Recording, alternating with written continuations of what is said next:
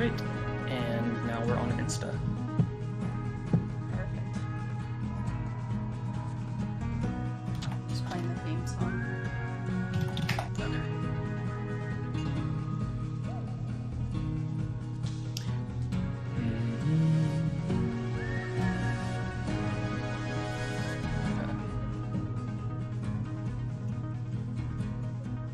How much of My Neighbor's Party are you picking up?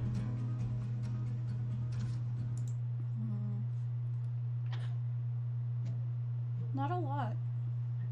Okay, that's great.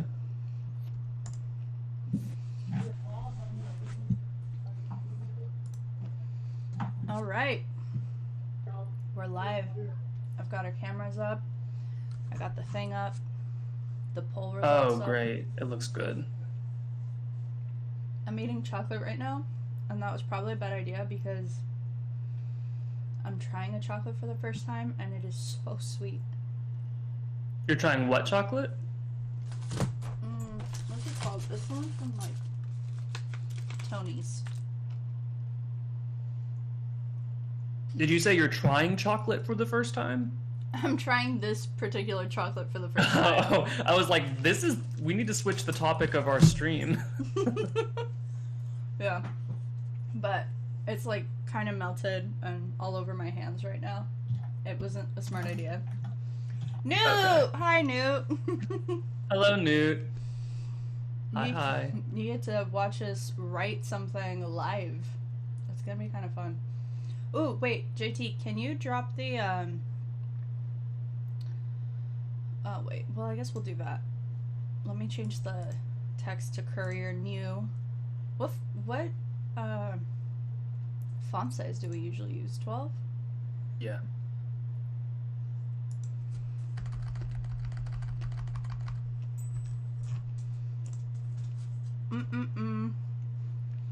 So how's your day?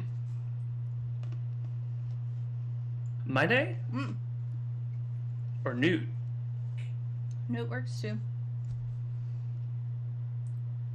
1.5 space, my best friend. Oh, yeah, actually that's a good point. We do...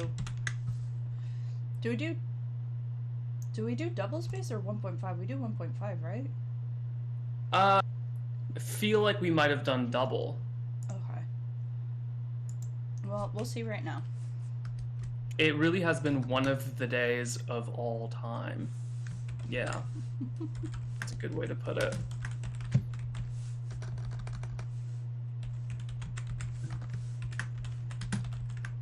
Radio. Yes.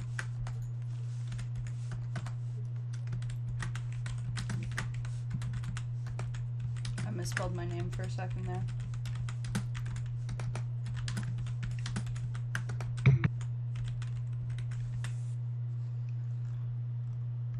And the chat. Oh, Lila Rose finally get to watch a stream. I'm glad to see you here outside of Tumblr. Hi, Lila. Welcome, welcome. Alright, so I have some thoughts, JT. I know we didn't get a chance to really talk because I was so late. But I have some thoughts of how we should start. Mm-hmm. We can start, first of all, by sharing the poll results. Yes, and there's a dire decision that needs to be made if I understand correctly. Very dire decision, and you know we'll get chat input for this one if we need to, because it sounds like you and I are split minds on this one as well. Okay.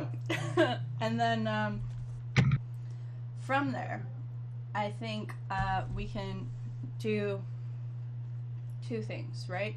We got to decide on a problem for, like, what's the problem? What's, like, the thing that's happening, right? Because we haven't even talked about that. We have no idea what's going to happen in this episode. Mm-hmm. And then we can trade off choosing settings and who's typing first and all that. I mean, this will be basically how we wrote Prelude 2 and parts of, like, the pilot, which is us writing on top of each other. Newt said, set it in sky high, let no one win. Oh gosh, no, not that level of brutality. I know, imagine. Oh my gosh. Okay, I'm finished with my chocolate. It is officially off my fingers.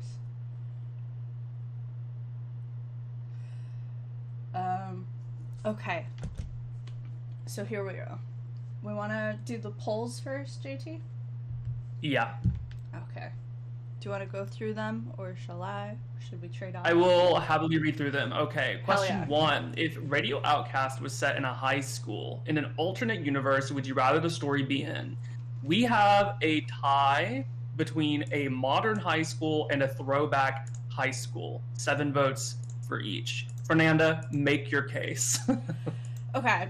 I'm thinking a modern high school will be easiest. Like, you know, we can just focus on the plot if we're just doing a modern high school.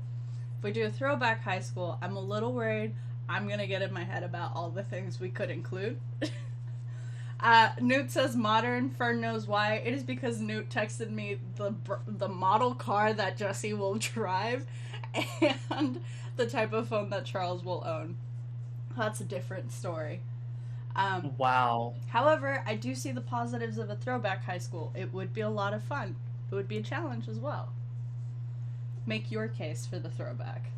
Well, my case is we have a character who was in 1987, and so I think it would be fun if That's a very good point. It was set in 1987, and we got to be a little goofy with, because we have so much of it set in 1887, and to have one single episode actually set in 1987 would, I guess, be a sensible thing to do. But I'm not too strong about throwback high school. It felt like an obvious choice, but we could absolutely Occam's razor this situation and do modern. So, and it sounds like we've already been supplied with some lore from Newt, and I think that gets some things going here. To be fair, your case is very convincing, though. Just the... I have somebody texting me saying, do a 1920s high school coward. So that's another choice, I suppose. Who is trying to get us into that? My friend Tim. Tim? Not the nuclear option. Like, come on, Tim. I mean, it is an option. Tim's like, what if we did None 1550s? Yeah. Oh boy. How do you do a poll on here? I'm gonna see if I can make a poll. Frick. Well, we have 5 viewers, so... That is fair. I mean... We could probably just ask. Y'all can just type in the chat. What would you prefer? 1987? A modern one, or 1920? Well, I think the fun part about... Did you say 1920? Are we considering that? No, I don't think we should. Roman Empire High School, Tim says now. So we're just taking 5 steps back at this point. Why is he the Thanos of this operation? He needs No, to I be. love the chaos. He's such an instigator. Oh gosh. One thing that I like about modern is that we can talk about TikTok and like Billie Eilish and things like that. I just think it's like be really funny for them to have that lexicon. All right, Newt is being convinced because either way, Jesse could have that 1970 Jeep Gladiator, and I would win, is what they're saying. Yeah, it's true. It's true. The other option is we just rock, paper, scissors it. Or, heads or tails on Google. I mean, it would be sort of funny if he had a 1970 Jeep Gladiator in the year 2022, 52 years later. Tim is saying, oh shit, Billy is a good point. I'm sold on modern now. So. Oh, see, I'm arguing against myself at this point. Charles with TikTok would be unstoppable. Okay, I think we've... Look, 1987 is just the one that was like so obvious it was kind of like boring. So we should I changed my vote to modern. No, this is good. We've had an open forum discussion, and we've we're getting all the points. We're getting all the things across. Yeah. The Yeah, funny I thing think- is, though, you've been convinced to modern, and now I've been convinced to throwback. Ugh. So wait, now we're gonna rock, paper, scissors for the ones that the other person originally pitched. Okay, vintage. Charles will get into the craziest beef. Not Charles with a stan account for Marina and the Diamonds. Marina, just Marina. Just Marina, with yeah. 32,000 followers on Twitter. Oh my gosh. Okay. So what should we do? Should we, like, I could just Google heads or tails. Actually, as one of the one of the people who like works on the show, I'm gonna actually do a pretty like hostile decision here and take away one vote from Throwback High School because I believe I was one of them. Oh my god!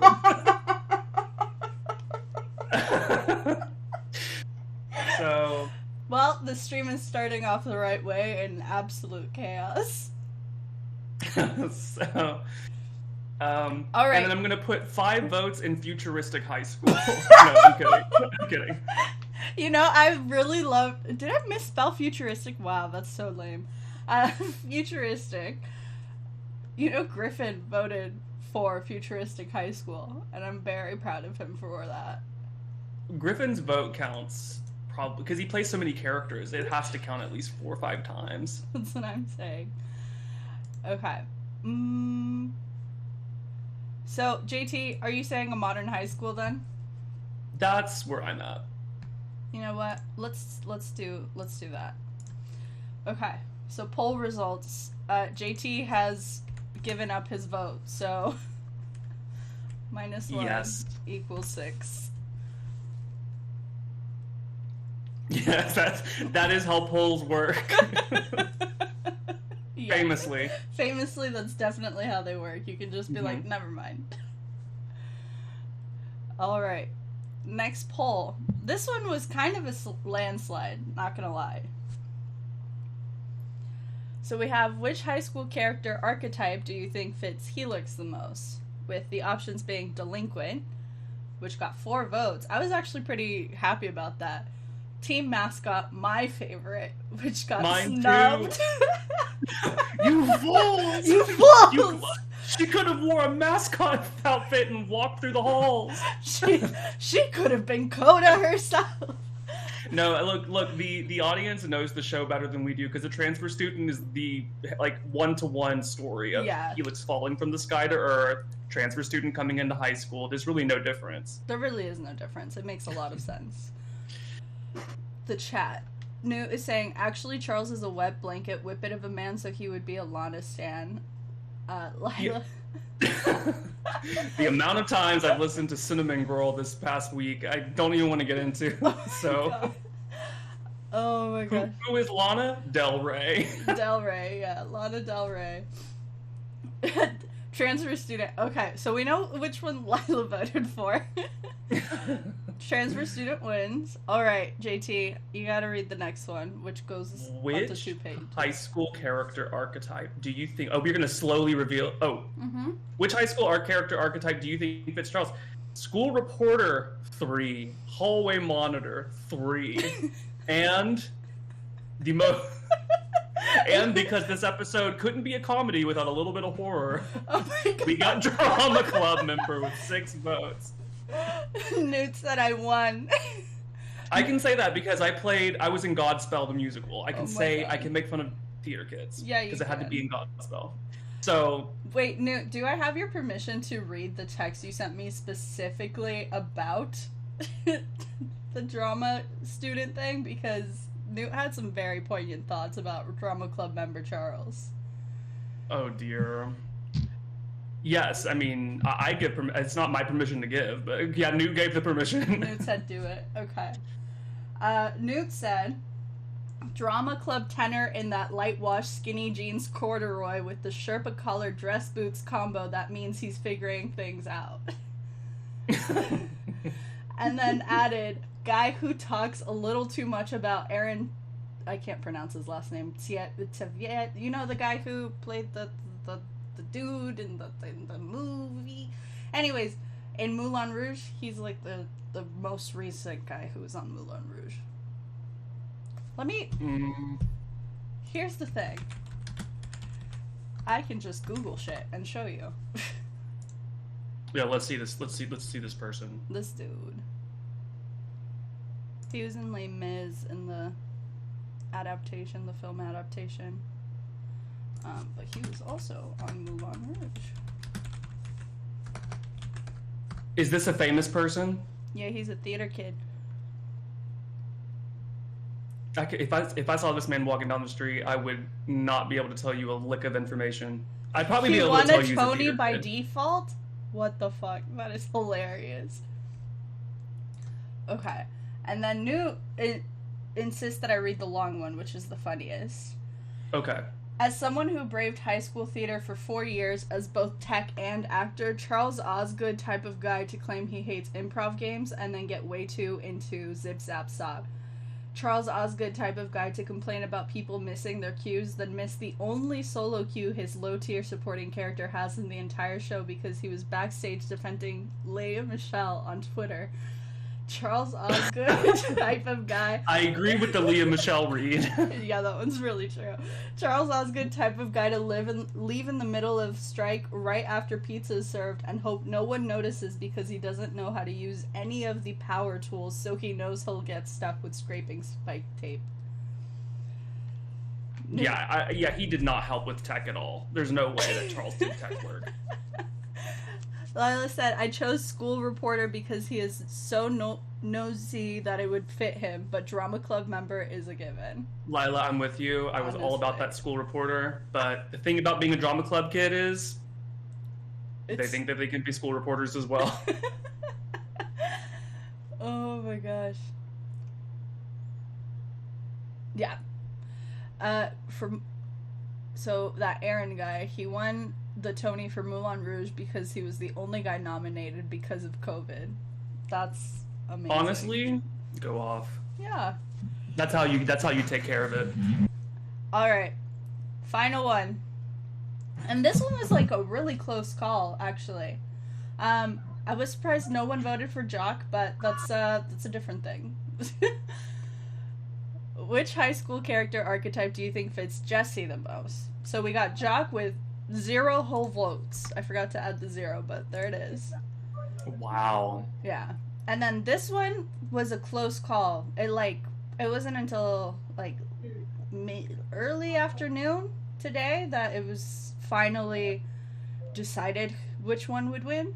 It was like 6-6 for a long time. But it was Bully Hunter with 7 total votes, most of them coming from Instagram. And then Cool Loser Poet with 6 votes. Cool Loser Poet had the lead for a long time, though. I do want to say that.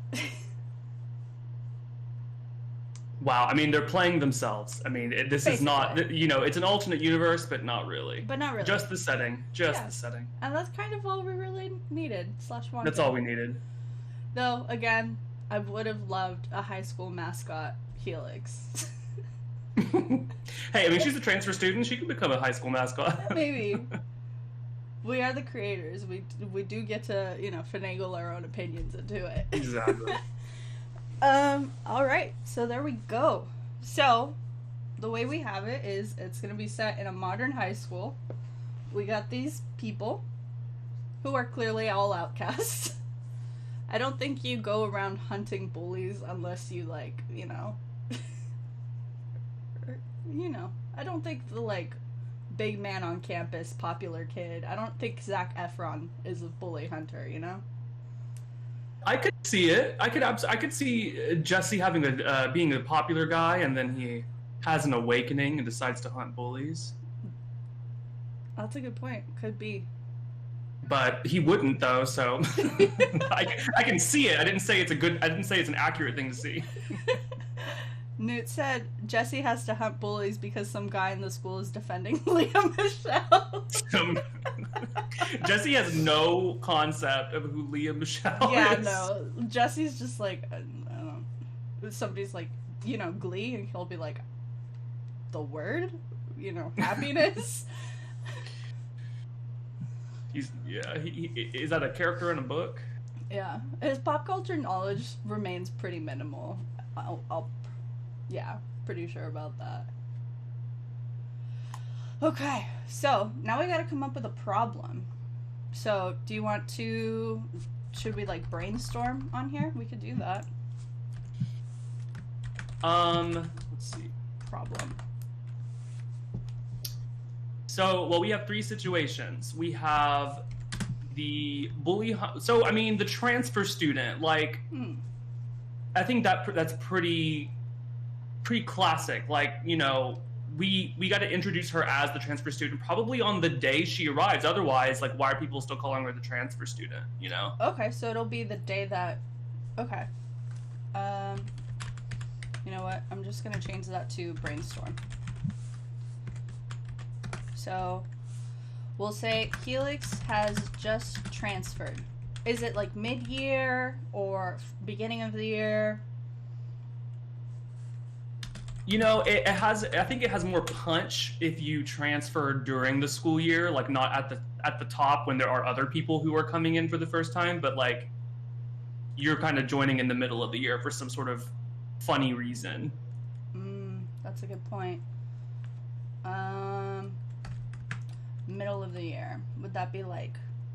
That'd be winter, right? Yes. Yeah, we could do winter. Could be after winter break. Okay. After winter break. Could be spring so that we can have some sort of spring fling thing going on.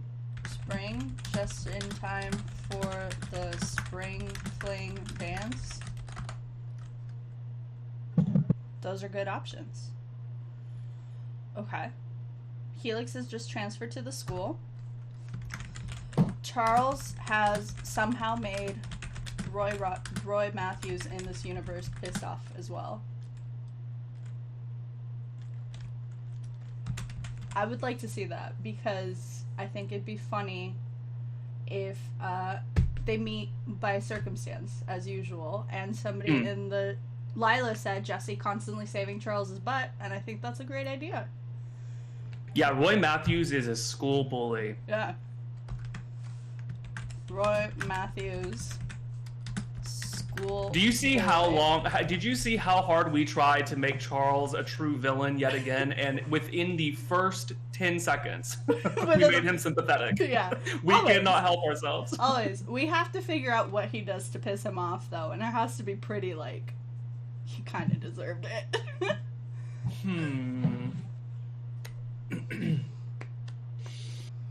Well, yeah, so Charles is impersonating Roy Matthews in the true storyline, and stealing his name, his reputation, doing things that would probably damage his reputation and ruin his life. So, Newt, of course, Newt suggests beat him at Rage Cage. What the hell?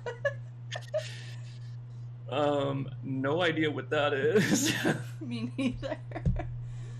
Alright, hold on, I'll Google. Rage Cage. Alright.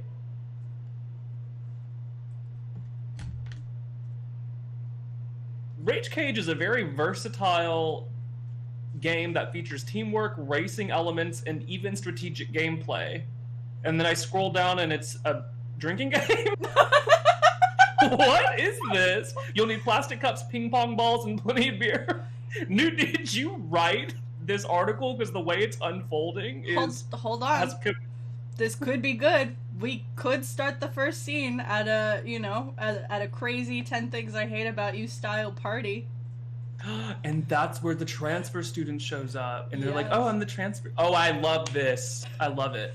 Fucks with his reputation at a party.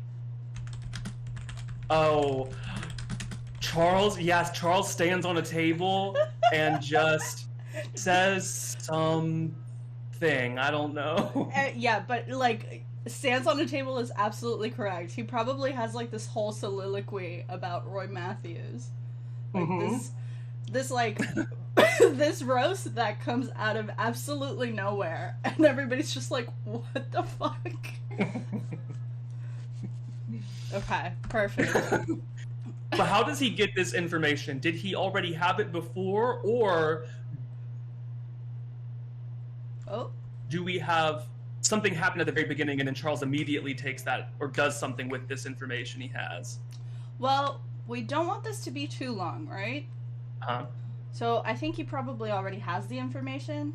We could do some exposition to say how he got the information. I don't know if we want to put that in scene. I don't know what would be longer, honestly. Exposition or somebody coming up and being like, hey, I don't tell anybody I told you this, but I heard Roy XYZ, and Charles goes, oh my god, I promise it's between just you and me. And then he stands up on the table and goes, attention, everyone, and then just says it immediately. I don't know which one's actually faster. That is a really good point, actually. I love that. Yeah, okay, we'll put that one as a question mark thing, right? Exposition or in scene at party.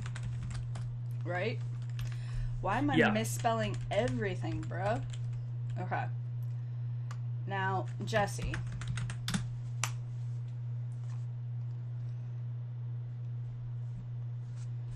Was Jesse already a bully hunter? Does he have a sort of anime moment where he becomes the bully hunter? What are we thinking?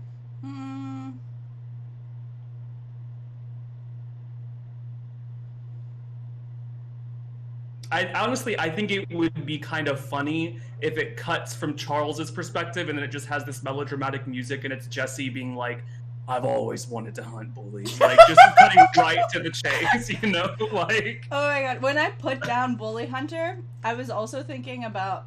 Did you ever watch the cartoon? I think it's... Hold on. Am I wrong? Is it? No.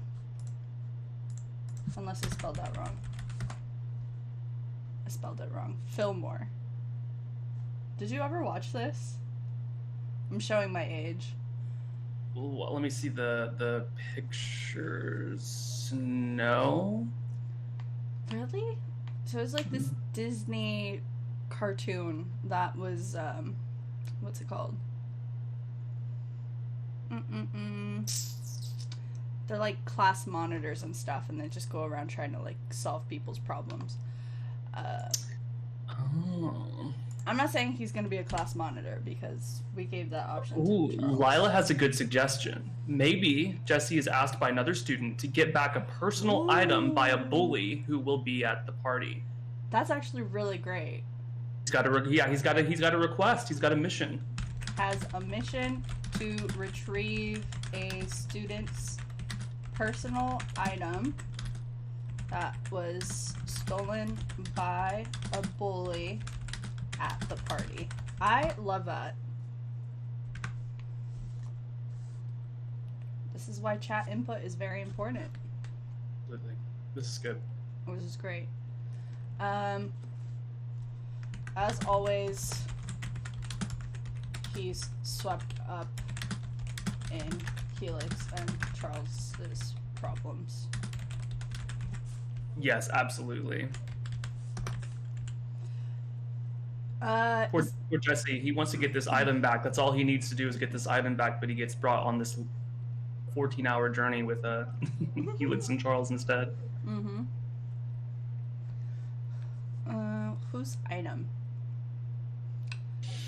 Let's think of all of the Griffin characters. All the Griffin characters, we have the bartender, who would probably be the person bringing drinks to this high school party. We have the mayor, although I don't think he's quite the sympathetic character to have an item be stolen from. Nope. We've got some bandits. He could be the bully that stole it. He could be the bully. Could be the bully. Orville Lingood. We have Burr Paxton. We got Burr Paxton. We've got the Mulberry Man, the British person. Oh, we have Frank. What was his name? The guy from Charles's Prelude, the Oshak Rug guy. J.W. Powell. J.W. Powell. J.W. Powell. Honestly, I could see J.W. being bullied.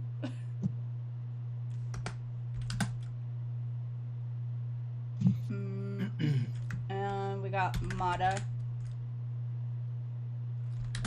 Oh, and of course, our very favorite, the incredibly sexy DJ Fur Trap. DJ. Oh, DJ Fur Trap has to be there because who's playing the music? He's playing the music, obviously. He's got to be. So, this is perfect. I think this is great. We have a full party.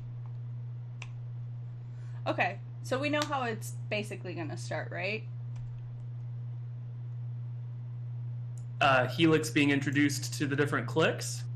Oh yes, that was a trope that you said that you'd be looking forward to, right? The clique tour, which I can open up. But who would be doing it? That is. If it's classic Mean Girls, there's who's a better Mean Girl than her own sister? Yeah, that's of course, in this circumstance, I guess she would be calling her sister, but wouldn't actually be her sister. It could work that, like, Spectre's the one who, like, drags her to the party because... well, would Spectre ever have to drag Helix to a party? No. Or it could be Spectre's doing the clique tour to be like, these are the cool people, you're not allowed to talk to them because they're mine. You could go hang out with the Wastoids and the others. Right, yeah. I think that could be fun, yeah. Are we doing what is Wastoids? Sorry, I'm like thinking of 10 things I hate about you. Oh, beautiful. Well, like the stoners and the art kids and the anime club kids and all those. Right, yeah, you can go hang out with the drama kids and it's like, oh my god, dun, yeah. dun, dun. That'd be great. Okay, well, I think we have a place to start, right? Great. That's good enough. That's enough to get us started. Now, we gotta ask the viewers, chat, what are we thinking? Has she transferred after winter break or in spring, just in time for the spring fling dance? What are we thinking? Winter or spring? We'll give it a shot. Also fall because there's Halloween. Oh, that is true. We could do like Halloween. Halloween, there's Valentine's for spring. There's also like just general spring fling, like around Easter, kind of just general party. Yeah. In spring vibes. It sounds like it's going to be a house party. I'm getting texts again from my friend Patricia, who is Tim's significant other, saying spring, damn, Halloween, fall. So, I don't know. It sounds like Halloween is kind of popular right now. I mean, we got I kind of vibe with Halloween.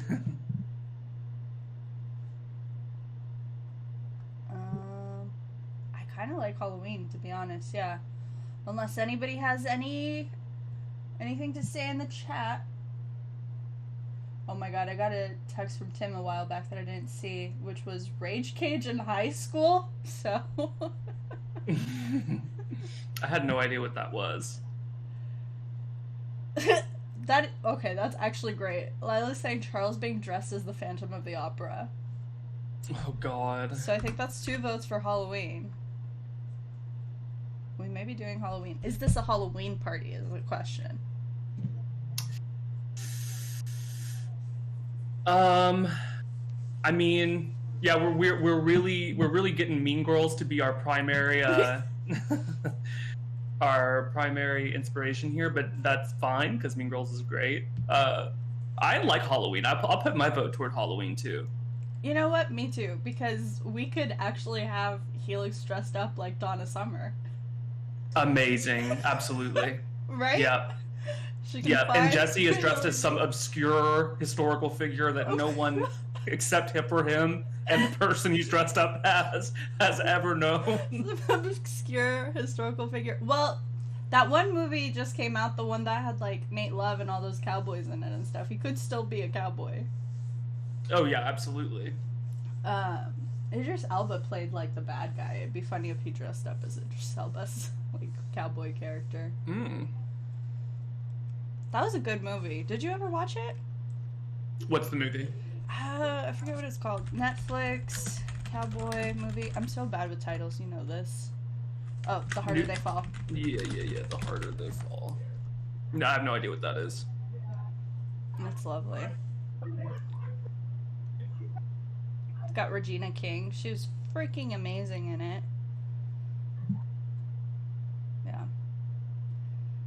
It's pretty kitschy, I'll say. Yeah, Newt knows. The Harder They Fall. Okay. Let's just get started, right? Let's just get into it. Let's start writing. Oh my god, I love that. And our friends on Twitch. Okay. We gotta zoom in. Okay, so we gotta get to the next page, right? So, blah, frick. I closed it. Oh no. Okay. Did we both add pages? Oh yeah, I'm on the one below the header. Okay, there it is.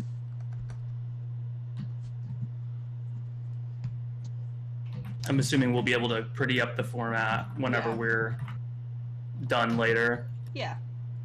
The Halloween party. Whose house is it at?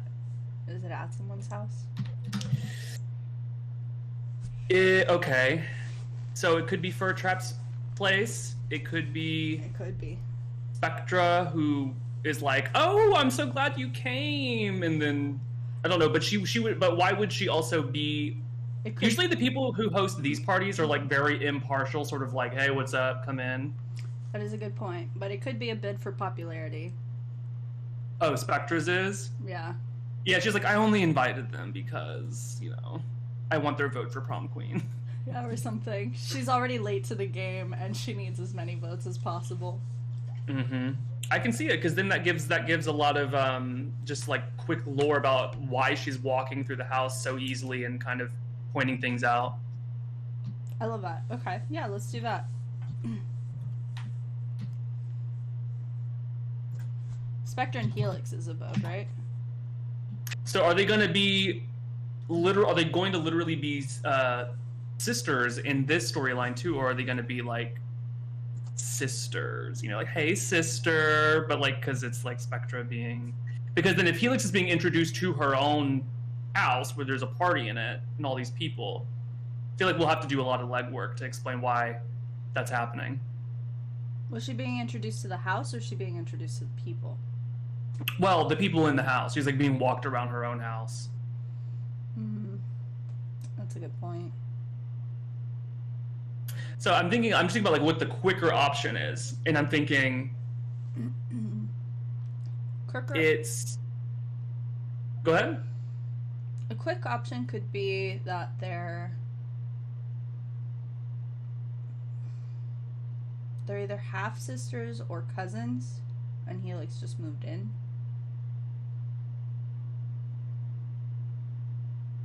If they're half siblings, or I think cousins might be the easiest thing. And Spectra is from this high school. Yeah. And she's throwing a party, and so that's part why. But Helix doesn't need to be forced to go to parties, but this is okay. So, but she also just moved, and there's a party. Okay. So, and this is her way of being introduced to the school before she goes to school on Monday or something, right? Yeah. All right, Spectra's. Oh, that works. Yeah, like she hasn't started at the school yet. All right, so we'll probably have to do a little bit of explaining that they're cousins and she just moved in. Yeah, we could do that. All right. Yeah, so that's probably the first item on the agenda then. Would you think is clear up how Helix got here? Yeah, I think that's perfect. Halloween parties, Spectra's Lila's house. Twitch froze. Refresh. Come back. Refresh.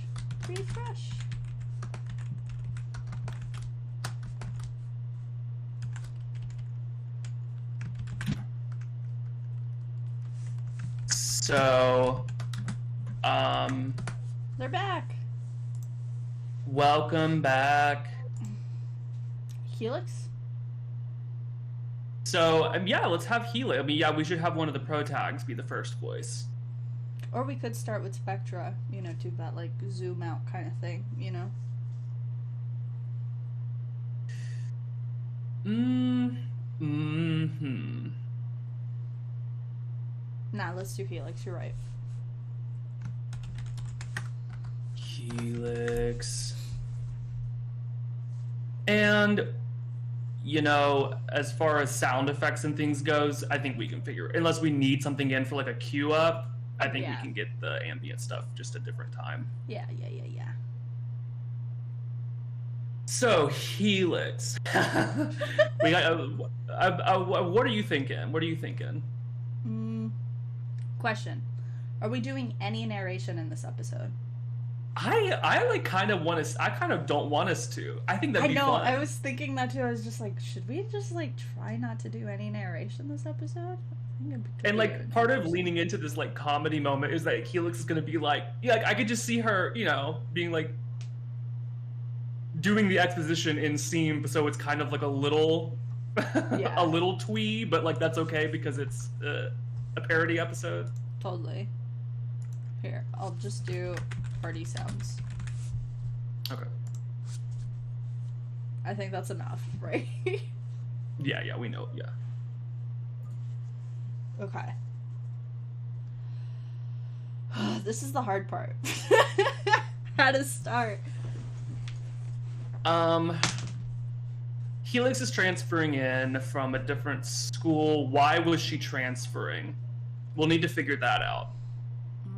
So, what's some parallels to her situation? A breakup that was so bad she had to switch schools? I mean, that's a pretty brutal breakup. I think it could work, though. Like, are we including Emmy in the script at all, or should we not? Because I think it'd be fun to not include her and focus on, like, Spectra and Roy Matthews as, like, the villains in this episode. Right, yeah. So we can have... Yeah, I mean, we can just have it be, like... Tim said getting into too many fights. Who said this? Tim. That Helix... Getting into too many fights? Yeah. I love like the almost Buffy the Vampire Slayer analogy we have going on here. It's almost there. I kind of love that though. Like maybe she destroyed school property. Yeah, my other school thought that I had like they thought I was a witch, and so yeah. I'm just saying it could happen from the breakup too. The fights, or like anything like that. Like she was framed or some shit.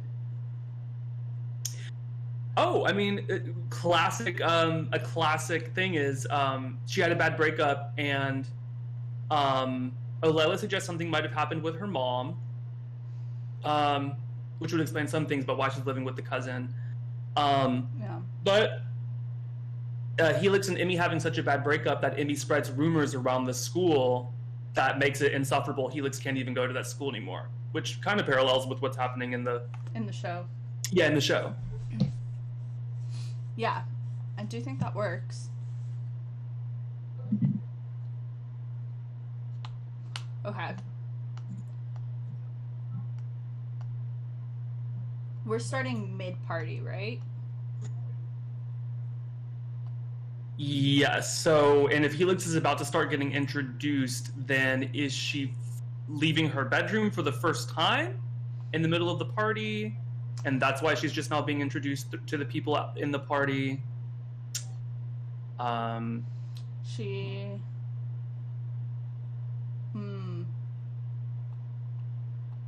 It could be that she like went to tell Spectra something that's happening in the house, and then Spectra's like, I don't know.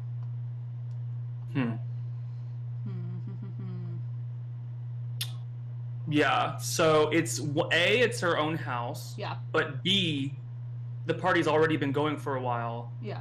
But C, she's just now getting introduced to the people. So whatever, anything that kind of satisfies all of those things.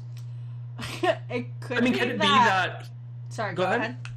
Oh, I was gonna say, could it be that Helix is like this? She hasn't moved in yet. This is her testing the. This is her coming to visit. And Spectre's like, well, if you're moving in with me because your other high school is so bad, then you'll want to meet these people. And so then that kind of takes care of a few things. Yeah, that could work. My thought process was,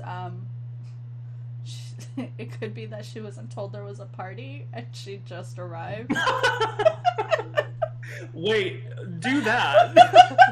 That's so funny. And she's like, what the fuck?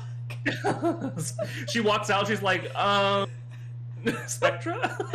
What is happening? Oh, I mean, I love it. So that's like, okay, something like... Door opens. Yeah. Okay, so let's get a line in there, just a reaction line. Helix being either confused or maybe excited, or is she shocked? Is she having like a... Knowing Helix, is she having a what the hell moment? Is she having a party in well, she's not gonna say my own house, but Oh.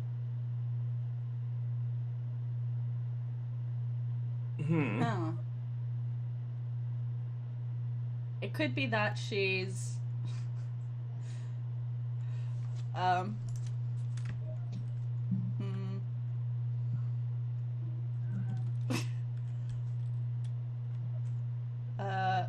I'm just gonna write something down. It doesn't have to be what we actually start with, but... Okay. Lila, your neighbors are doing fireworks outside, and my neighbors are throwing a rager outside of my apartment right now. So I am with you.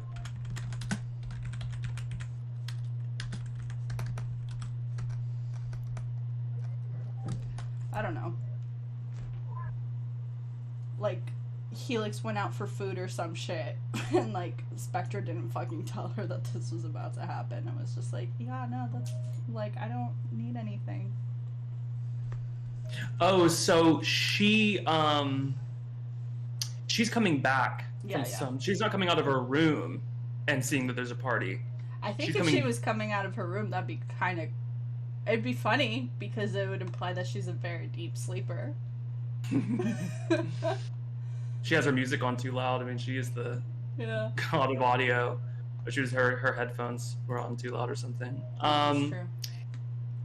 Is this why she didn't want to go? What the fuck is this? Why she didn't want to go grab burgers?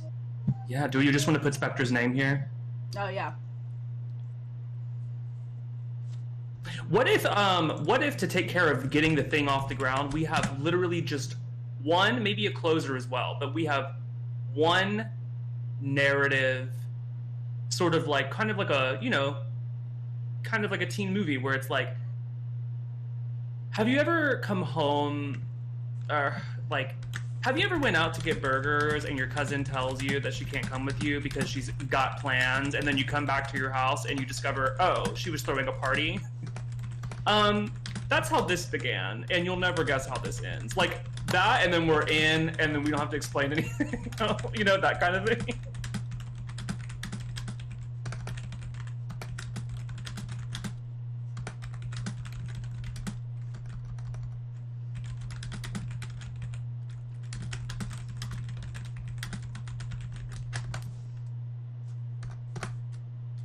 Yeah, it's great. That's great. That's a great first line or opening thing. Did I accidentally delete stuff? Oh, here, I'll cut this and then we can do. Oh yeah, where'd it go?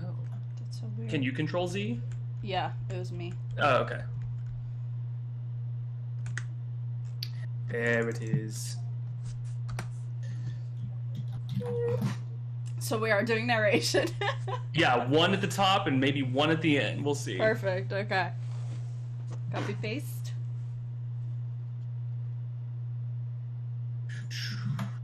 Oh, perfect. Okay. I'm gonna change that to grab. I don't like the word get as much. Okay, so we'll do... I have an idea for... Okay, so it's... something like... This is... We can spruce this up, but I can imagine Spectra being like, "Oh, Helix, there you are. I was wondering where you went off to." And then Helix is like, I don't know, but like, something like, "So, we're throwing a party?"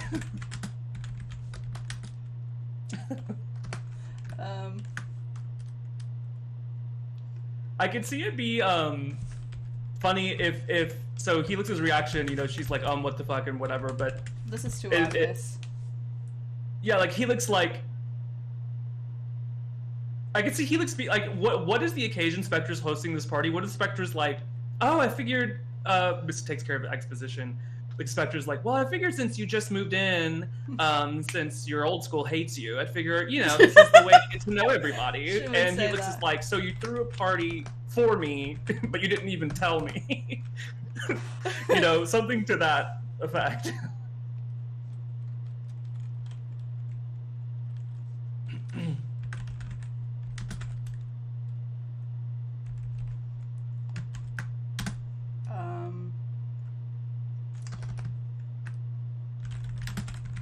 Old school hates you, or whatever.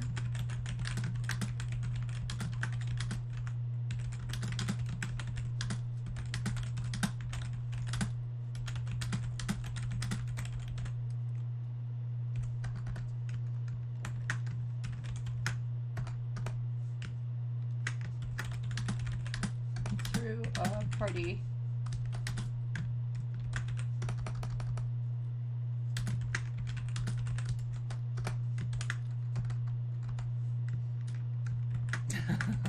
Uh-oh, not Spectra almost being nice.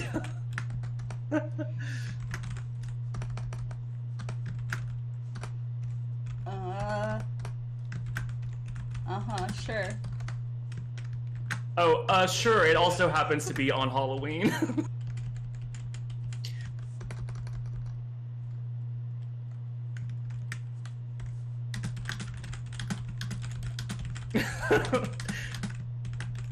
Is Helix like excited because there's some comedic possibility with, I don't know, what do you think Helix feels about Spectra? Because is she excited here at "You threw a party for me," and then when Spectra reveals it's also Halloween, Helix is like, "Oh, okay"?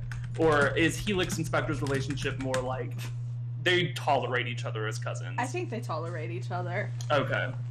I think, like, because even within, like, canon, right, of the show, I feel like Helix is a little bit more sympathetic towards Spectra. Mm-hmm. Even if she doesn't reciprocate kind of thing. I think she'd be like, "I'm sure it wasn't for me." Yeah. Oh, yeah. So... Wait, hold on. Yeah. While I wasn't here.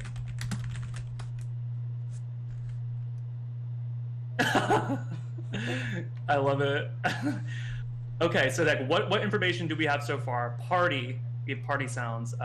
Helix gives us little exposition. She went out, come back. Cousin said she was studying, but is actually throwing a party. Spectra. Completely just not even phased.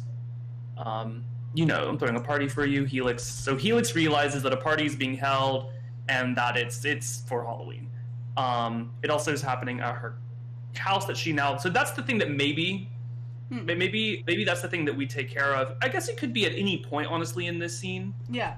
But the sooner the better. We either double state or just like make a really clear basic sentence like about Helix moving in with her cousin because her ex-girlfriend, so I don't know. Something. And that gets that logic down. Or actually, this could go somewhere else. I throw a party so you get to know people before you start school on Monday. That makes more sense. Oh, yeah, actually, what you're doing right now, I think would work really well. Spectra's just continuing to talk after Helix says that makes more sense, and Spectra's like, besides XYZ, whatever. Frick. There it is. Spectra. Besides, it's time for you to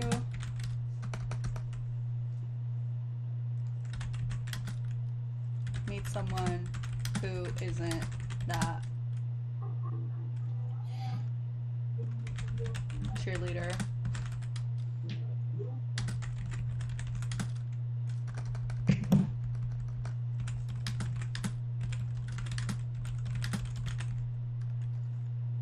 Sharing on Instagram that we're live.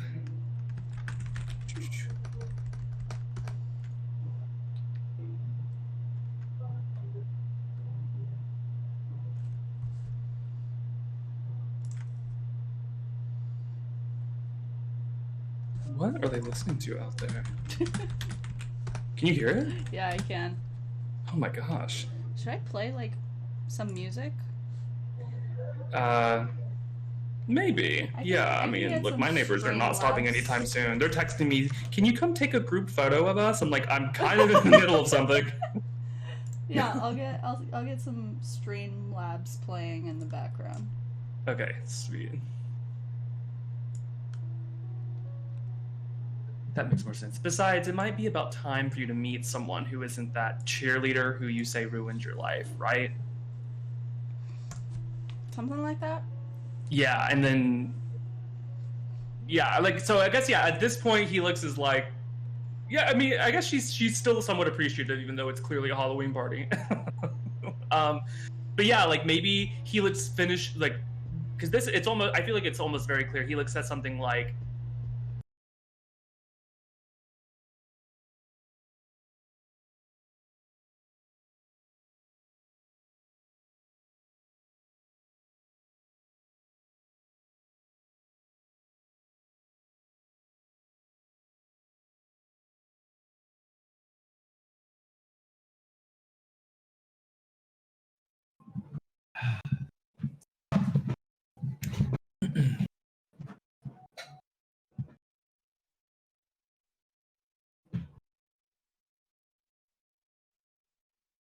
Hello?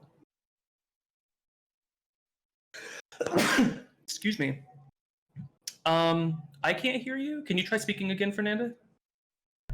Sorry, I like muted my mic. Can you hear me now? Yes, I can. Oh my gosh. Okay, I'm back. Woo! Yeah, I logged on to the Twitch and typed in the chat that we'd be back in a sec. Okay, we'll give it a second. What the hell was that? My computer just froze and freaked out. You know, I've watched enough people on Twitch over time to see major Twitch people go through this that it was about time us lowly darlings finally had a crash at this level. Honestly. Okay, my...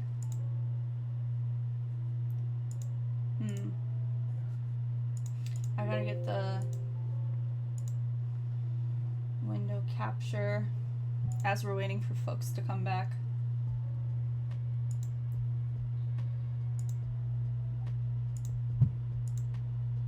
And free bird. Okay. There it is.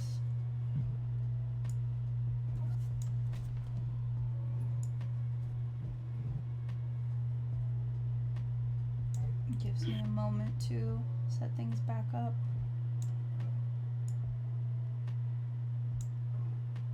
Okay.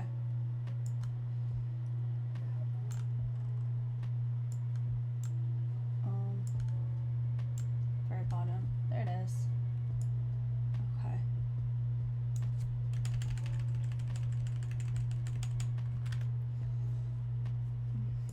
That works, I think. Okay, we're back. Okay. Nice. Hey, Lila Rose. We had a computer issue for a second. Yeah, it crashed. I'm sorry about that, y'all. Okay, let's zoom in again. It happens. Yeah, it happens. I'm sorry.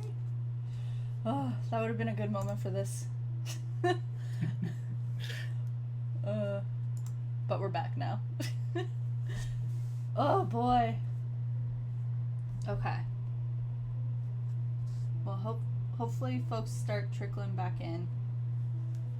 Yeah, it says we have 4 people. Oh, that's good. Okay, great. Yeah, mine just says 1 right now. Like Streamlabs, it just says 1 right now. Oh, okay. That's why I was saying. Oh, where were we? Sorry about that. We were okay. So we were.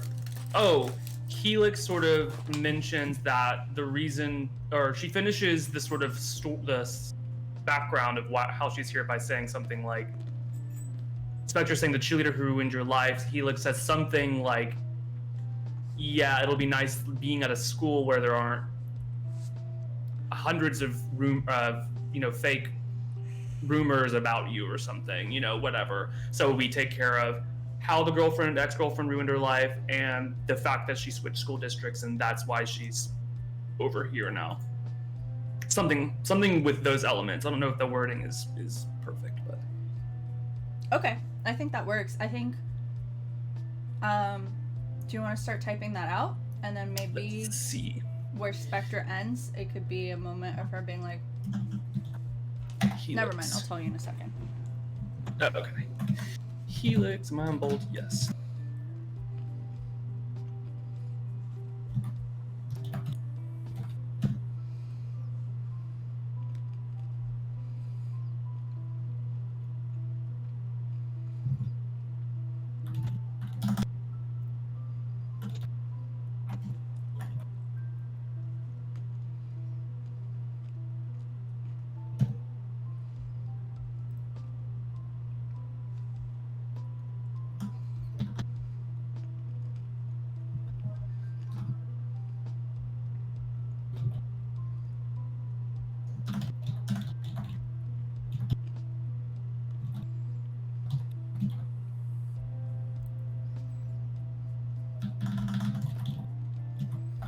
Something, I don't know. That works for now. We can always revisit. Mm-hmm. We're just trying to get shit on the page, and that's how you write, Mm-hmm. Okay, what did you say Spectra would say? At this point, Spectra, she can either make a comment on that, or she can just dip and we can get into the party. Mm-hmm. Kind of be like, oh, that's nice. Does she care? Does Spectra really care? I think all that's nice is fine.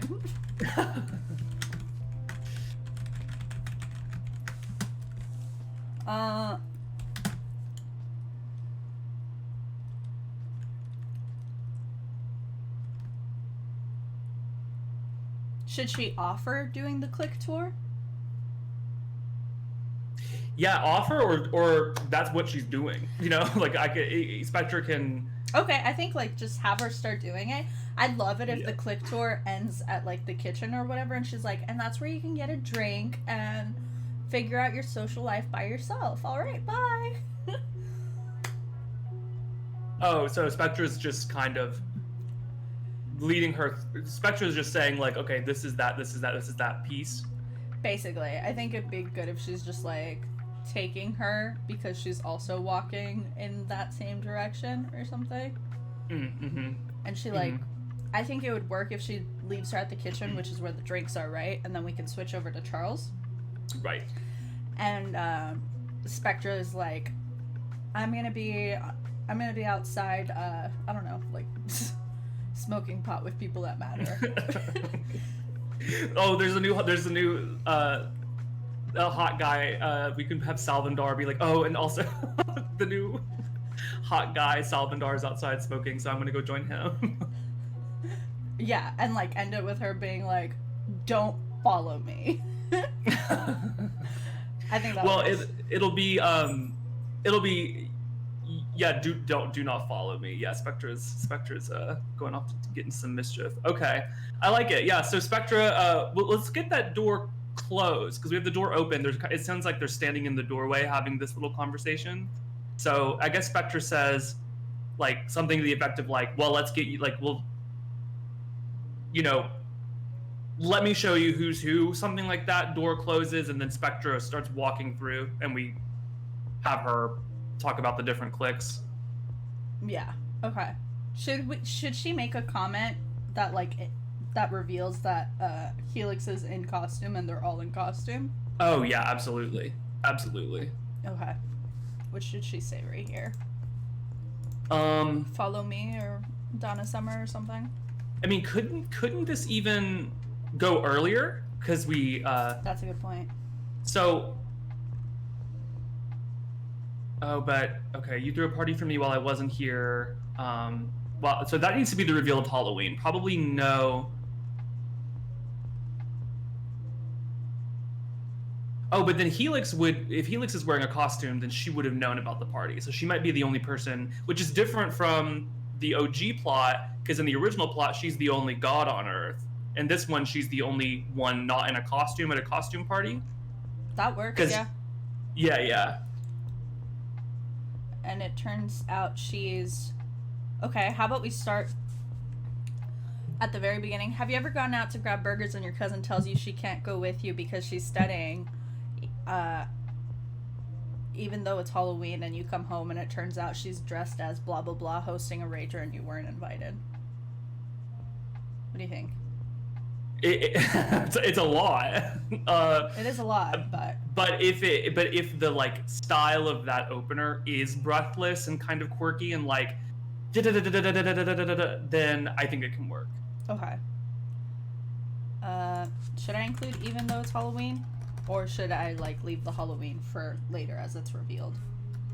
Okay, so we have this here because thinking about how much information the audience gets at once. You go to grab burgers. Your cousin says she's studying. You come home. Turns out she's hosting a party. I don't know. She's dressed as Katharine Hepburn. That's too old of a fucking like reference, though. I don't know Spectra's, but yeah, but I like what you're going for, because Spectra's Spectra, and she's gonna go for something very like,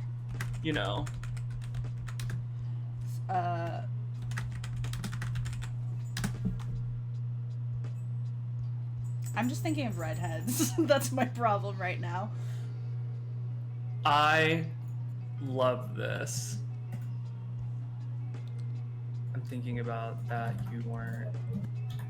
Have you ever gone out to grab burgers and your cousin tells you she can't go with you because she's studying? But then you come home and suddenly she's dressed as Scarlett Johansson's Black Widow and hosting a rager that you weren't invited to. Alright, I'm thinking about...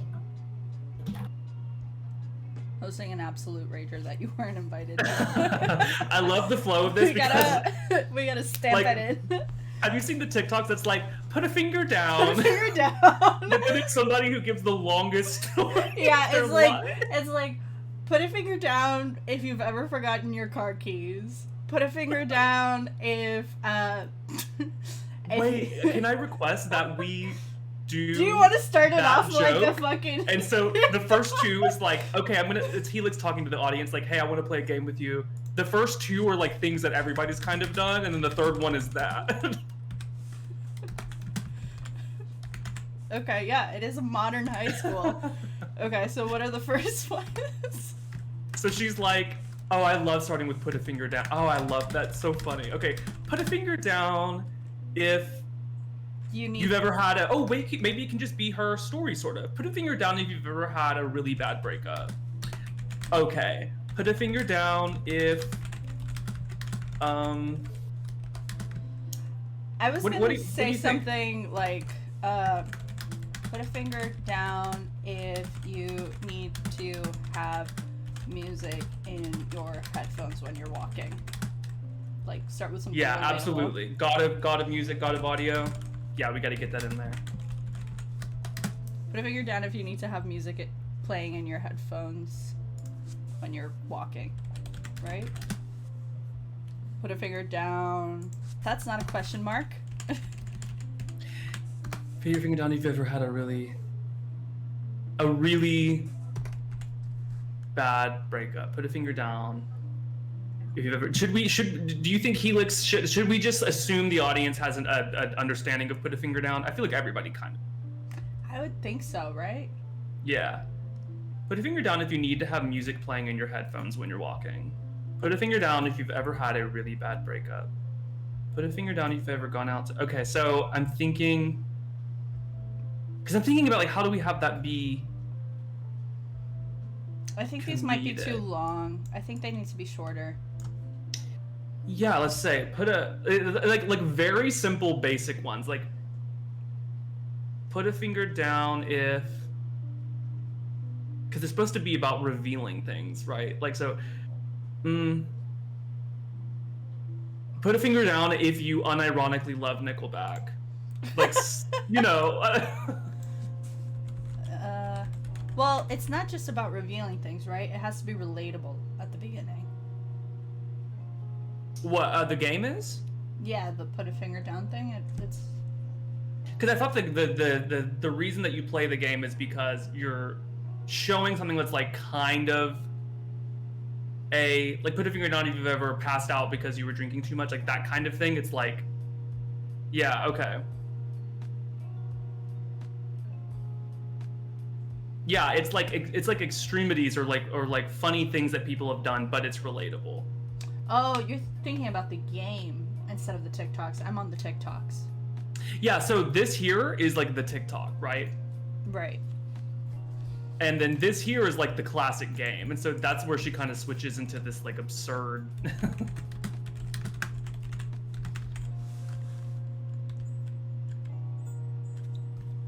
I spell Nickelback wrong? Is there a what'd you say? All right, this is a good moment, I think, to ask the chat if they have any ideas as well.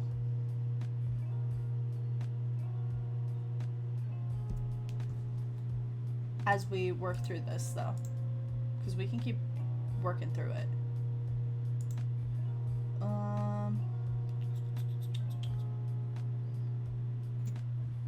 Okay. What were you saying? I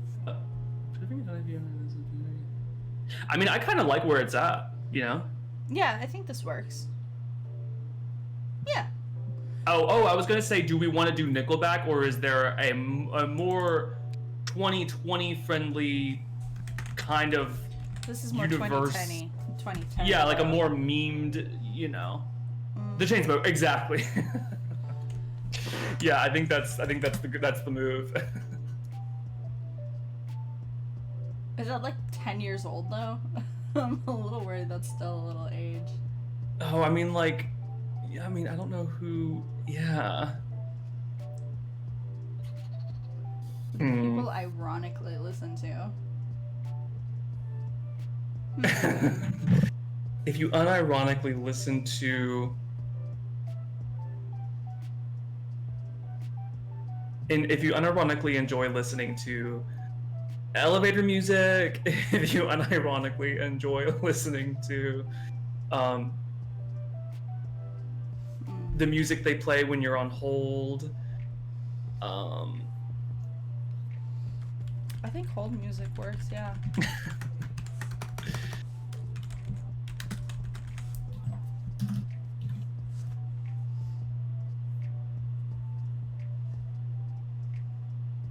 Okay, actually, I love the flow of that because it's two very broad things, and then it's like, okay, Black Johansson's Black Widow.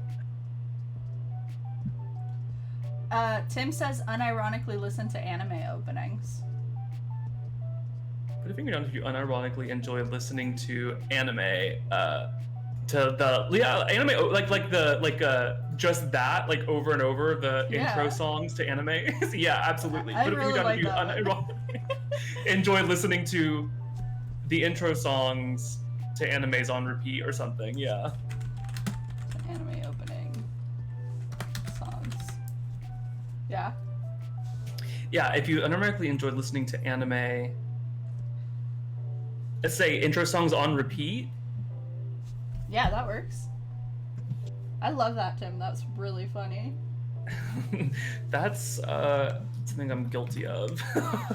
Me too, honestly. I was like playing a Spotify anime playlist, and I was just like, oh, the song is such a banger.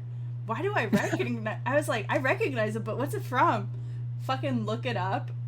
Sorry, I'm gonna be like reading myself right now. And it was the Beastars opening theme song, and I immediately just like felt myself be like, fuck. No, this is a shame-free place. I was like, oh my god.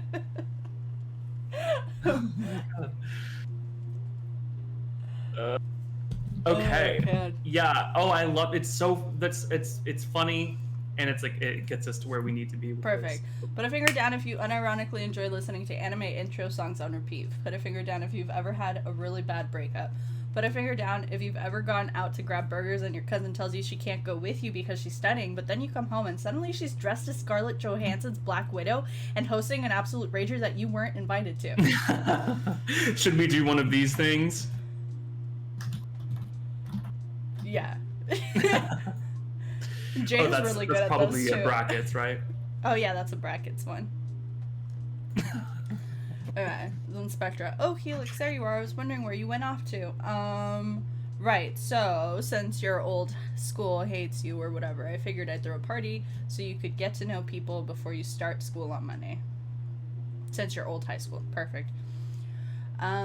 You threw a party for me while I wasn't here? Sure. I mean, it also happens to be Halloween weekend. That makes more sense. Besides, it might be about time for you to meet someone who isn't that cheerleader who you say ruined your life, right? Yeah. I was thinking maybe we can Trim that up.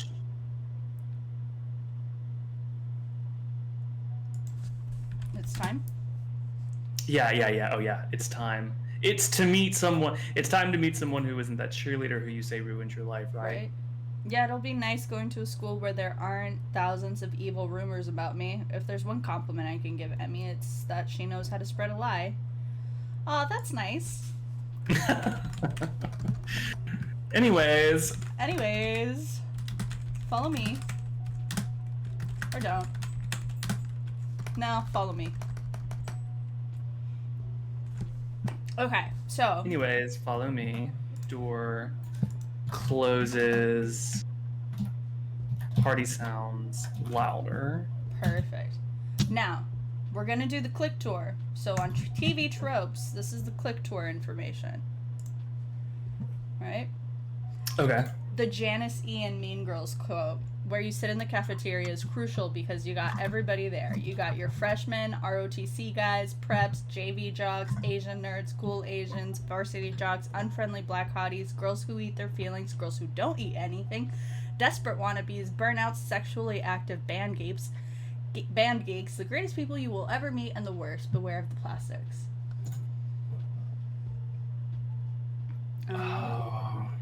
And half of all stories are a stranger comes to town, then someone has to show that stranger around town. Said naive newcomer, not cumber, is likely to get a clique tour. Someone points out the area's cliques and groups, which are usually stereotypes or other familiar archetypes, to the newcomer and explains the popularity food chain. Sometimes there will be one clique/group that is humorously out of place or otherwise emphasized. In the case of the latter, this marks them as important. The tour may be paired with stereotypical activities or otherwise quick establishing character moments for the entire clique, such as jocks introduced tossing footballs and shoving nerds into lockers, the alpha bitch and her girl posse verbally bullying someone, or nerds working on homework. One variation is to exercise the newcomer entirely and have the society exposition done via as you know dialogue or as narration to the audience. The clique tour is a quick way to introduce the societal dynamics of a new location to both the newbie and the audience. This can take place in any location, such as schools. In this case, the work is usually a teen comedy drama, and this trope is used to acclimate the audience surrogate, the new transfer student, or the foreign exchange student. New towns/cities or jails. In an absurdly divided school situation, this tour can serve to emphasize that division. Well, we need to include the theater kids, right? Yeah, and since we're doing an audio story, you know, we won't be able to point and say over there. So, I mean, we can still say that, but I think that we won't have the visuals. So, a useful thing about doing a Halloween party is Spectre can always say, "Oh, so the people who were dressed up as,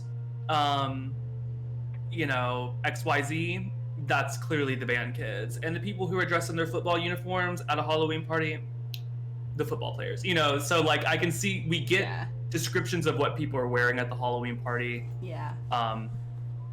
Which gives us some imagery for the clicks. I think that works. Yeah. The football players, what would they be dressed as? I mean, they could be dressed in their costumes. In what is it? Karate Kid, they're all dressed as skeletons. All the karate popular kids, they're all dressed as skeletons. My high school, the like teams used to do stuff, but like, I mean, that was in the late 2000s, early 2010s. That was like the guys all dressed up as women. Mm-hmm. Well, I mean, yeah. So, however we start, are they going to be sort of parodies of the cliques, or will they kind of be representative of how the modern cliques would actually dress and attend these parties? I think we can do a mix of both, right? Maybe the ones that are a little bit more like interesting are the ones that we want to focus in on a little bit more. Mm-hmm. Roy Matthews, what clique would he be a part of? He's a football player or something like that. Okay, so we know he's a football player. We know that Charles is with the drama kids, right? Jesse's there by himself, probably, right? Like I don't know that he would belong to a clique. Yeah, I mean, yeah, we could have Spectra even mention as she's passing over, like, and then you'll have like the occasional loner, like that guy who's dressed as a cow or as dressed as some, you know, XYZ, just passing a glance over Jesse, but then we figure out later it's actually him she was talking about. Yeah, that works. Do we want? I know I said it, but like, is it too boring to have Jesse dressed as a cowboy? I mean, it depends on how many references we're gonna throw into one script, and like, will it be overwhelming? So like, as far as like not universal references. So like, if he's just a cowboy, I think that works. Like, the audience will know exactly who that is. If he's a specific cowboy, that's not like a universally known cowboy, and we have a lot of other specifics going on, it'll be situational, I think. Okay, I think we could say that he's just like a general cowboy, and then he's just like, no, I'm actually so and so, very important. Exactly. Like, it's just like I'm not just a cowboy. It's very defensive. I like that. But all he's wearing is a cowboy hat. Okay, so I know. Hold on. I would love. I accidentally included something there. So I'm just gonna put that right now as space. The werewolf over there DJing. Is DJ Furtrap, whatever we want to call him. Okay. Yeah.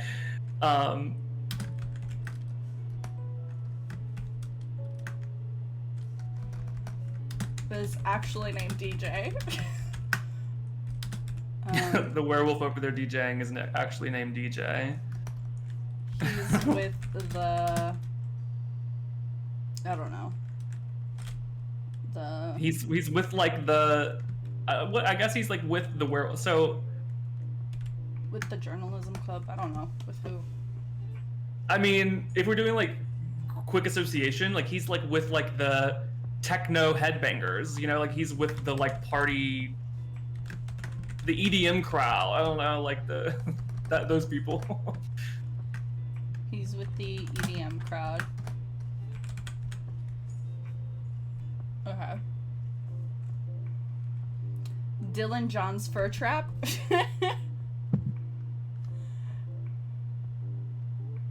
Dylan John's Fur Trap. I kind of love that. Is Dylan John's Fur Trap. He's with the EDM crowd. Okay. What's a group? You write something. Choose a random group. Okay.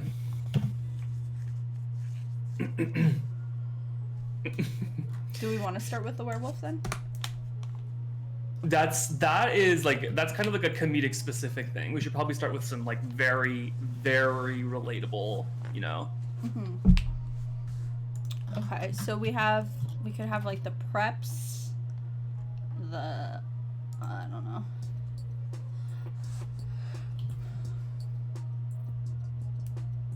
The guys over there.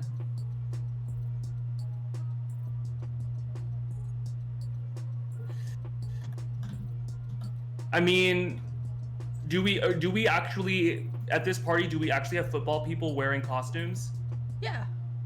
Okay, that's news to me. I did go to school in Texas though, because the football guys just showed up in their football costumes. The football guys over here in my school, they would dress as women.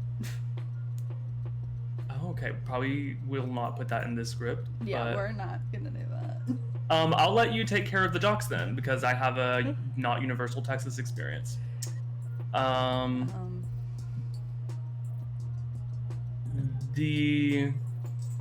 don't know, like the jocks could be dressed as like the cast of the MCU. That's pretty straight. Okay, so yeah. But then like Spectre's also dressed like them. Oh, I mean, it makes sense. It's fine. It works. It kind of, like, links her to that sort of group, right? Yeah.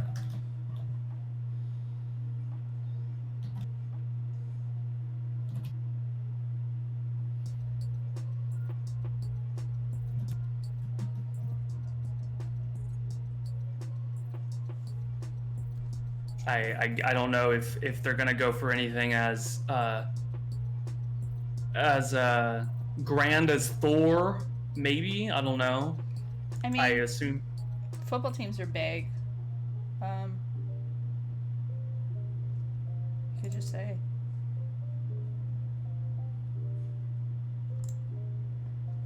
No, whatever. That's fine. Yeah, I mean, do we want her to say, like, the guys dressed as characters from the Marvel Cinematic Universe? I try to avoid it being technical language. Yeah. The guys dressed as superheroes? Yeah, that works, right? Okay.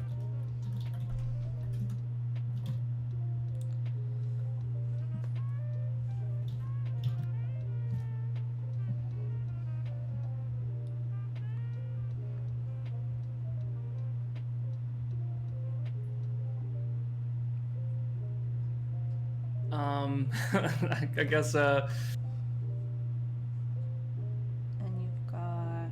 What are popular costumes? I mean, there's the, like, bunny ears moment in Mean Girls. Yeah. There is... I'm trying to think about, like, Halloween scenes in recent cinema, in recent media. Yeah. And nothing particular. Most popular Halloween costumes 2022. Astronauts, llamas, the Avengers. Oh yeah, we can change that. Everybody knows the Avengers. The guys dressed as the Avengers, those are the football guys. The Disney princesses. Then you've got the Disney princesses. Is Spectre's not in that crowd, right? No. We So could say those- those are like the student council girls or whatever. Oh my god, okay. It's the student council girls. I can see the werewolf fitting in here. Okay, that works. And then I can see, in order for us to populate the room quickly, she just like lists, she doesn't need to do the costumes anymore because we've kind of got the idea. She can just say, then you've got and then we just list off Okay. some clicks. Okay, yeah, we can list off some clicks.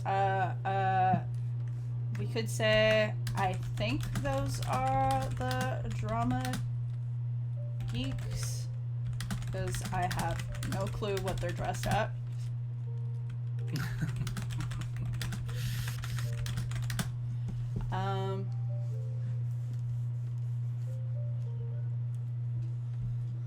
What else? We gotta list at least like 5 things, right?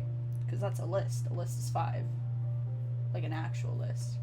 Back at my high school, a lot of guys would go as bananas and other foods, says Lila. We gotta get some bananas. Yeah.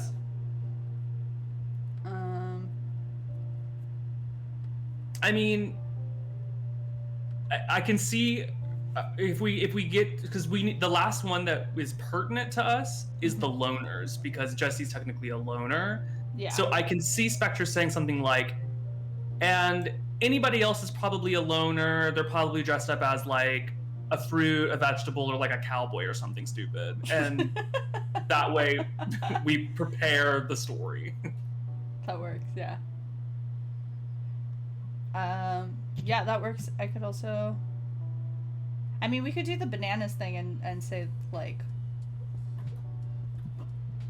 I don't know. You're thinking about 5, right? Yeah, I'm trying to... Because this will be the 5th. Oh, this will be the 5th? 1, 2, yeah, we have 3, 4... Oh, that's true.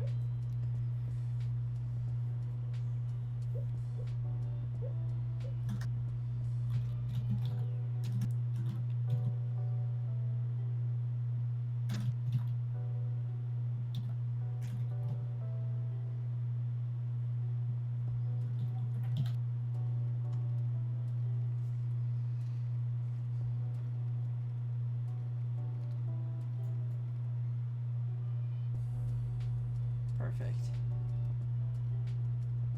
Okay, that works.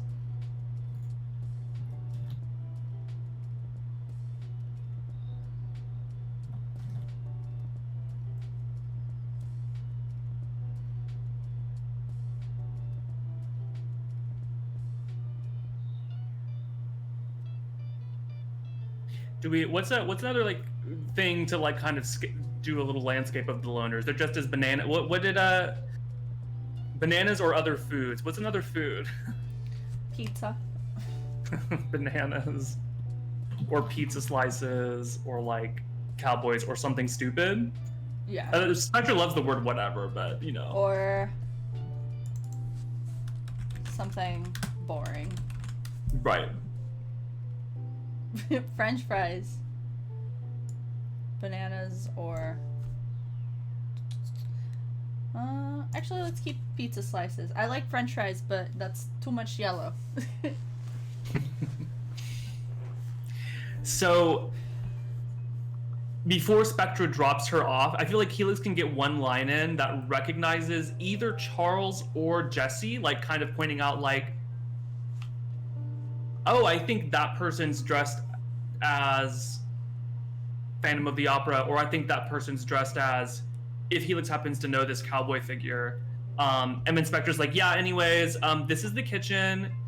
Please have a drink. And XYZ, and then we can probably dip, right? Yeah, I think Phantom of the Opera is the right call. Because we go right into Charles. Because we're about to switch over to Charles, yeah. Whoop. Like minds. All right, I'll just do the name.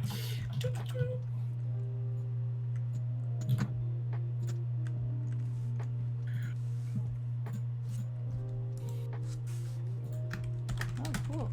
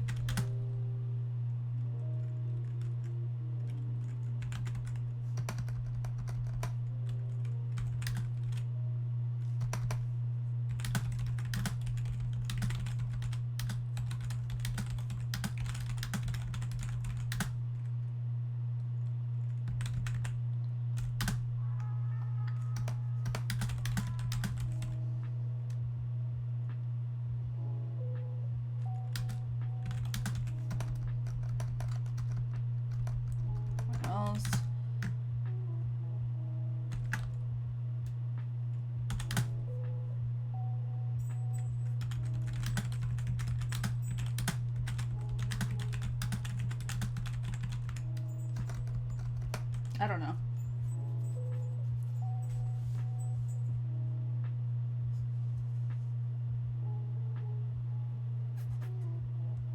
Thoughts, JT?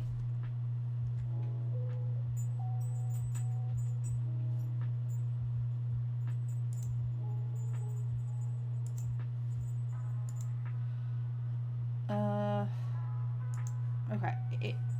Oh, cool. I think that guy's the Phantom of the Opera. If you say so. Well, anyhow, this is the kitchen, which you already know. The cake's over there, wine coolers.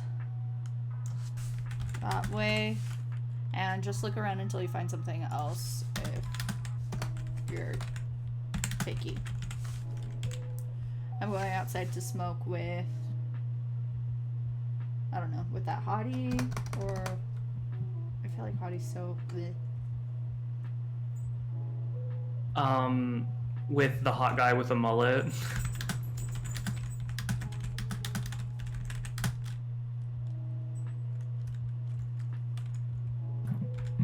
Oops.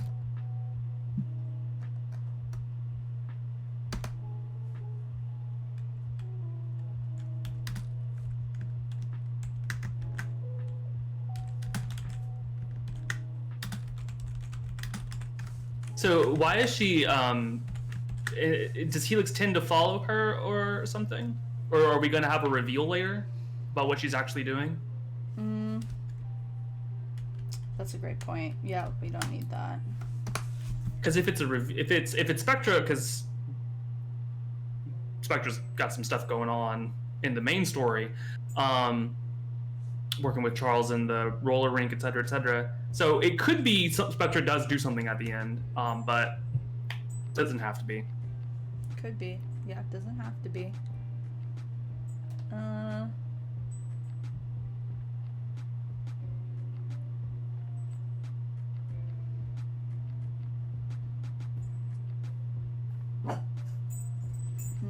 not sure. Oh, my dogs are barking. What's up? What are you doing? Where are you going?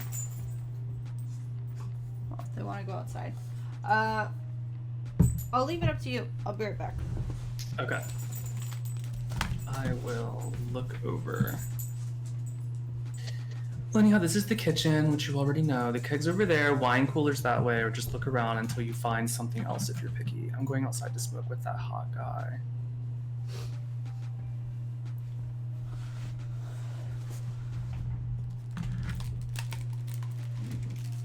With the hot guy.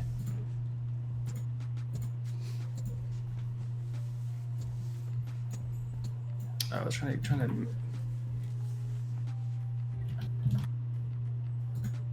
Who has a mullet?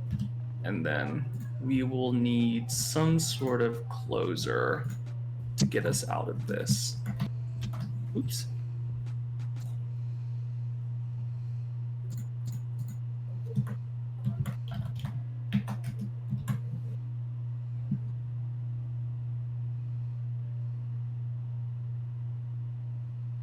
Maybe she grabs a drink and then leaves.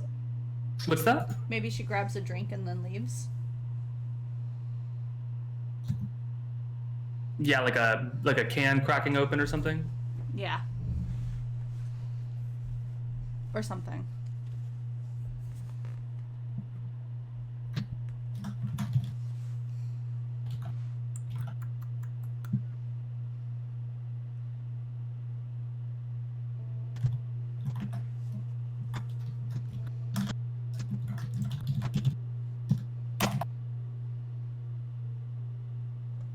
Something to remind us that they're cousins in this. Since I think the only case we have is the narration at the beginning. Yeah. Have fun, cuz is also yeah, 'cause... a way to put it.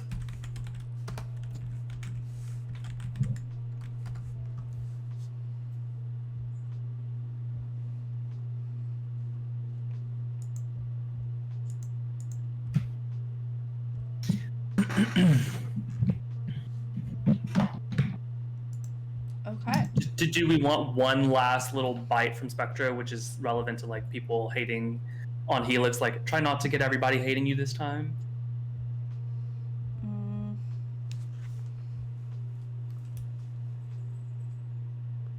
try not to have a public meltdown. Did she have one last time at the last school? Maybe. I don't know. Because then we can say try not to have another public meltdown. Yeah, I feel like just being a little bit more specific could be good. Sure.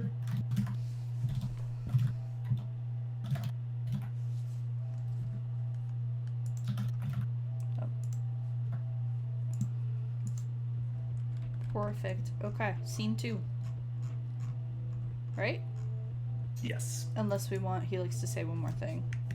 I don't think so.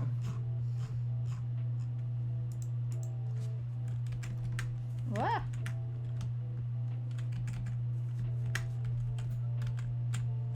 Scene 2.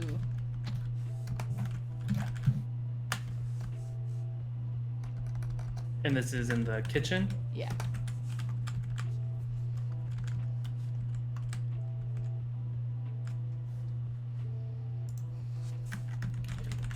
Charles.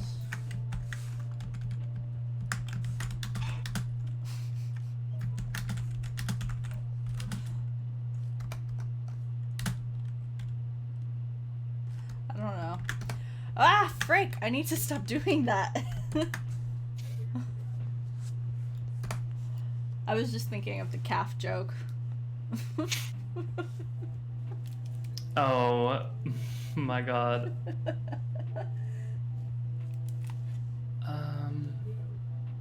So, what are we getting into in because I'm trying to think about the scope of this scene. Is Charles is going to have already or is going to piss off Roy Matthews? I think he's about to get information, right, about Roy Matthews. So, okay. Poll results. Let's go back there.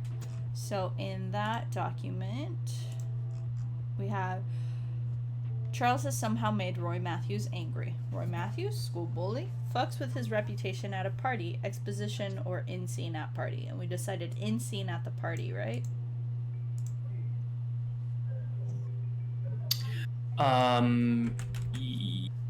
Yes. Yeah, we can do that. Charles can also, each of them can have that little narrative moment at the beginning if we want to. Okay. It could also, I don't know, this would be really corny, but it would be kind of mild icon behavior if each of them, for the sake of parody episode, had a put a finger down style narration, but it was in their own way of doing it. Yeah. Because it's like them going around in a circle, kind of like they're reflecting on something together. That could work. That could be fun, yeah. Do you have something in mind? I mean, it would be Charles. So Helix was kind of relatable. Like, put a finger down if you ironically put a finger down if Charles would be like, put a finger down if this is me reading myself. Put a finger down if freshman year you were cast as Javert in the high school production of Les Miserables, right out the gate, just being that kind of guy. Then having another kind of ego boost, put a finger down, and then the one about the beast who is Roy Matthews. And that way we don't have to have him get the information. He can exposition that why Roy Matthews is about to come hunt him down. Yeah. Well, but we're having him do the thing, right? At the party, I thought we wanted to have him stand on a table and, like, do a big thing. Yeah, I'm talking about the information was already given to him. Oh, yeah. Okay, that works, yeah. Unless you have something else in mind, you can go for it. No, I don't have anything else in mind. All right.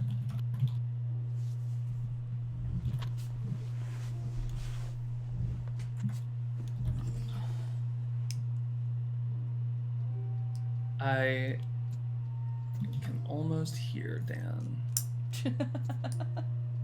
saying this.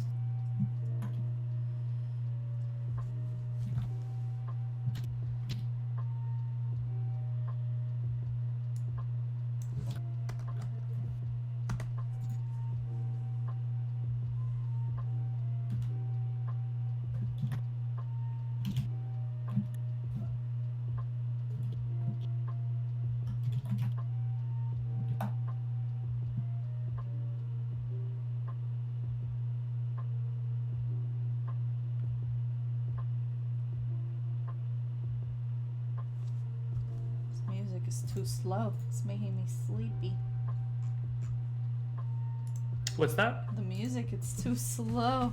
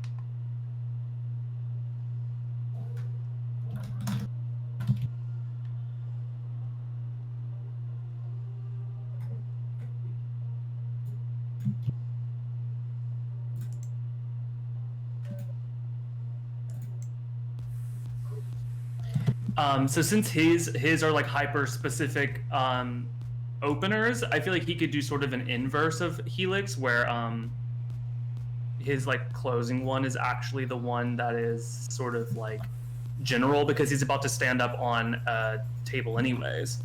Yeah. So his could be like, oh, and I guess put a finger down if you happen to piss off the biggest bully in school, and it kind of just goes right into it. Okay.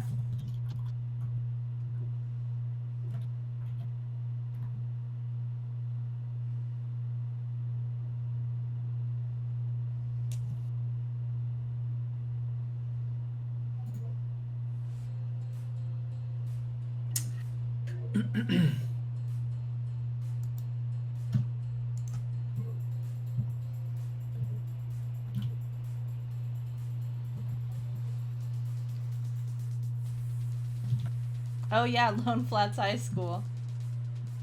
Lone Flats High School. We're back.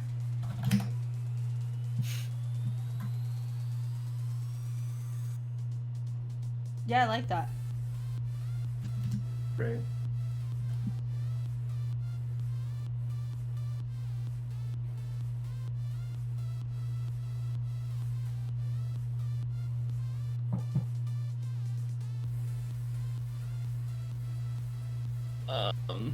Yeah, I was gonna put piss off, but I don't think Charles would use the words piss off. Okay. What's that? Incense? Go for it. So do we have Charles immediately going into his table thing?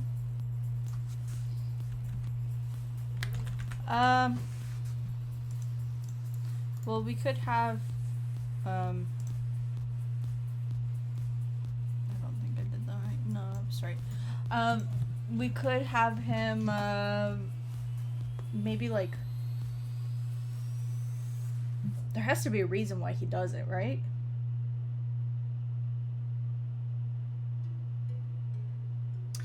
Yeah, and I think one way that we could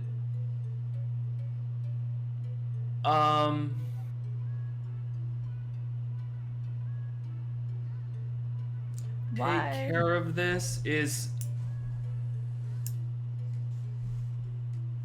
somebody like, okay, so the I don't know, question what are you is, thinking? why would he, so he's going to be revealing something about Roy Matthews, right? Why would he want to reveal something about Roy Matthews? What is the rest of the party or the section of the party that he's at doing that would make him be like, oh, this is a fun one. Did you know blah, blah, blah, blah, blah, blah, blah. Like, is everybody just gossiping, or is somebody talking about something that makes him remember this? So is he announcing it to his group or to the whole party? Yeah, well, yeah, he is saying it to the whole party, right? If he's standing on a table. So one thing I'm thinking is this would take 2 beats before him standing on the table is something like, I don't know who this character would be, but somebody, the way that he goes in, okay, the biggest brute in all of Lone Flats High School, and then we fade into somebody being like, no, Charles, I told you that in confidence. If you do this, he's going to hunt you down. And then Charles saying something to the degree of like, no, he has said one too many nasty things to me in the hallway. It's time he meets, and maybe Charles is like drunk already. Yeah, that could work. I think maybe it would be like, well, if he didn't want people talking about his business, maybe he should have thought twice before, I don't know, doing this thing to me. Oh, before, yeah. Before, trying to think like what a theater kid. I was in theater for quite a long time. Lila was going to say that he might say it drunkenly too. What's that? Lila said was going to say that he might say it drunkenly too. So we're on the right path. Yes. Yeah. So first off, who's the person who kind of getting the information out there that this is dangerous to do, and then Charles decides to ignore that warning? Well, it can't be J.W. Powell, because we decided he was the one who was being bullied, right? From before, and Jesse's helping. So, unless we want to use J.W. Powell now, which is fair. I'd love it if it's Marigold, because I think Marigold being a part of Charles's orbit in the, like, drama kid world would be fun. Okay, let's do that.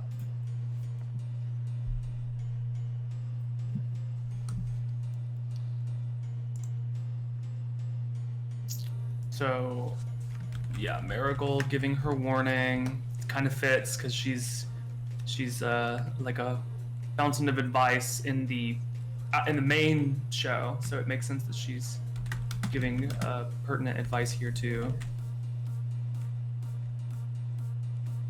I don't know. What is she telling him? Get off that table, or no, don't go up there, or... I think that she is responding to something that happened. I was trying to keep it down to 2 lines, essentially, before Charles stands on the table.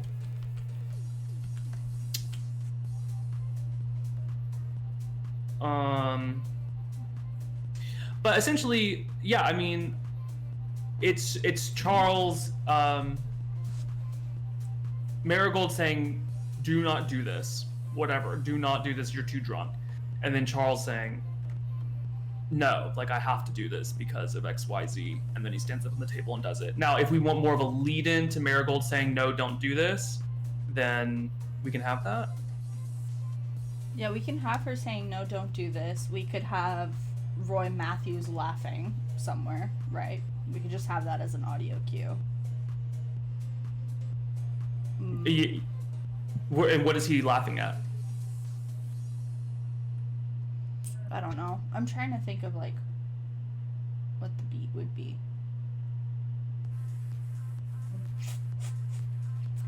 Okay. So I'll show you what I'm thinking, then we'll see.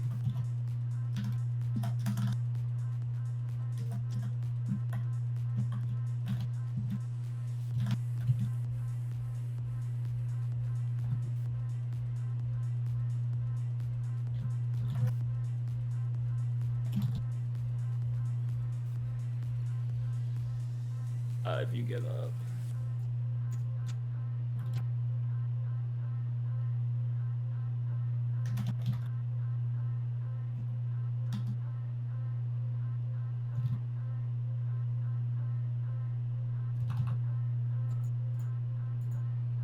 And then he's like a...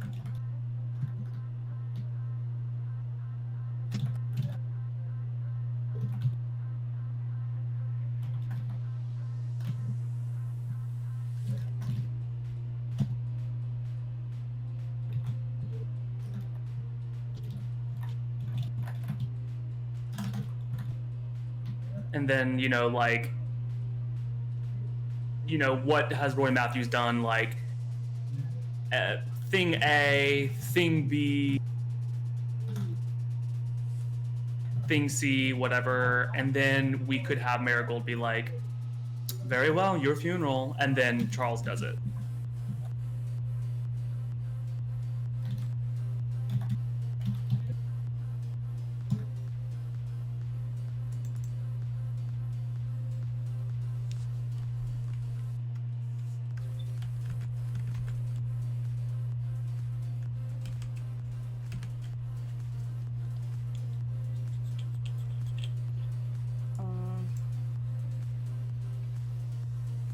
So what has a uppity mayor who's now at this high school as... Oh, no, that's the Texas guy.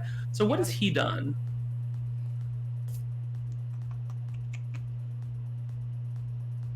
I mean, is it classic? Is it shoving me into lockers and calling me nasty names? It could be... I'm thinking of like bullying that I actually saw in person, right? It could be like throwing paper at the back of his head during like an English class.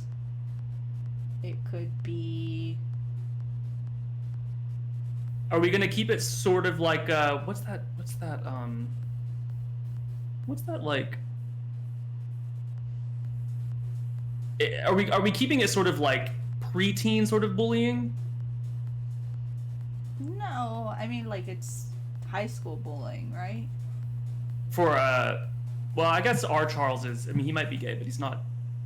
He's flamboyant with his language, but he's kind of performance-wise. That one's really fun. Insulting one of his musical idols, says Lila.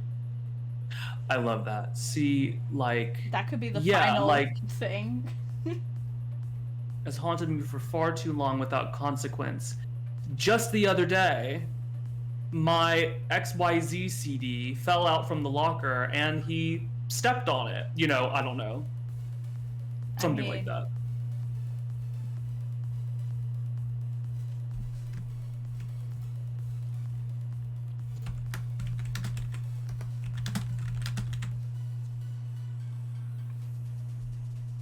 Just the other day, of this vintage blank CD.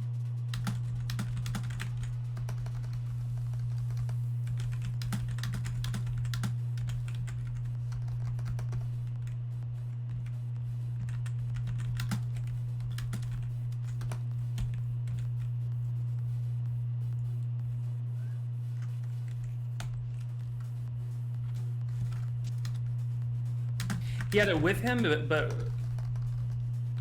he had it with him, but he also stepped on it. So Charles, is he dropping it, or is he throwing it on the ground?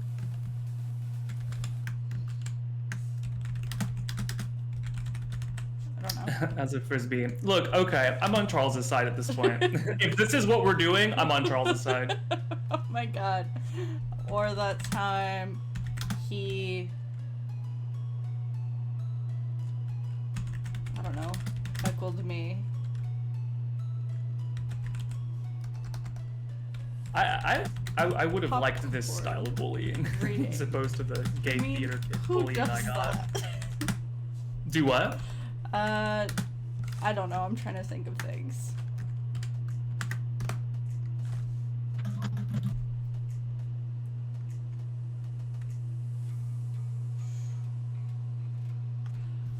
Vintage, who are we putting? Who's his musical idol? Tammy Wynette, Gloria Gaynor, Cyndi Lauper, if you want to keep it. I don't know if he's gonna like Cyndi Lauper, but... I like Gloria Gaynor. I don't know how to spell her name, though. Gaynor. Yeah.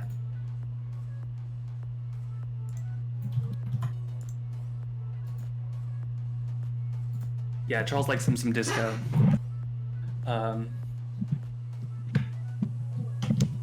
During the popcorn reading. All right. And then one last thing. What's the last thing? Is it consequential or is it not?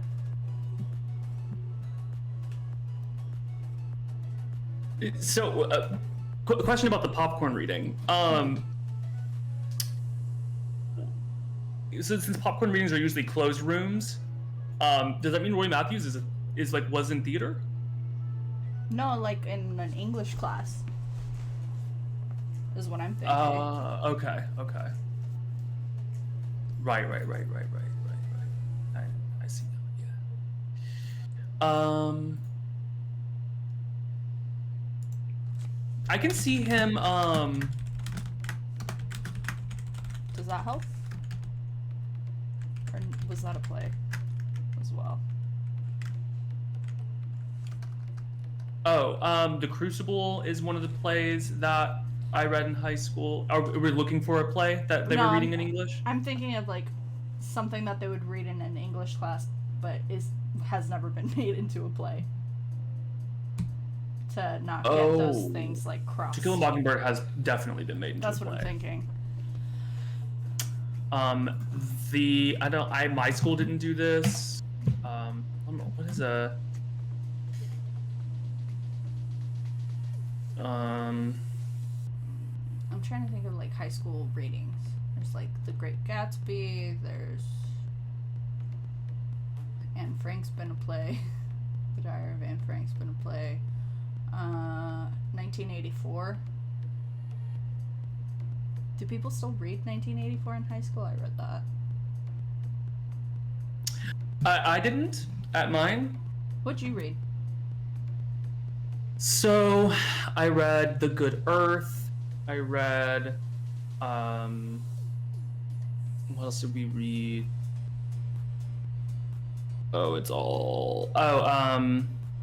We read The Grapes of Wrath. Yeah. We read...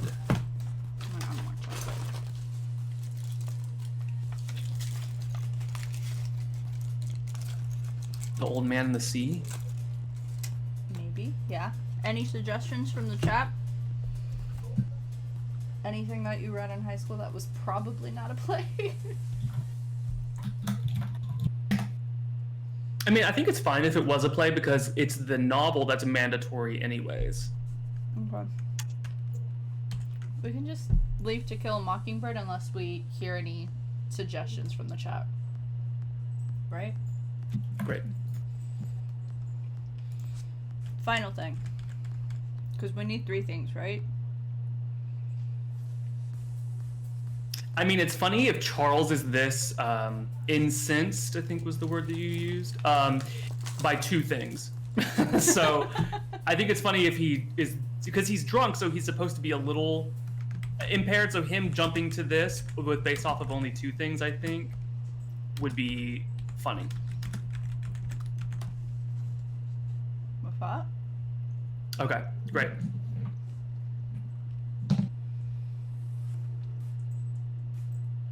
And so now we have Mr. Charles.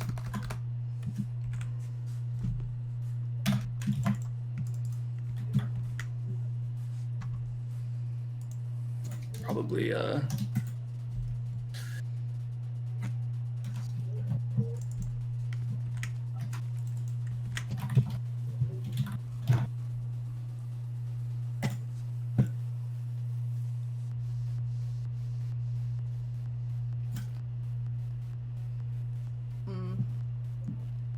Lila said, most novels I read in high school are from Canadian authors, so I don't think I'd be much help. Fair.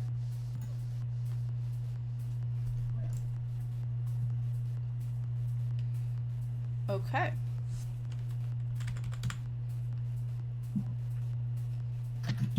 So Charles is trying to, so now what is the secret? That is the big question. What is the thing that's going to piss Roy Matthews off? Ruin his reputation. That could ruin his illustrious reputation.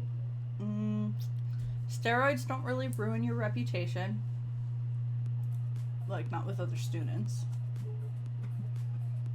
Yeah, like, well, I mean, yeah, so if the scale of cruelty at this school is like throwing a CD and heckling somebody, I feel like we'll scale the same with Charles's sort of reveal, like, because that's pretty that's light. pretty friendly. So it's not nice, but on the scale of cruelty. So Charles's reveal, I think, might be comical. Okay. Like it for some reason it really does piss Roy Matthews off. Charles is like, "Did you know?" And then it's like the most like, okay, like why is that upsetting? But what would it be? Let's think about like what do we know about Roy Matthews by the end of episode 5? He's got a mustache. It could be about his mustache. It could be about his mustache. Did you know he microblades his mustache? I don't even know if you can do that. Absolutely. Absolutely you can. Oh, he individually tweezes each hair on his mustache so that he has the smoothest upper lip. Lila says he is Texan. That is something we know about Roy Matthews. It's true. It's true. All right. I mean, you're Texan. What's a thing that Texans would be horrified to reveal?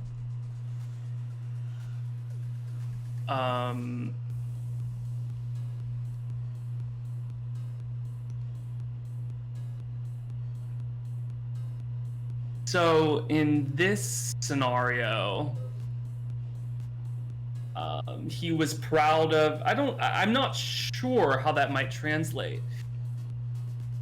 The only thing I can think of is that he says that his grandfather was XYZ, but actually his grandfather is ... That's the kind of, I'm trying to think about a one-to-one alternate universe comparison. Right. Because Texans are extremely proud people. Right.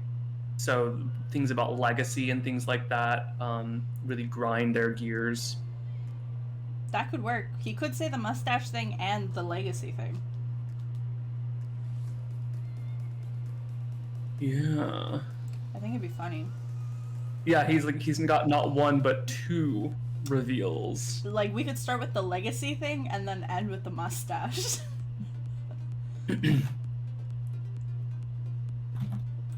Either way. Attention everyone, 7, party, focuses in, and then we have Charles's secret. So we have one. Which one would come first? I say like the Texas themed one probably comes first because the second one is so funny. It's an iconic reveal. So yeah. That's what I'm thinking. I think in terms of like rhythm and like tonally, I think it would be better to do it that way. Fabulous. Okay, so the first one is the Texan one, and we decided on its legacy something. Yeah, something about legacy.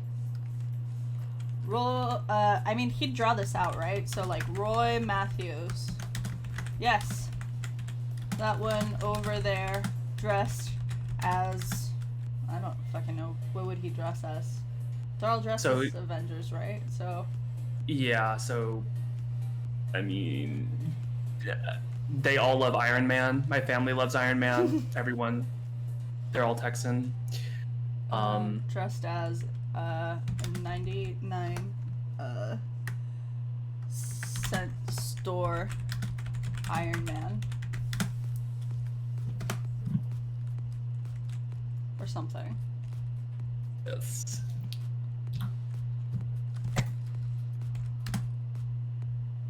Did you know?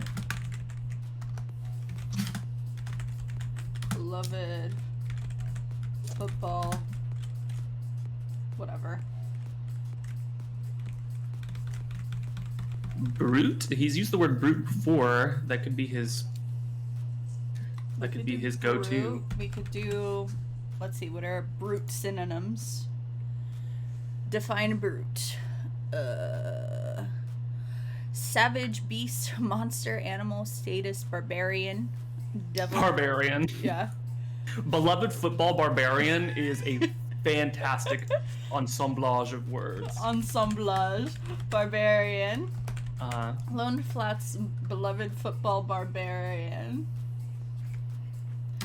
has a deep, I don't know, a deep secret, a deep dark secret, or has been a terrible. Yeah, let him build that thing up. Lying to us all. Has been lying to us all.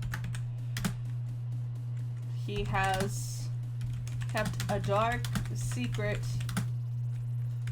close to his chest for far too long.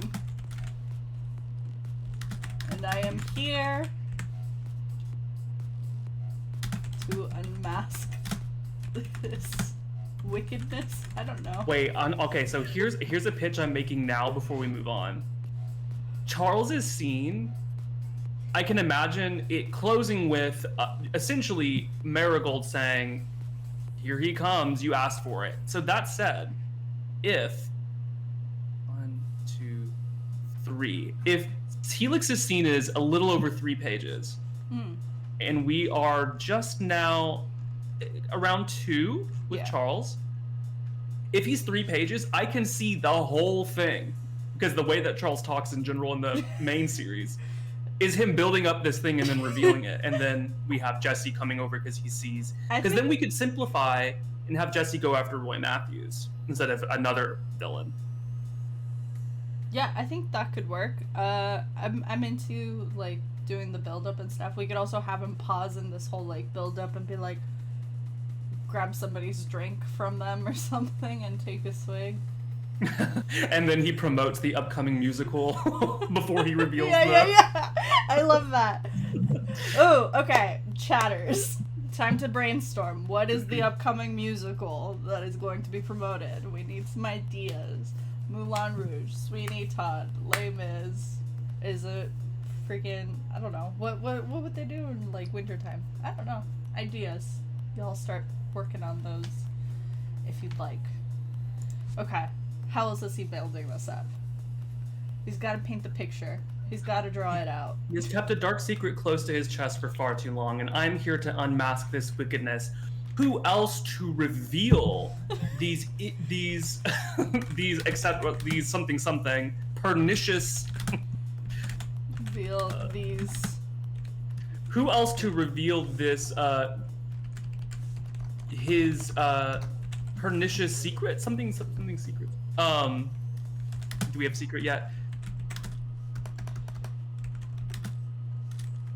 Pernicious? To reveal the hidden truth. Who else to reveal the hidden truth but I, Charles Osgood? The most something, him essentially saying, like, I have been most victim to his barbarian antics, essentially. So Charles is just building himself up. The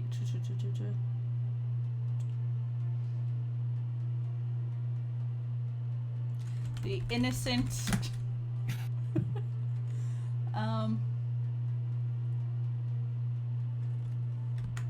subject of all his selfish Oafish? He loves that word in the main story too. All his oafish derision. All his oafish derision. It's a little clunky, but that's Charles. He will fit that word in there. He will.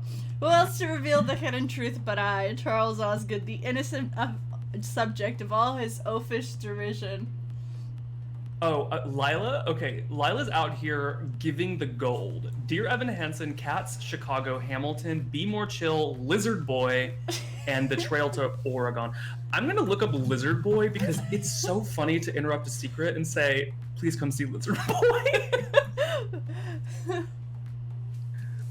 Oh my god.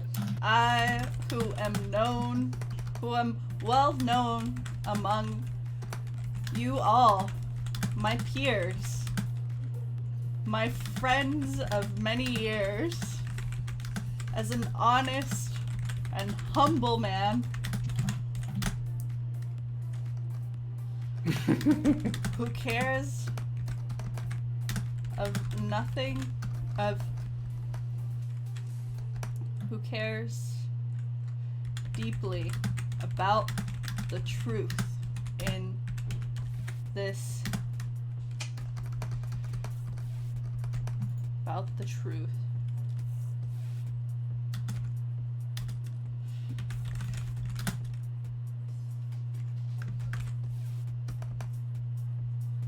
Yeah, let him just keep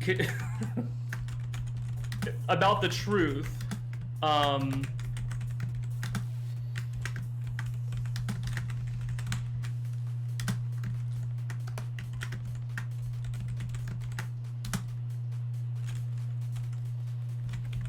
There's little for something like that. Let's see. I who am well known among you all, my peers, my friends of many years, as an honest and humble man who cares deeply about the truth. And I feel like the Texas part has been sort of rendered with the football part, so maybe we could. Oh, okay, that works. Something about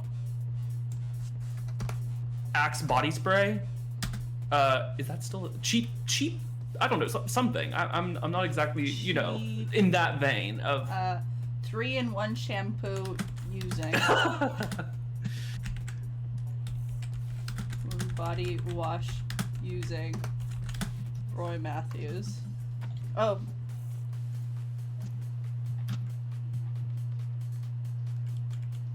Since this is all a 3-in-1 shampoo and body wash using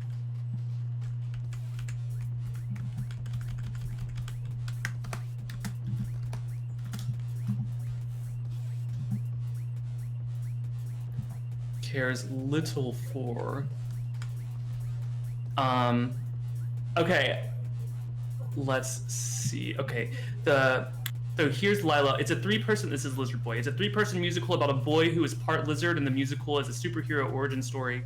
Oh, the cute. 3-person did everything except the lighting and some other stuff. They were actors, instrumentals, and prop movers. So it's a very, pretty. Yeah, small cast, small crew. I think that would be fun. I also like the idea of doing cats. Yeah, we've had this conversation with Newt before, and I feel like Charles would be a great Mistopheles, and Mr. Mistopheles. Yeah, yeah. And he could also make a comment about the adaptation. Oh, yes, absolutely. I think right here, we can have a moment where the crowd is whispering because he's built it up. Uh-huh. And then he says, but before I reveal the big lie, I simply must promote the upcoming musical that our beloved theatrical department shall be performing next weekend. And then we can have some groans.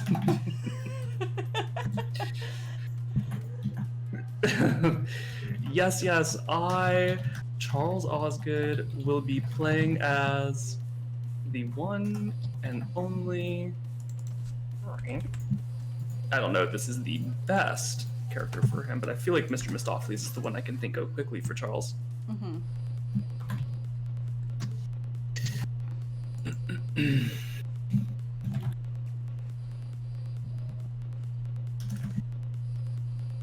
The stage musical, which I must remind you all. And then something I have neither seen the stage or the movie of Cats, so I will let you clear that joke about the adaptation being bad.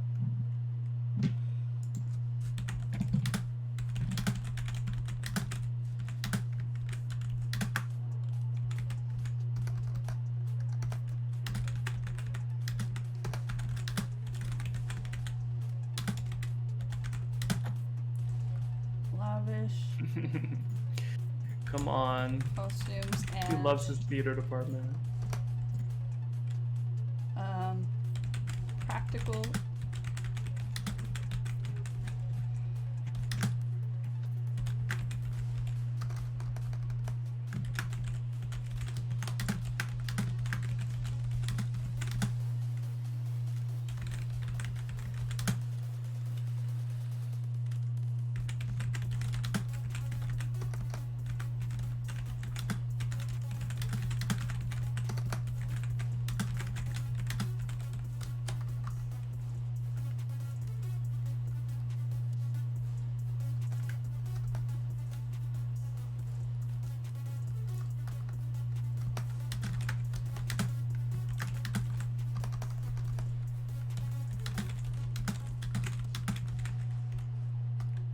I don't know. Something like that? Oh, he would let her have her flowers, absolutely. Like, he would... Should she, like, say something right now? I think that he's on a roll. I don't know if she has a single moment to get a word in. I mean, she could try to say his name. I can see her being like, just... I mean, even though she said, don't do it, Charles, I can see her just say, at this point, Charles, just get it over with.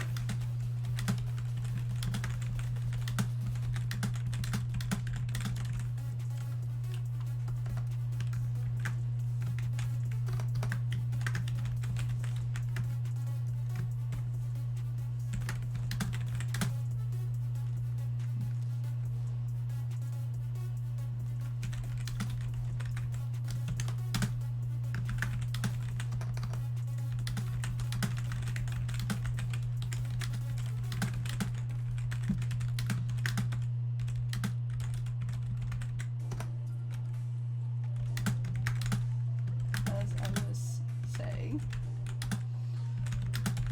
Great Roy Matthews' secret.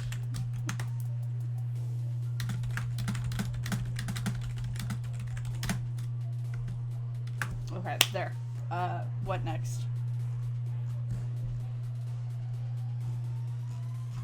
Do we get the reveal there? Did I freeze? You still there? Yeah. Do you hear me? Can you hear me? Hello? Hello?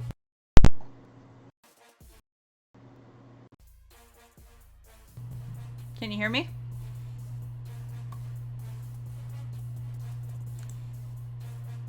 Hello, hello, hello. Hello, I don't know what just happened. Oh, that was weird. Okay. Hi. Okay, I think maybe my internet cut out. But, okay. As I was saying, the great Roy Matthews' secret. Oh, hear me. Oh, it is a good one.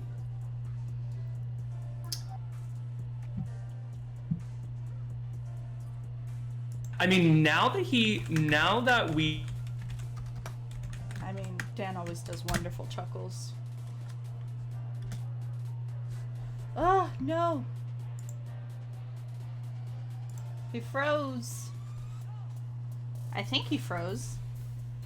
Lila, do you still see me and hear me?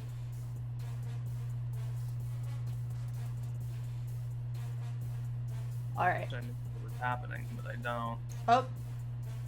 Okay. Anyways. Okay.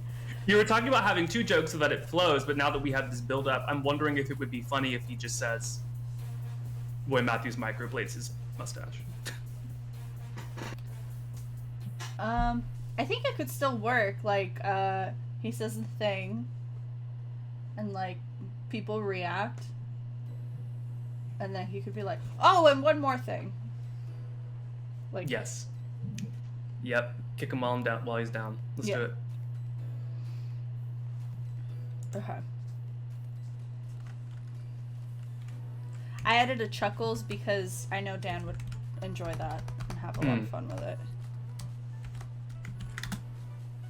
He loves his ha ha ha ha ha. Oh, absolutely.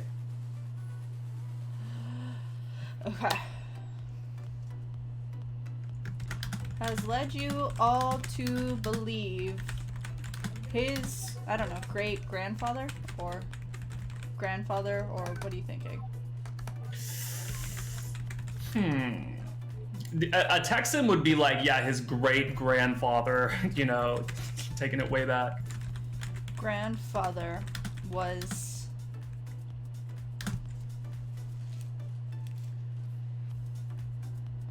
options: important historical figure, important inventor, important what?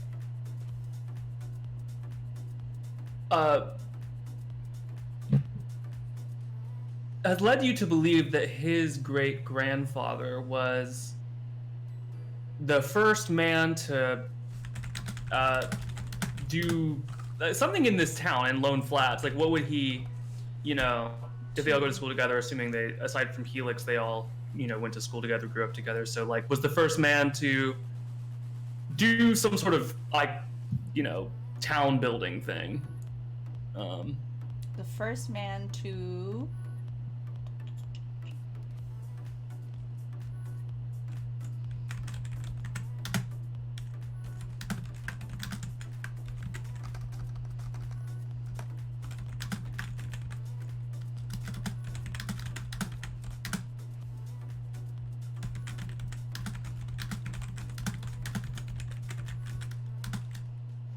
I'll add some greats to that then.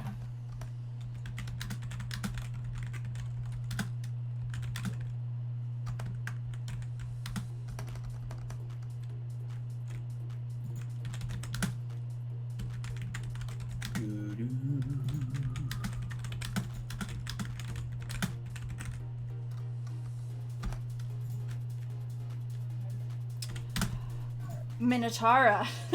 I know who that is. What's happening? What's happening is JT and I are writing a high school AU episode for Radio Outcast on our second to last day of fundraising for season 2. Currently, we are in scene 2, which features Charles Osgood trying to knock down a jock a couple pegs by revealing his deep dark secret. But it's nothing too serious. That's not hardcore bullying. Do you like that? He has led you all to believe his great-great-great-grandfather was the first man to settle in Lone Flats. The man who named this town and laid the foundation for the infamous Black Tower in the center of town. I like it. I like it. Yeah, you like that reference? Some nice reference, yeah. Yeah. Now we have the reveal. In the center of town. But I'll have you know. Let's see. Sorry, go ahead.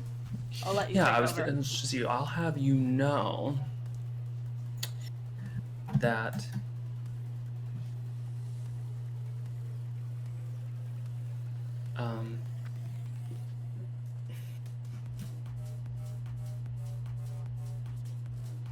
This music is popping off. I know you can't hear it, but what's that? the music I'm playing, it's like popping off.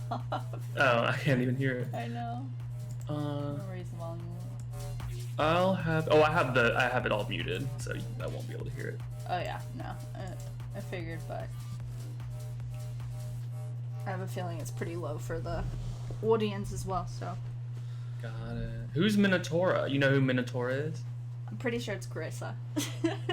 Oh, cool. Yeah. Hello, Carissa. I've had so much chocolate. But I'll have you know that Juicy, juicy.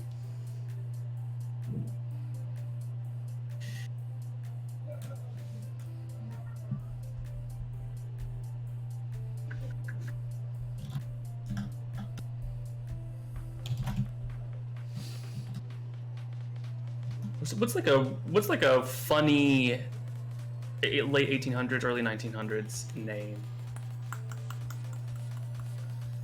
I always think Ralph is a funny name, but that might just be because I knew a kid named Ralph and he was kind of funny.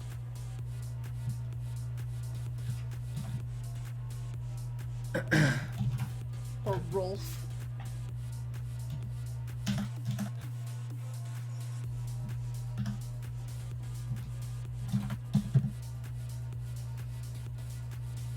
was in truth, and then something that essentially just tears apart the lie, but is not necessarily like cruel, just sort of like a ridiculous other fact. I don't know. A stable hand, a snake oil salesman, Yeah, the one thing I was kind of like, okay, I don't know if Charles would be like straight up classist or something in this, whatever the reveal is. So I was thinking like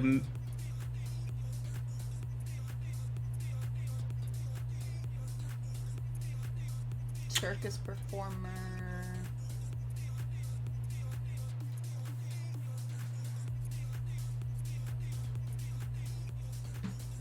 Oh, what if it's something like What?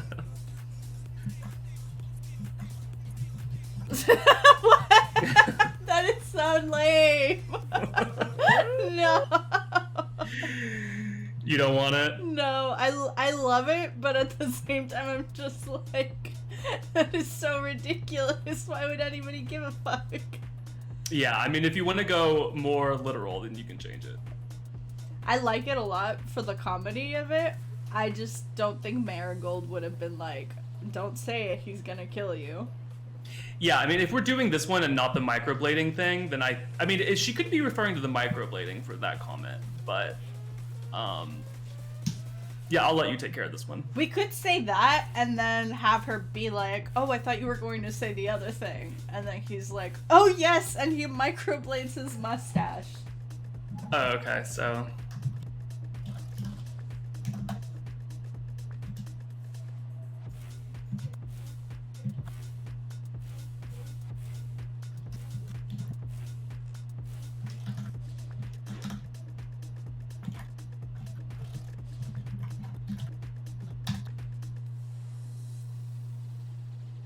Yeah, that works.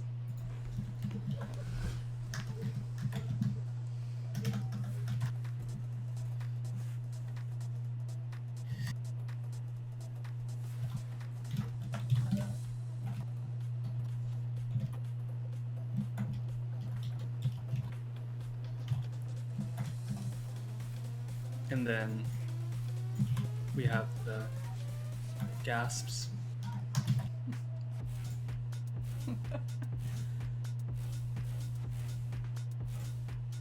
Mustache.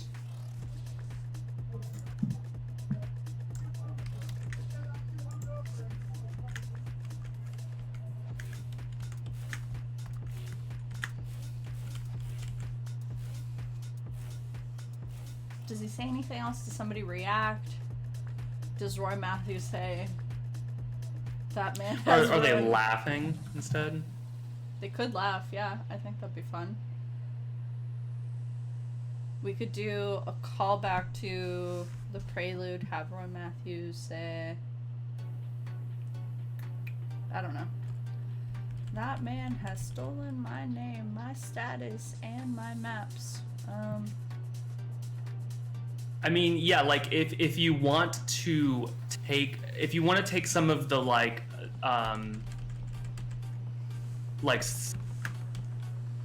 meta humor out of the second man thing, you could have Roy Matthews come up and be like, now you know my father's running for mayor and our family is the first family. We're not the second family who's lived in Lone Flats. We're the first. That's why my father's running for mayor. That could make it more like, you know, literal drama instead of like a comedic twist to it.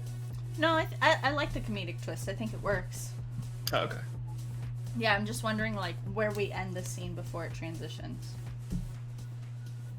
Marigold, I was thinking Marigold saying something like to the effect of like, oh, well, here he comes, you asked for it, you know? And, I guess if Jesse's bully hunting, he would intercept, and that's when we would get Roy Matthews actually, like, talking. Okay, yeah. But we have to get Helix in, too. If we're doing 4 scenes, it would make sense that I guess two of them in Jesse's scene, two of the trio would probably would show up and talk to each other, and then maybe in the final scene somehow all three of them are talking to each other. Yeah, I think that works. Okay. Sweet. So now we're going into what is Jesse in the living room or something? Yeah, we can have him in the living room. Is he taking... Okay, so look, we said Jesse has a mission to retrieve a student's personal item that was stolen by a bully at the party. Is he in the middle of retrieving that item? Thanks for joining us, Lila Rose. Oh, thank you, Lila Oh, Rose. and thank you for boosting the campaign to 43%. You're amazing. Oh my gosh, thank you so much. That's so great, thank you. We really appreciate your support. Oh my god. Lila, you're incredible. You're what amazing. the hell? That is so... This is so crazy. Thank you so nice. much. Thank you. Wow. Wow. I'm so happy. That's amazing. Wow. Got chills.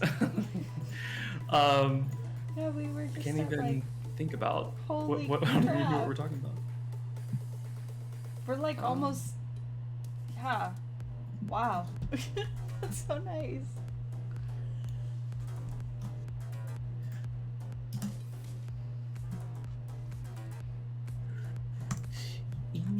The living room. Okay. Okay. So yeah, like what are we... We gotta do a put a finger down thing. I mean... Oh, right, exactly, yeah. Minotaro, would you like us to review the rest of the episode since you showed up a little late? Maybe that'll help us get into that as well. What do you think, JT? Oh yeah, I think we could. It would also show us. Okay, what was Helix's tone and hers? What was Charles's tone? We know what Charles's tone was, Yeah. and then we can have Jesse's sort of be a third tone to kind of Yeah. flesh it all Probably out. like an in-between between both of those, right? Yeah, I think so. To just like... Because we don't want something different. Minotaur said yes. Okay. I'm gonna Yes. Scroll up. Okay, I will read Spectra Okay. and the scene description stuff Okay. if we're going through it. Is Yeah, what we're that doing? sounds good. I'll do Helix Okay. in that case. Scene 1, the Halloween party, entrance to Spectra's house, party sounds distant. Hold on, Lila. I'd been thinking about helping a little bit more. I already took a perk pretty early in the campaign, and a few days ago I was like, why not? And you guys deserve it. Oh, Thank you. my gosh. So sweet. Lila is the best, honestly. I think it's so nice. You're the best. You didn't have to, but we really appreciate it. Yeah, really. Thank you so much. Yeah. And thank you for hanging out and for voting so often on these polls as well. Help. Oh yeah, and you're an executive producer now. Oh my god, yeah, that's a good point. Cool. Yeah. Let's continue then. You said party sounds distant, correct? Yes. Okay. Put a finger down if you unironically enjoy listening to anime intro songs on repeat. Put a finger down if you've ever had a really bad breakup. Put a finger down if you've ever gone out to grab burgers and your cousin tells you she can't go with you because she's studying, but then you come home and suddenly she's dressed as Scarlett Johansson's Black Widow and hosting an absolute rager that you weren't invited to. Door opens. Oh, Helix, there you are. I was wondering where you went off to. Right, so since your old high school hates you or whatever, I figured I'd throw a party so you could get to know people before you start school on Monday. You threw a party for me? While I wasn't here.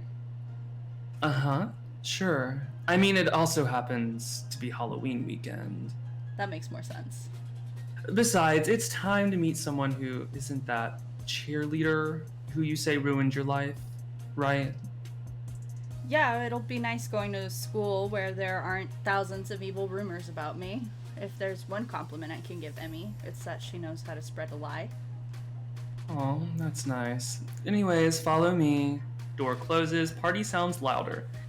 The guys dressed as the Avengers, those are the football guys. Then you've got the Disney princesses, those are the student council girls. The but that as a clique is so funny to me. The werewolf over there DJing is Dylan John's fur trap. He's with the EDM crowd. I think those are the drama geeks over there, but I have no clue what they're dressed as. Anybody else is probably a loner.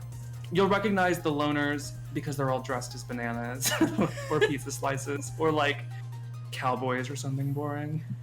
Oh, cool. I think that guy's the Phantom of the Opera. If you say so. Well, anyway, this is the kitchen, which you already know. The keg's over there, wine coolers that way, or just look around until you find something else if you're picky. I'm going outside to smoke with that hot guy who has a mullet, can cracking open. Have fun, cuz. Try not to have another public meltdown. Scene 2, the kitchen. Okay. What you want? I'll do the direction. Minotaur said LOL. I'll do the directions and all that, and I can do Marigold as well. That way you can do one of the mains. Okay. Put a finger down if you were cast as Javert in Les Miserables in your very first theatrical audition as a freshman. Put a finger down if you own a glove that some say Sutton Foster wore during her final performance, Princess Fiona.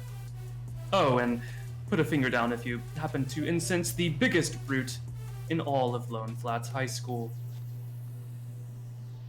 Charles, you need to listen to me. You're way too drunk. If you get up on that table and say what I think you're going to say... I must. What else am I supposed to do with this juicy information? Roy Matthews has haunted me for far too long without consequence. Just the other day I had this vintage Gloria Gaynor CD with me, and he used it as a frisbee. Or that time he heckled me during a popcorn reading of To Kill a Mockingbird. I mean, who does that? And he's a brute. All right, your funeral. Table creaking. Excuse me, attention everyone. Party focuses in. Roy Matthews. Yes, that one over there, dressed as a 99-cent store Iron Man. Our Lone Flats' beloved football barbarian has been lying to us all.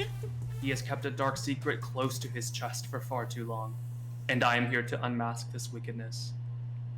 Who else to reveal the hidden truth but I, Charles Osgood, the innocent subject of all his oafish derision?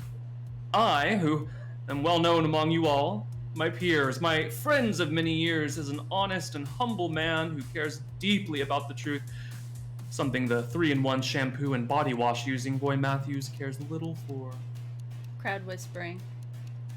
But before I reveal the big lie, I simply must promote the upcoming musical that our beloved theatrical department shall be performing next weekend. Groans. Yes, I, Charles Osgood, will be playing the one and only Mr. Mistopheles in Cats the Musical, the stage musical, which I must remind you all will not include any CGI faces, but instead lavish costumes and practical special effects. Marigold has perfected creating prosthetic snouts and whiskers, haven't you? Yes. At this point, Charles, just get it over with. You are too modest, but yes, however, perhaps you are correct. I will continue. As I was saying, the great Roy Matthews' secret. Oh, and it is a good one. He has led you all to believe his great-great-great-grandfather was the first man to settle in Lone Flats, the man who named this town and laid the foundation for the infamous Black Tower in the center of town. But I'll have you know that his illustrious ancestor, Rolf Matthews, was in truth the second man to settle in Lone Flats. Confused grumbling. Oh, thank God. I thought you were going to say the other. Oh, yes, thank you, Marigold. I'll have you all know that Roy Matthews microblades his mustache. Laughing. You asked for it. Here he comes. Great. The drama. The drama.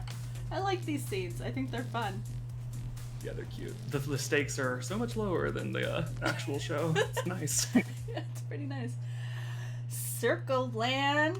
Thank you for the follow. The alert didn't go off. That's weird. But thank you.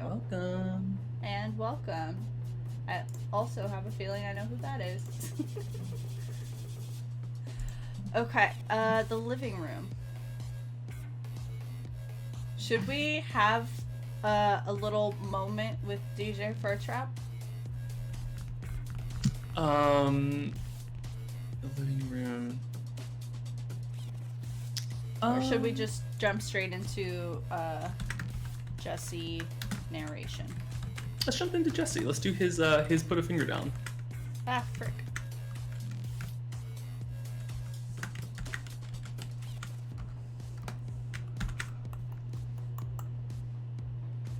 Oh, Lila said forgot about the follow button. Thank you for the follow. So weird that the alerts didn't go off, though. It's a little confusing.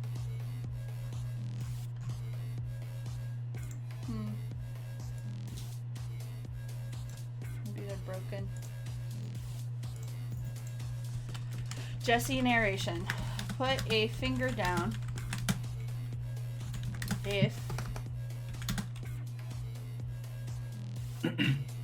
I get. What if he? I don't know, because the other two are like kind of funny. Yeah. And I'm assuming his will have some sort of like element, maybe of humor. But I could see him being like, put a finger down if you hate parties. And we figure out the reason why he's even at this party. You'd rather be candy on Halloween night than at a high school party. Yep. Put a finger down. Oh my god, no, Lilo Rose has the suggestion of the century. If you hate this stupid game. If you hate this stupid finger game. Finger game. Look. Here's the deal. Oh, come on. Yeah, that's perfect. He's getting us out of the game. I'm at this one girl's Halloween bash, I guess you'd call it. Or should that be a comma? I don't know. I think that works, yeah. Interrupting himself. Instead of at home with what would he rather be doing? Jesse would rather be reading a damn book.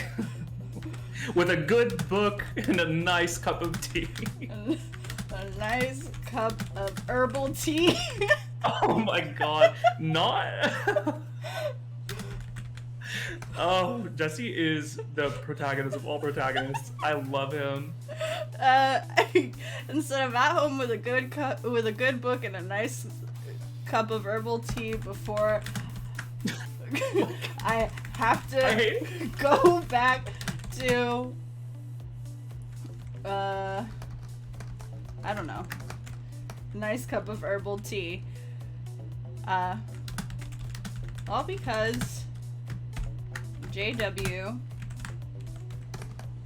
this scrawny guy who's mostly nice from my AP, because he's an honor roll AP student, I would say. Mm-hmm. AP literature class. Begged me to help him out with a bully situation. This is good. This is good. To be fair, he isn't the first guy I've helped. I've kind of got a reputation as a bully hunter. Jesse knowing how to narrate, how to make himself into a character. As what you'd call a bully hunter. He is the best humble bragger in the history high of school. humble bragger. Some would say. It's my flaw. Getting involved in other people's problems. Oh. Yeah, I feel like he treated himself as a character. Absolutely. And he's not wrong. JW, the scrawny guy who's mostly nice for my P literature class, comma, begged me to help him out with a bully situation. To be fair, he isn't the first I've helped. I kind of have a reputation as what you'd call a bully hunter in Lone Flats High School. It's my flaw, getting involved in other people's problems. So since his is becoming like twice the length of theirs, what if we jump right into this? Well, cutting this. Like, he makes one and then jumps right into what he wants to say. Yeah, that's great. What was the previous sentence? I've already forgotten. That was about not wanting to be at a party. Which I feel like we might be able to get in the dialogue. Okay, perfect. Yeah, let's delete it. And we can put, anyhow, I already had a costume.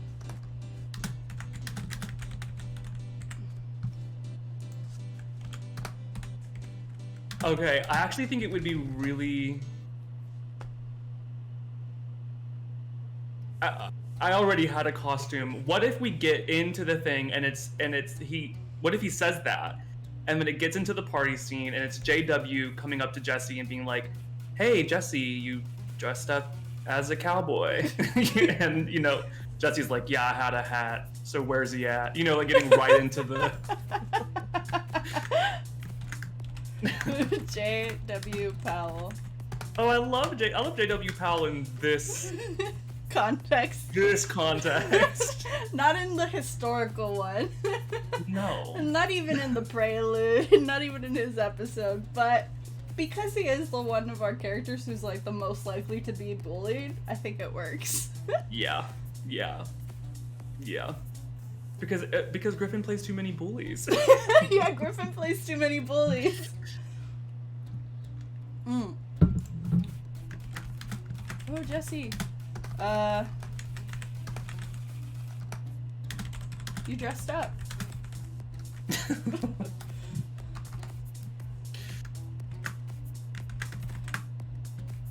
I guess Jesse should call him JW somewhere in this scene so we know that's who the other person is. Already had the hat. Oh wait, no. And hold on. And you're a cowboy?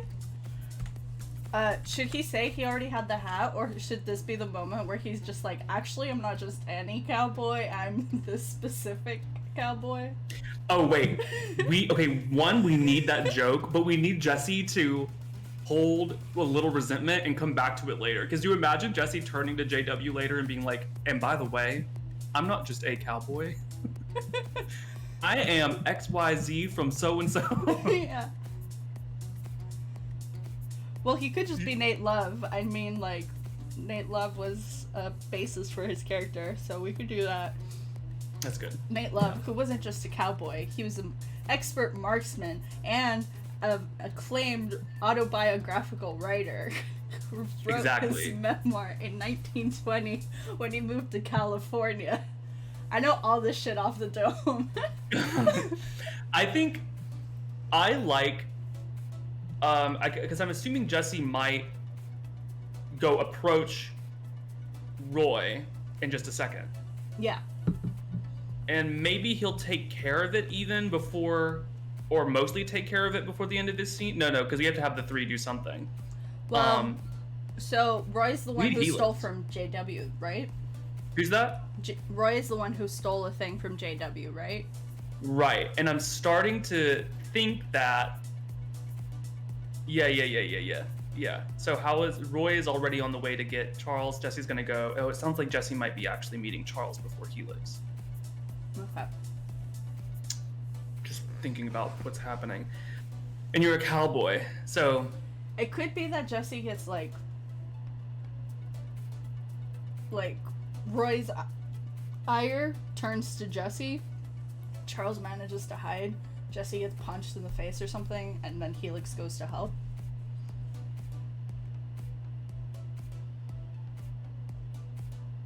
Or we could just figure it out as we get there, honestly. Like, and if anybody has suggestions, we're very, very open to this stuff. Yeah. So, okay, Jesse already had the hat. And then is he getting right into the business of where Roy Matthews is? Yeah, we can do that.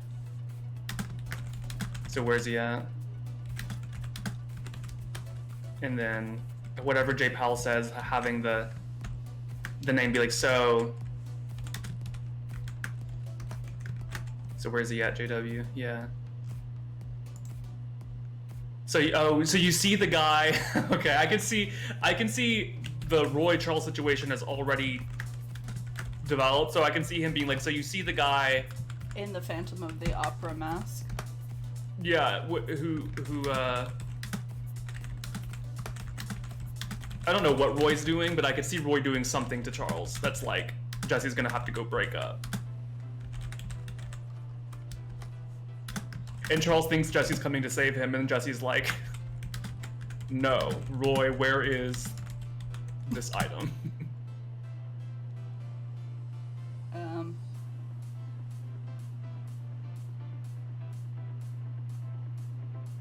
Okay. Go ahead and change that. I didn't really like it. What's that? Go ahead and change that if you want. I didn't really like whatever right now. So you see the guy with the Phantom of the Opera costume, and then I can see. Oh, what did I just do? Oh, this is not what I wanted.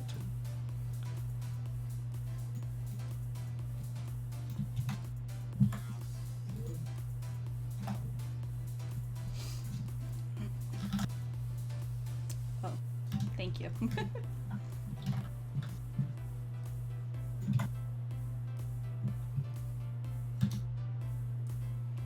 Should he say something about the table? Oh, yeah.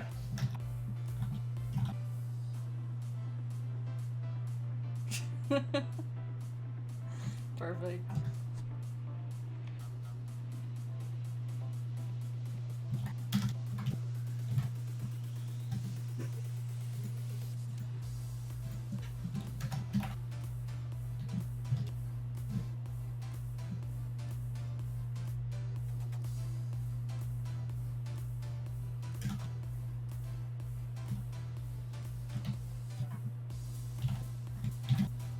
He's the one who stole and is it like a pretty, like, I mean, J.W. Powell's the cartographer, so maybe it's something relevant to that. It's the rug joke. Could be the rug.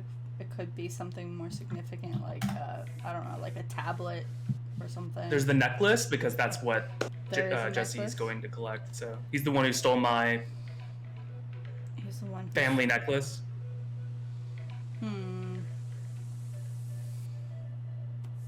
I don't know. We can, who stole my lunch money? No,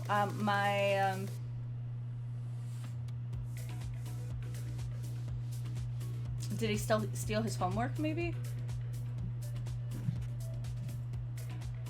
Or is that too? Or... I mean, it's giving Diary of a Wimpy Kid. Yeah, that's fair. Who stole? Yeah, like, what is Roy Matthews, the football player, gonna steal? So, yeah. Like, what is something that's interesting to him?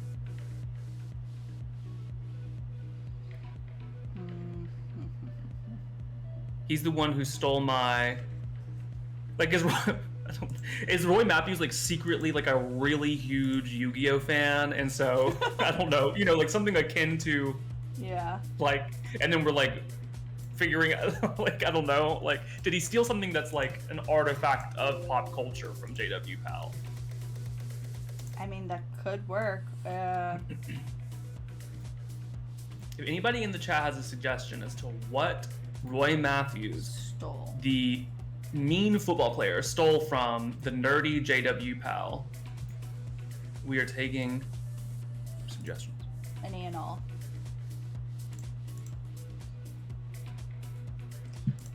Okay. He's the one who stole my...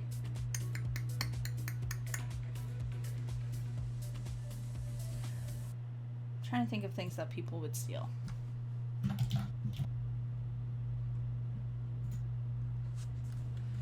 He's the one who stole my... Possibilities. Family necklace. Tablet. AirPods. I don't know. What were other things? Yu-Gi-Oh cards. Yu-Gi-Oh AirPods. Cards. D&D mini. Says Lila. I don't know what that is. What is a D&D mini? It's like the little figures. So you know how we use tokens on Roll20? Oh, okay. It's I like see. those figures and stuff, but like in real life. I like that. I like that one as well. D&D mini is great. Family necklace, tablet, AirPods, Yu-Gi-Oh card, D&D mini.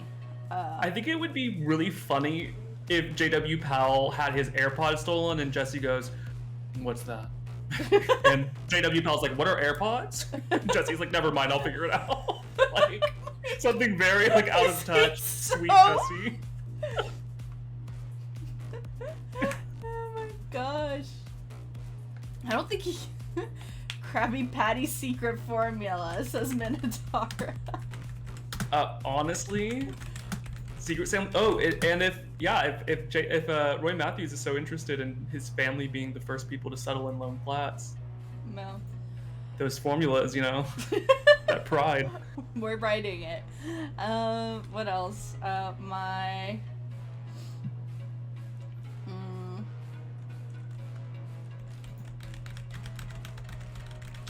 Stole my...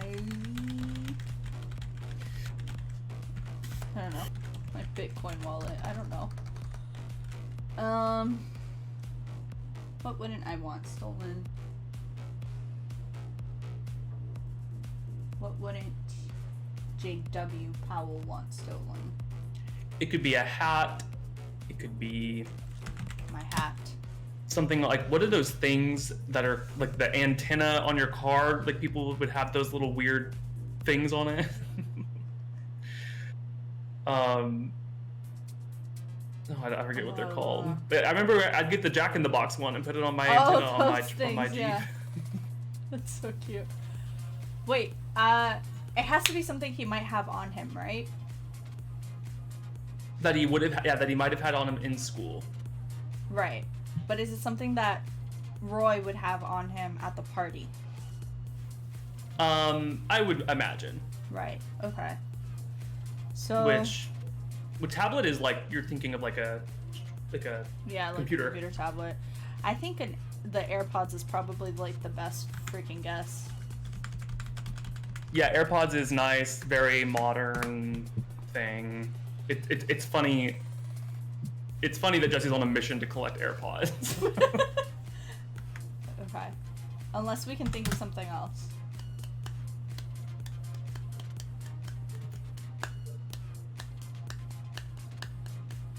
OMG, not a full-blown script. Yeah, a full-blown script. We're writing 4 whole scenes. We're on scene 3. And here's the question of the moment. This world, Roy Matthews is a mean football player, and he stole something from J.W. Powell at school. Good night, Lila Rose. Thank you again, by the way, and have a good night. Good night.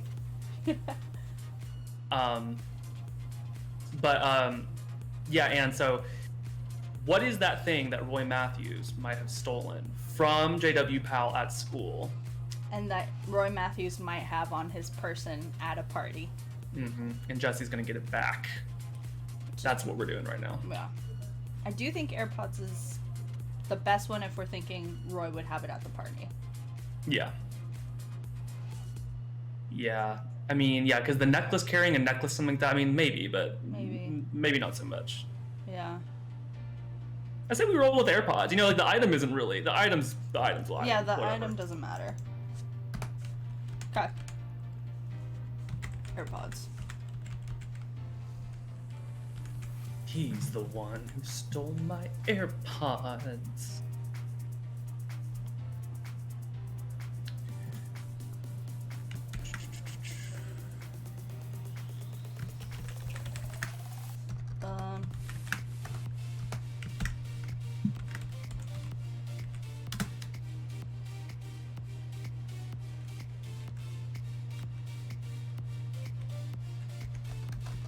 Do we want him to not know what AirPods are? I mean, it's a funny moment, especially because so much of it so far. I mean, the cowboy part is kind of funny, but yeah, it'll be like a nice humor moment before Jesse starts getting serious and goes to get into the whatever debacle's happening over there. He just had those AirPods imported. I'm trying to think of an equivalent. We could put imported.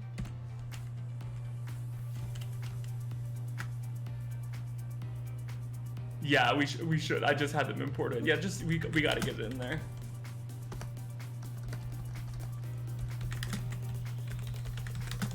Imported. Okay, sorry. What were you saying? What was I saying? Oh, it's just a nice comedy beat before we get into Jesse getting into the fight that's about to break out, and then actually he gets the attention from, you know, it's a send off. It's a little comedy send off before Jesse goes to take care of this drama. Okay, yeah. Bet. Do it. Something like.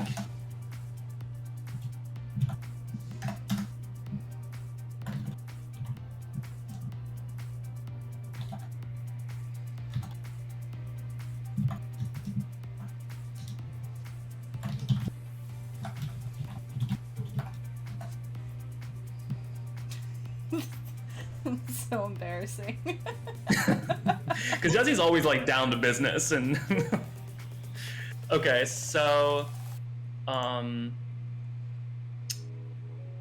what, number 12? So we'll probably hear some like what, bickering because they're fighting over there, Charles and Roy. Yeah. All right, so you had an idea that Charles scuffles away so that it can be Helix and Jesse? Not like scuffles away. Or he scuttles away? I think like maybe he like hides and we can like Jesse gets hit, Helix gets involved somehow. Maybe she helps Charles hide, or Charles. I'm trying to think of how to get them all like together. Mm-hmm. Yeah. Okay. So we have about 3 pages for this scene 2, and we're on nearing the bottom of page 2, so we have good space. Yeah. I say Jesse's approaching. We'll give lines for Charles and Roy bickering so we can know what they're doing. Like what? Who do we hear first as Jesse's approaching? Do we hear boots? Oh my god, we hear boots, don't we? Wait, does he say, and for the record, I'm blah blah blah, I'm Nate Love. Oh, absolutely. I'm not any ordinary cowboy.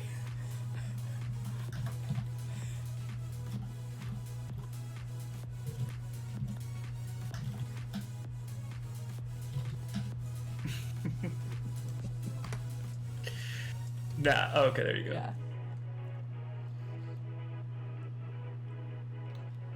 Should Amazing. I make him rant about who What a Nat cowboy. Love is, or just leave it? I'm Nat Love. Okay, so what are 2 lines that we can hear that are very basic but like get us into what Jesse's walking into for the Charles and Roy argument? Roy could be like, you tell them right now that that's a damn lie. And Yeah. Charles is like, I have it on good authority, and then Jesse just... Okay, so Roy Matthews... You tell them right now. That was a damn lie. Oh, could Charles' joke be which one? The mustache or the... Yeah, we could do that. I was also thinking of him being like addressing the crowd instead, being like, there he goes again, trying to spin the truth. Oh, I like it, yeah.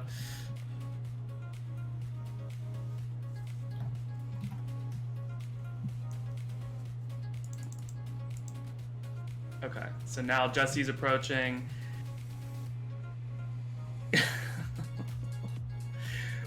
Is it one of those situations where Jesse comes up calm and is like, give me those AirPods, and Roy Matthews like just punches him? Like, is it just like a comically like sudden thing, or do they have like a bit of a dialogue? They do interrupt, but oh, he has to get the name of AirPods wrong. But I'm looking for a pair of I'm looking for a pair of earbuds. I don't know. Pair of earbuds.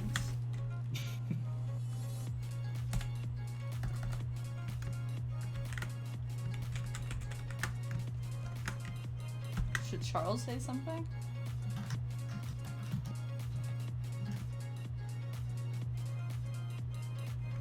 Or should Roy? Oh, this is Charles's moment. Yeah, so what if Charles is offended that Jesse's coming over? Excuse me? AirPads. AirPads. AirPads, I love that. You not see that this is important or something.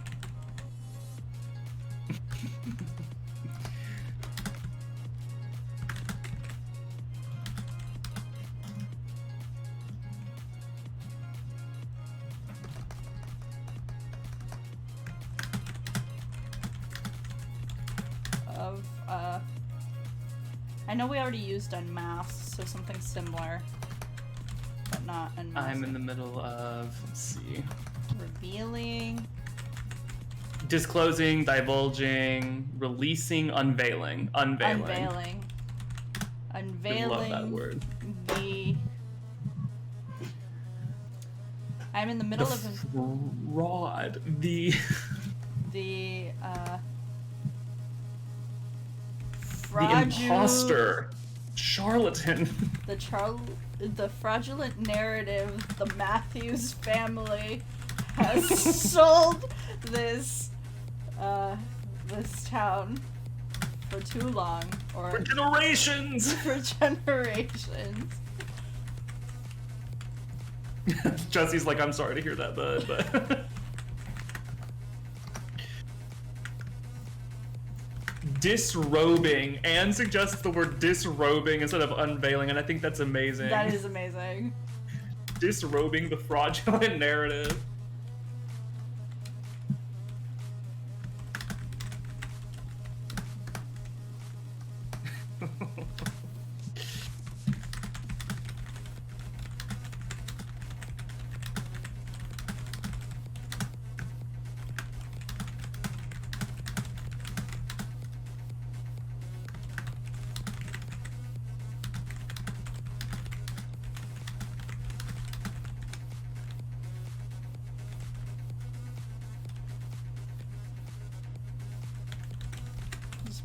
I don't know. I don't think he'd say disrobing. What if he repeats the word disrobing?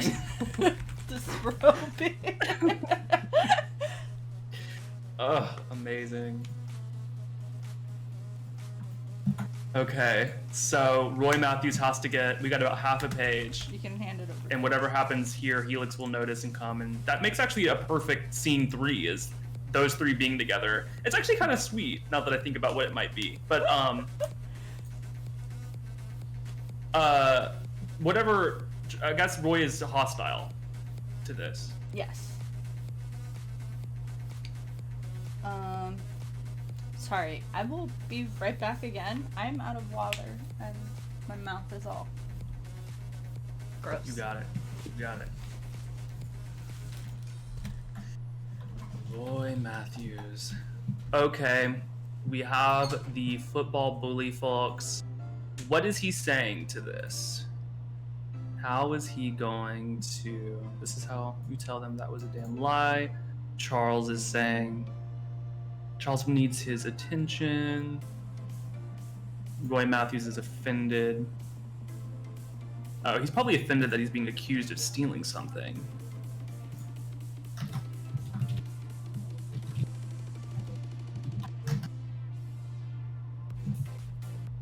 Let's see what Fernandez says. I'm gonna throw some things down.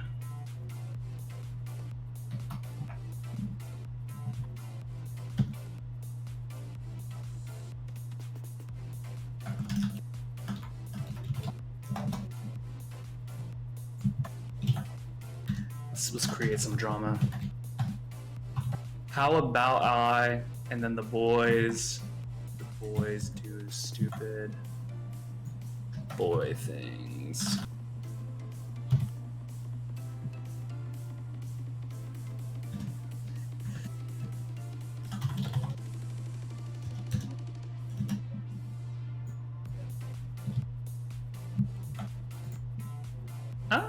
Zoom in. I mean, everybody has AirPods, right? How can they prove that they belong to Roy? Okay, so let's go back. Let's see. I just had those AirPods, you know, and Fernanda had the word engraved. It has... it has... Because they pair it to his phone. Oh my god, if we had more time, we would have the whole drama of the pairing of the AirPods. Hello, what's happening? Hi, okay, Anne disrobed a major reveal in our teams here. So how would they know, because many people have AirPods, how would they know that they were JW pals? So I went back up, and I changed it to your original joke, which is that they were engraved. Oh, but perfect. What word would it have on there? It could be something really ridiculous, like maybe a pun off of J.W. Powell, or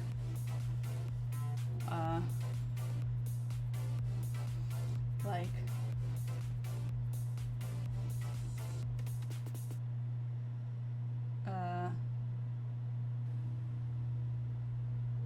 Powell's just winning, or you said what? Powell's just winning, or something like that, like a play on his name that he thinks helps, like like a positive affirmation kind of thing. So I think me and Anne had the same idea. Oshak. The Oshak rug. It has the word Oshak on it. Where is that? There it is. I just had those AirPods engraved with the word Oshak.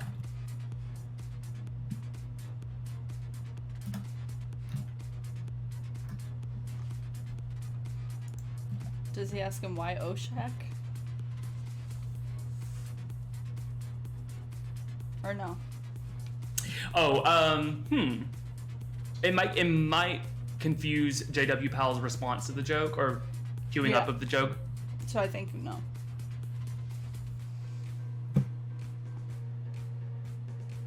You can also engrave them with emojis. Oh my gosh. My yes. god. What is it gonna be? Can it be like that ridiculous, awful emoji that I love and is super cringy, but it's like the one where it's like a winky face and a thumb sticking out? I'm gonna literally write exactly what you just said. I just have those AirPods engraved with the emoji that has the winky face and the tongue sticking out.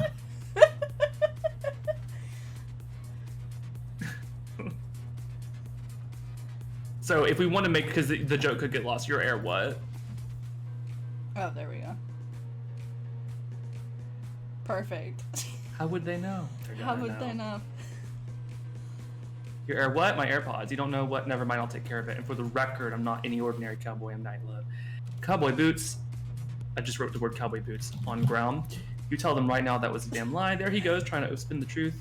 Tim just sent me the emoji, and yes, that is exactly the emoji I'm talking about. Absolutely. It has like the X on one eye or something? It's got like it's hold on. Let's go to Emojipedia, my favorite place in the world. It's this guy. Oh God, no. This guy. Winking face with my tongue. God. I posted it in the chat. Yeah. You gotta love it. Oh, JW, you innocent soul. Right? The world has been so sweet to you for you to still stand by this emoji. There he is. I think that's beautiful. I'm so happy Anne suggested. Was it Anne who suggested the emojis? Yes, you could also engrave them with emojis. Oh my God, that knowledge came in clutch. I really did. In such a major way. Your air what? My AirPod. Okay, there he goes again trying to. Oh, I already have the word again.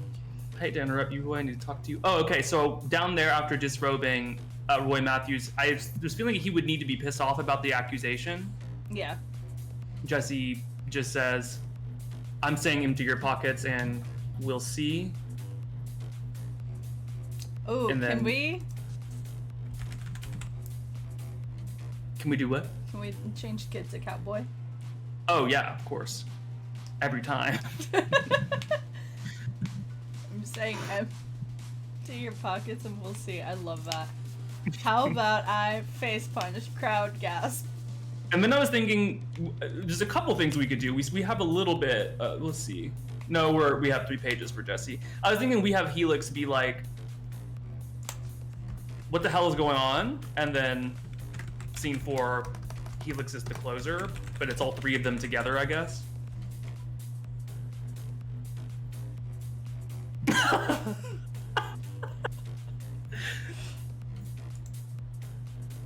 I just think it'd be funny.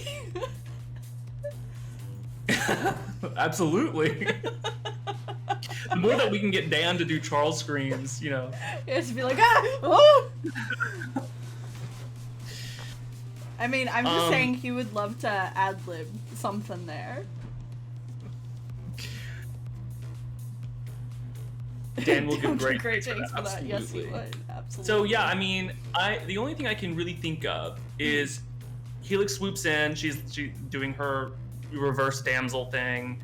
She spends the opening of the trio scene checking on Jesse. I guess, is she gonna be the one that gets the AirPads? You know, it is her cousin's house. Yeah. Best writer's room ever, but it's time for me to go. Bye, Bye, Carissa. Carissa. Thanks for hanging. Yeah, thank you for hanging out. Good night, Minotaura, says Anne. Love you.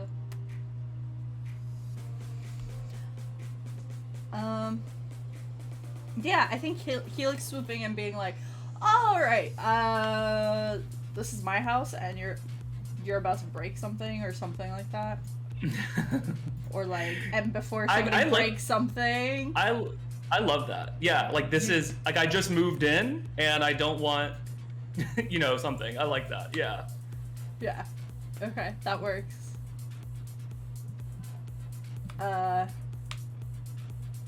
I think that'd be really great because we could have like another comedic beat or something of like Roy being like, "You're not Spectra" or something. Right, because they don't really know who she is yet. Yeah. Okay, so Helix jumps in.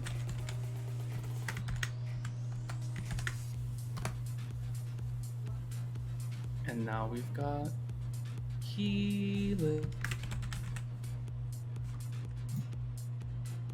Do we start with all right? I feel like we've started a lot of lines with all right. I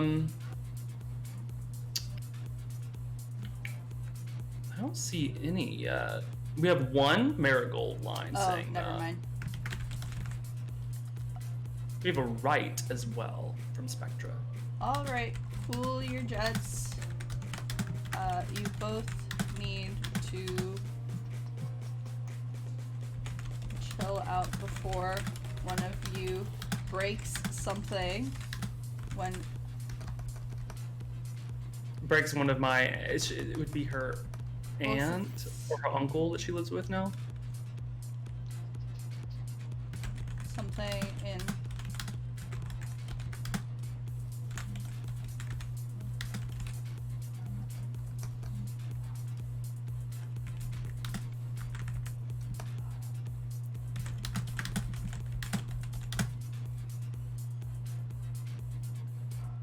That's a long sentence to, Yeah, it's to really say long. to somebody whenever you're here. Yeah. All right. Maybe it could be just I haven't even moved in yet. Like something like that follows that first part. No. I mean, I liked all of that. But then having like cutting it in half in my aunt's house, I haven't even fully moved in yet. Like that kind of thing. Oh, perfect.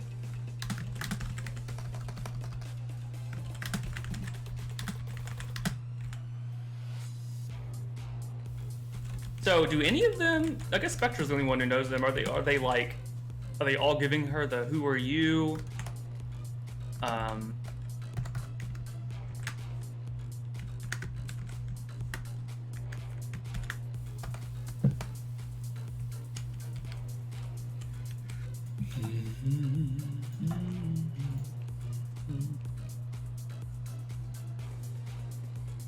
Are we having one of those like comedic chorus moments that I think we've only done maybe once.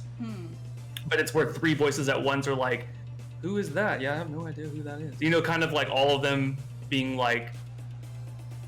Yeah, I think that'd be fun, like a little chorus moment. Yeah, I'm into that. Like. So this.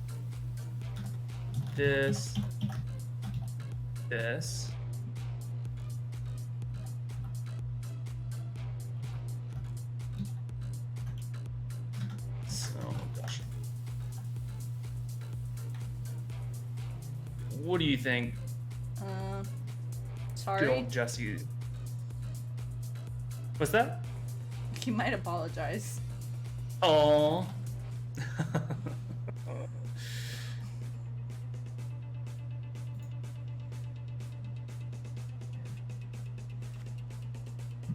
I love that. That's cute. I mean, okay, so we have a couple of options here. What are you thinking?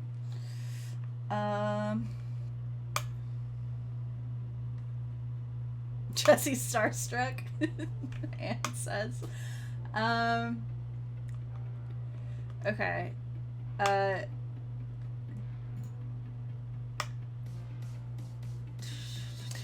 So what I'm thinking is like, the whole goal of this is like it's pretty much an intro to a bigger episode, right?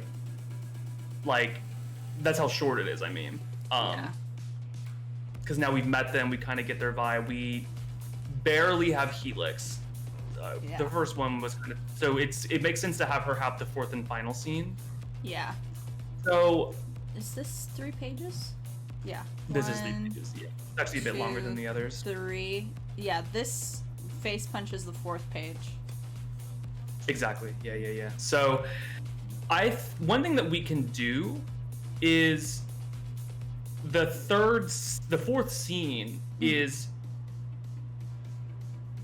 back with Helix. Maybe Helix takes care of it, and then the 4th scene is them hanging out at the table and talking at the party, and like that's kind of like the gift of this episode is we set these like stakes up, and then Helix gets the AirPods. Gives it whatever, but then it's Charles, Jesse, and Helix talking, and that's how it closes out. The rest was kind of an excuse to get them together in this other world. Yeah, I think that works. Yeah, we can just like speed run it. There's no reason to be too serious. This is a very silly episode. Yeah, so like, what I don't. Maybe you have some ideas for this, but like Helix's narration for the 4th scene, she can be like talking about how Charles was standing on a table, Jesse was making these empty your pocket statements and all this stuff, and Helix was like, and all it took for me was to ask Roy, and he apologized because he accidentally picked up the wrong AirPods, and it was all fixed. Like, I think that works. And then we have them banter, but like in this alternate universe. Yeah, I think that works. I'm into that. Should this be scenes 4 now then? Yeah, let's see. So I'll just get the header down, and so now they are. If he was standing on a table, are they in the kitchen again? Yeah. Hold on. This might be too much, but should Helix say something before we move on? Like, all right. So what's the problem? Something like that. Yeah, I think so, because then it transitions into how she was able to start the process of doing what she's about to tell us in the narration. Okay, perfect. So Helix being like, so let's cool it and talk this out, because it sounds like she's the only level-headed person. Cool our egos and talk this out. Nice. Deal. The ego boys. Helix is a goddess. Yeah. Okay. Icon. So. Seems like we finished the put a finger down joke. Now is what do you think she's doing for narration? For the time skip, I guess.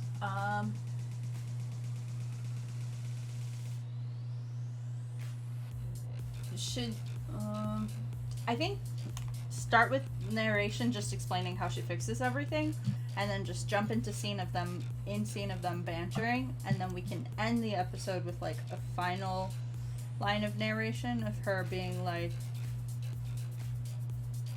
she made new friends at the new school. Oh my god. Like, the school might not be that bad. Crying about the high school AU episode. Okay, yeah, Helix narration. So what did she do? She talked it out. That's what she said. Yeah. Is she gonna be like? Should she resolve the Charles Roy drama first, and then we can say the AirPod situation? More progress than has been made in 5 hours of the actual show, says Anne. We're doing a slow burn. We're doing a slow burn. And at the end, there may be a kiss if you're nice to us, Anne. Maybe. I don't know. There may be a kiss. One kiss. One kiss for a shit ton of hours. Anne says kiss. For real though, every single one of the streams that we've done so far, we've brought up the fact that this is a slow burn friendship. 2 kisses. Alright, 2 kisses. 2 kisses. Well, one was Mata and Helix, so you got it. We'll do one more at the very end. Yeah, we got 1 kiss down of 3. Well, now you're negotiating quite a bit. Driving a hard bargain. Driving a very hard bargain here. We're gonna end up putting it in the horror episode, the kiss of death. The kiss of death. We get an email in the inbox that says 4. Okay, Helix narration. So she's kind of saying, okay, so 3 kisses in just this episode, the high school. First, I took care of the Phantom of the Opera situation. Well, what did she say? First, I took care of the...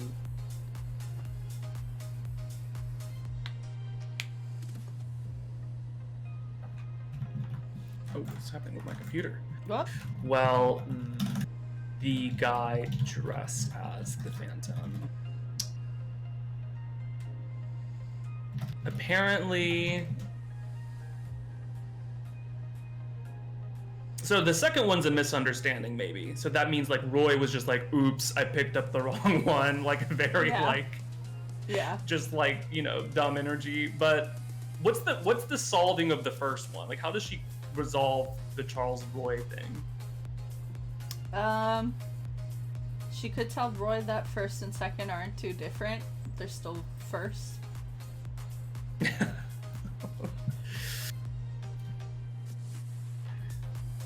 First, I took care of the Phantom of the Opera situation while the guy dressed as the Phantom. Apparently, Apparently? Sorry, I'm just thinking of that. What's that? I don't remember. It's like some video of some kid who's just like, apparently? Apparently,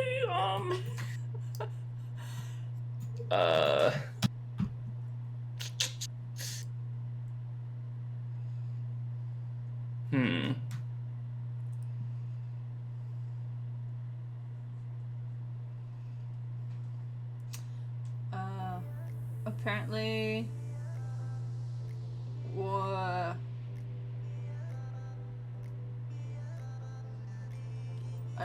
like, another round of shots was enough to get them to both cry and apologize to each other. Does she talk to Roy about laser hair removal, and it kind of cools his temper? Yeah, or it could be that she's just like, oh well, Charles never said anything about 3-in-1. Oh no, he said that aloud to everybody, right? 3-in-1 shampoo. He did. So she could be like, obviously you can't have 3-in-1, use 3-in-1 shampoo and body wash and also microblades. So clearly you're a man who really cares about grooming, and that's a rare thing, and it's very attractive. I like that. It's kind of breaking even. Yeah. So, yeah, let's see. He accused the football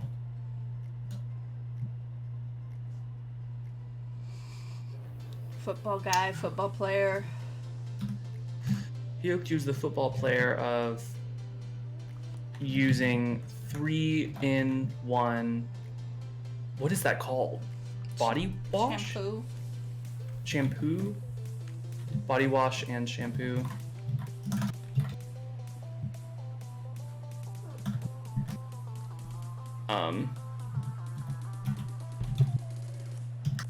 But wasn't it also true that the football player... Sorry, my dogs are crying. Oh, hi babies. Inside. Microbladed his mustache. Clearly this guy cares about his hygiene. You going back under the bed? I argued his case to the Phantom of the Opera.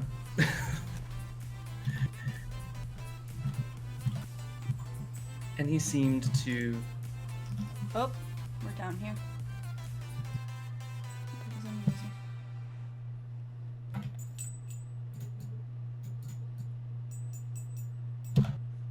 He came around. Perfect.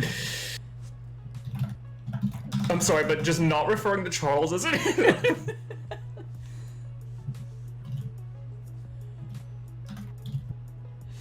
To each other and toasting beer? I don't know. And doing... Oh, you said something about shots. Yeah. And doing vodka shots. Is Modern Helix a Visco girl? Anne asks. Maybe. I don't know. Visco girl. I know it's like the...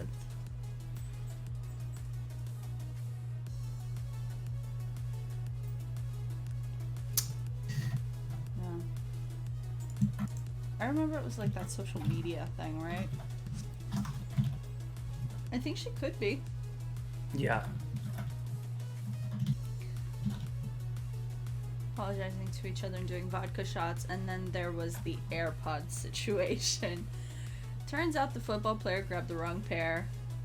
Like, off of a lunchroom table? Off cafeteria, that's what it's called.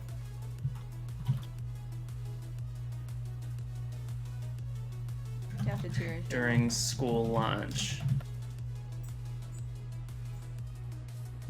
It was all of the, it was a simple accident that got... Mm.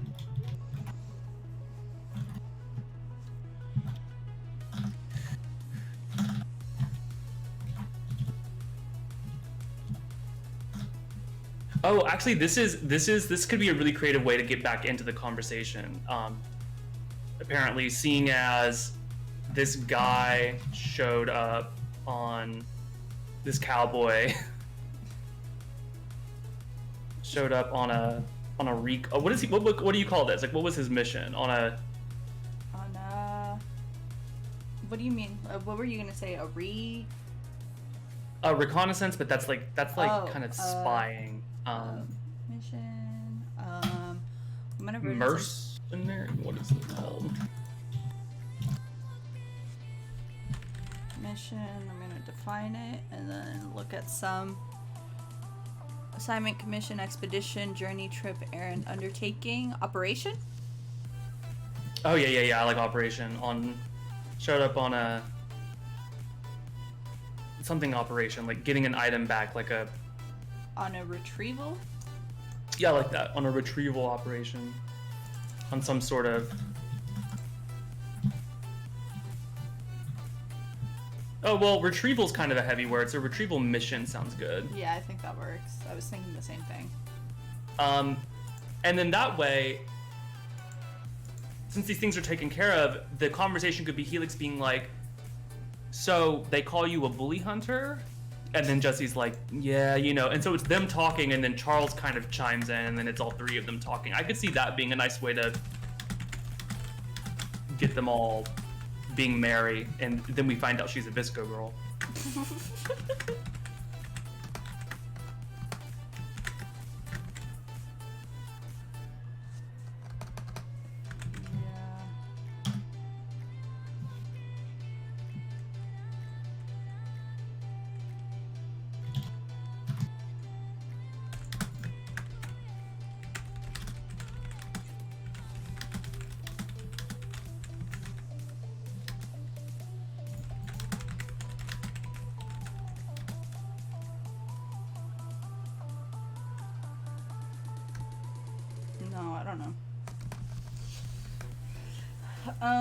So they call you a bully hunter.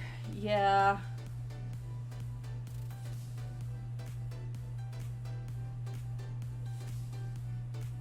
What kind of reference might Helix make for the mission that Jesse's on? So I'm thinking, like, seeing as this cowboy showed up on some sort of 007, like, I'm thinking, like, that's like more like assassination, but like, what is like a spy Ocean's thing? 11? I don't know.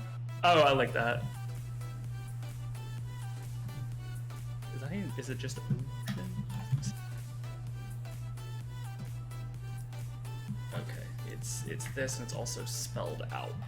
Yeah.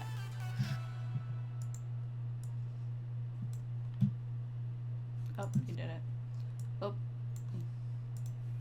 Oh, that stray letter. Trying to get us. Yeah. I can see. Yeah, I mean, would Jesse? Would he be embarrassed or proud? Well, okay. So if he's proud, we get to hear a little bit of that. Mm-hmm. We can get there anyways, but we could certainly have Charles come up and be like, because they're from the same school, Charles and Jesse. Charles being like, "Oh, don't let him talk himself down. I once saw." That could be fun. Yeah. Yeah, I think he could be like shy about it. And then, which would be a fun contrast to his narration that was very like, I'm a bully hunter. I love it. Oh, I could wait. If we want to play that out a little bit, just like, don't care what people call me. I love that. Yeah, don't care what people call me. But then I can see Helix. So we give them a little bit more of a moment. Helix is like, okay, so what does that entail? And Jesse's like, dude, stuff. And then that's when Charles comes along. I mean, he could have one of his Jesse moments where he's like, hold on, what does that entail exactly?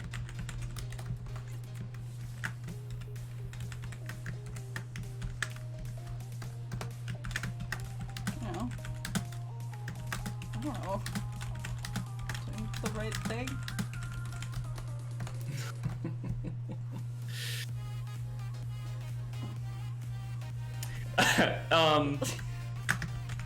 Does Charles come in with like a fist smash on the table, sort of like setting his bottle down, kind of? Yes, I love that. Yes.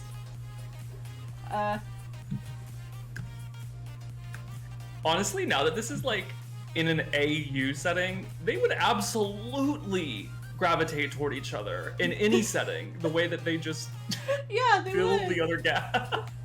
They really would.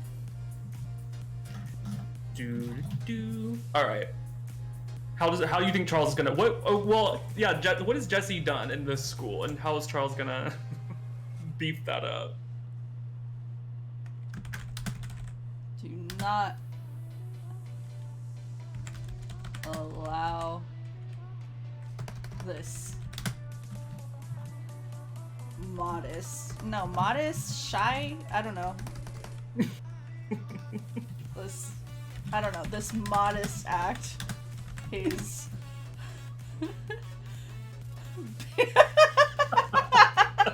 Did you really just say ban warning to the kiss gallery? Anne is out here being like, they would absolutely kiss. Kiss, kiss, kiss. Oh my god. I don't know who that is. Who's the mods on our Oh my god. He's putting on it's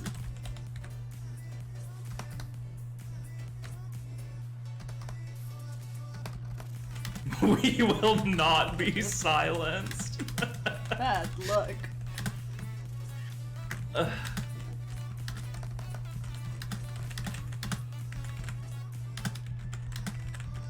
Who? I don't know. Now we have an example. Do you like this so far? I do. Truly, Rogers, it's a bad look. Were you not the very same person who did something maybe during the pep rally? The very same person who yeah, what noble act did Jesse do? Ran for student council just to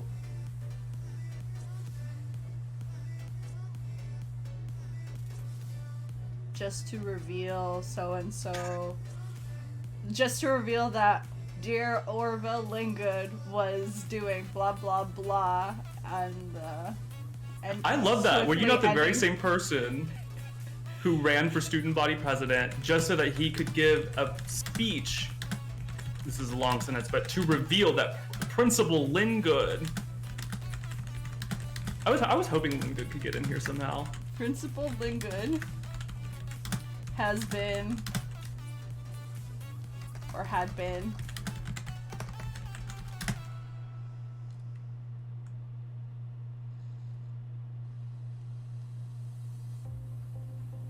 what was Principal Linggood doing?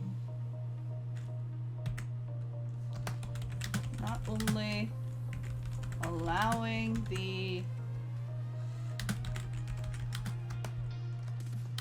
Not the lacrosse team to do blah blah blah, but encouraging it himself and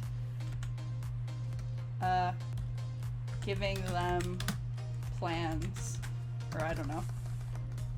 And were you not the very same person who ran for student body president just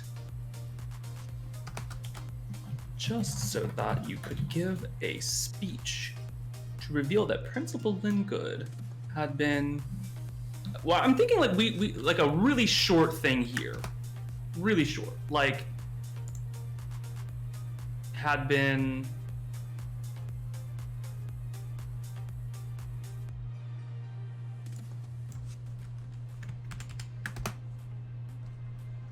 embezzling lunch money and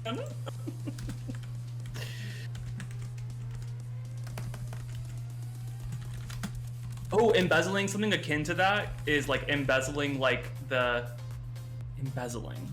Let me make sure I understand what embezzlement really is. Steal or misappropriate money placed in one's trust or belonging to the organization. Right, exactly. I was thinking that's funny, and it's I like that because that's like a legit thing. Embezzling bake sale goods, sleeping with every member of the PTA.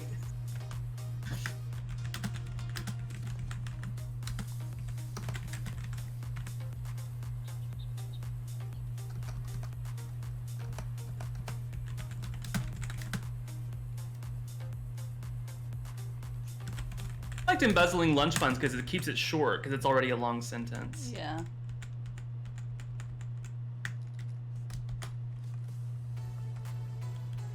That works. Because then we can have Jesse just, unless we have another feat of Jesse's.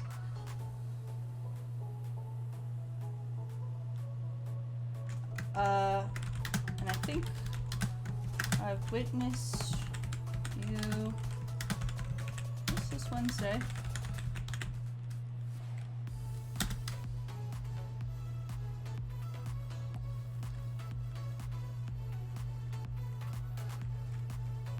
Who do we have? We have the bandits. Yeah. We have, which could be like a gang of miscreant boys. We have, if Charles has something about his own dad, that could be funny. Like, not funny, but like his own dad being a jerk and Jesse being like friendly to him one day. And then there's Mata, which is like a cult leader thing, I guess. Shaving gum off of a locker that wasn't even yours. I like that, but it's a little general. It goes from embezzling lunch money to a little bit more Diary of a Wimpy Kid, but in some ways Jesse is a little bit Diary of a Wimpy Kid. Yeah. I think he would do both.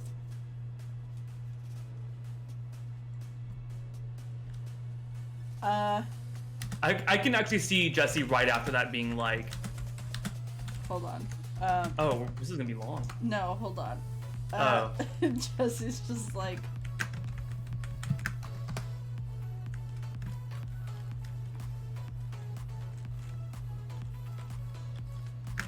I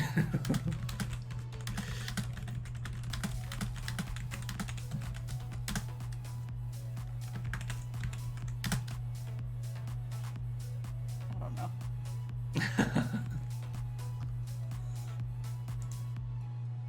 Okay. I think this would be a good point for Charles to plug his performance next weekend yet again. Well, we might want to. Well, no, we have some good Helix, I guess, here. But do we want to get them talking in a trio now? Yeah, I think we could do that. Oh, Anne suggested asking Marigold to prom after her date cheated on her. That's a little bit more specific. Oh. I don't know. I like where we're at. Embezzling lunch money, gum off. I mean, it's very code. Like, it's like very much like it seems like things that his code would be specific for. Yeah. Yeah, I think this works. I'm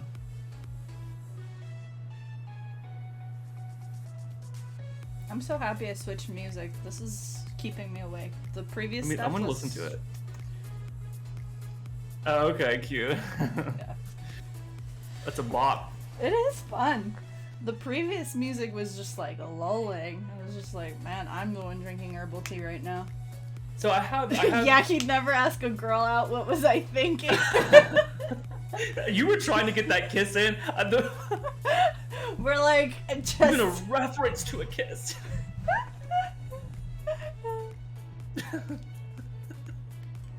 Yeah, no, Jesse... Jesse is that like Cowboy Bebop meme.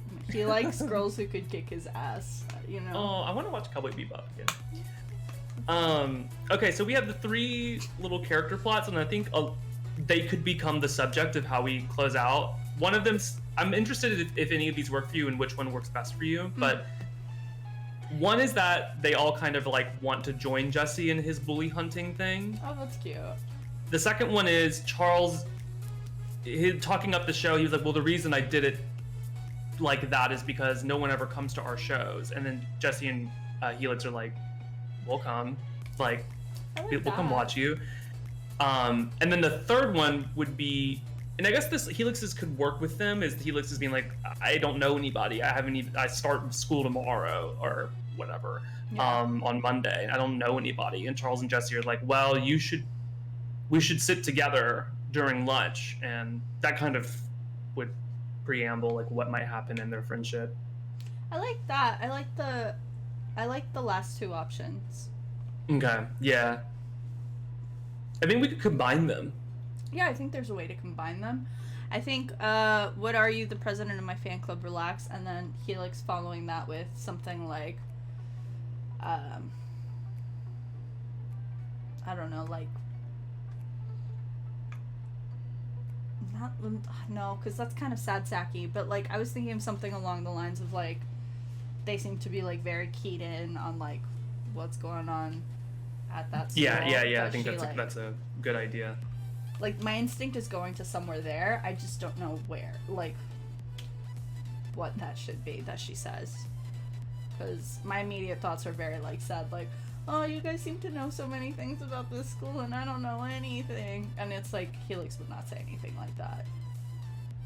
Yeah. I mean, she could be, if she's being friendly, she could be like, well, I'm happy to, like, meet cool people. The only person that I know at this school is my cousin because I live with her, and I guess she's cool, but I don't know if it's the kind of cool... You know how Helix would probably say this, like, I don't know if it's the kind of cool that is cool.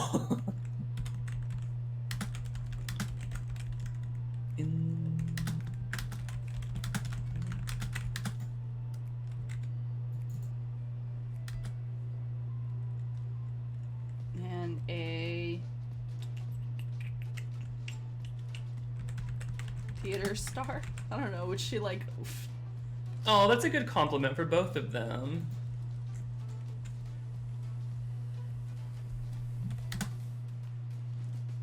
She could actually, she hasn't referred to her story, really. So she, like, her being like, I'll be honest, I just went through a pretty horrible breakup, and it's just nice to hang out with some, you know, whatever. Actually, this could be really corny in an amazing way. If she's, like, opening up, like, I'll be honest, you know, I'm da-da-da, and then Charles being like, well, I guess I'll be honest, too. The only reason I got Javert freshman year was because there weren't any other boys in the theater club. Like, that kind of thing. A bully hunter and a weeb? He's not a weeb. If anything, Helix is the weeb in this. Yeah, true. Oh yeah, Anne, you weren't here for this. Hold on. The wonderful suggestion by the lovely Tim. Put a finger down if you unironically enjoy listening to anime intro songs on repeat. So, it's kind of canon right now. Modern Helix is a weeb. Oh, what are you doing? I'm just drafting some things we can figure out if we like. Well, I'm happy to meet cool people, a bully hunter and a theater star. I'll be honest, I just went through a horrible breakup where it felt like there were no cool people left at my school, at least not cool with me. I had a pretty bad breakup. Okay, yeah, we already had that. It's not something I really want to talk about right now, but yeah, I'm happy to meet guys like you. Like you two? I'm happy to meet you guys. Yeah, I'm happy to meet you guys.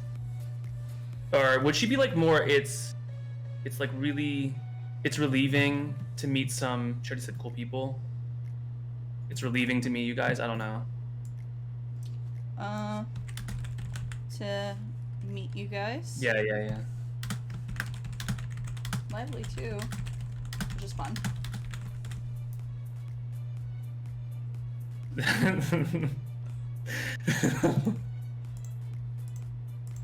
Autocorrect wants me to change it to lovely, and that's absolutely not. You seem... Anne is like, that was not autocorrect, that was me! I'm so glad neither of you are mean lesbians. What a relief. Is what Anne is saying. I mean, you're not wrong.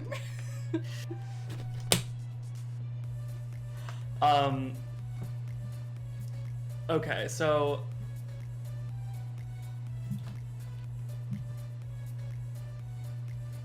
Charles admitting he's not a star. I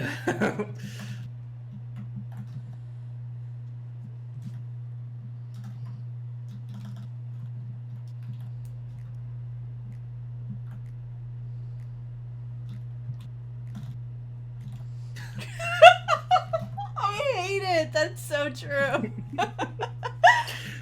Okay.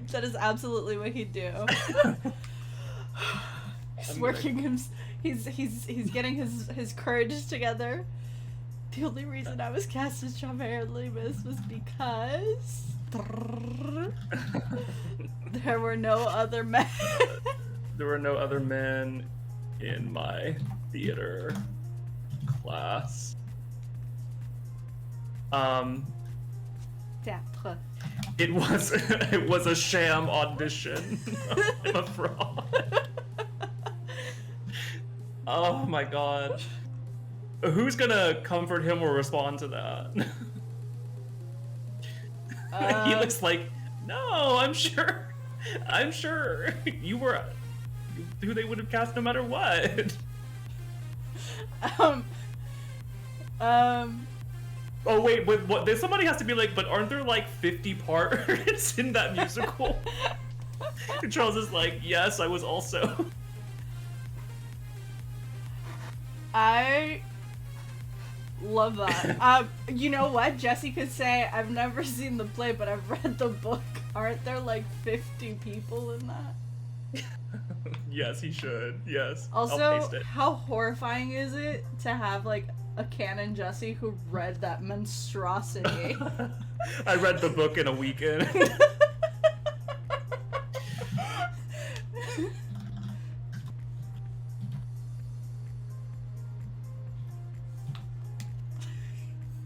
Such a nerd.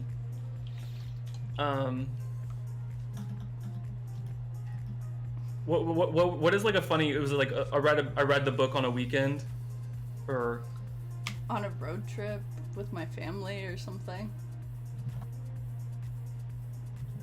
Or I don't know.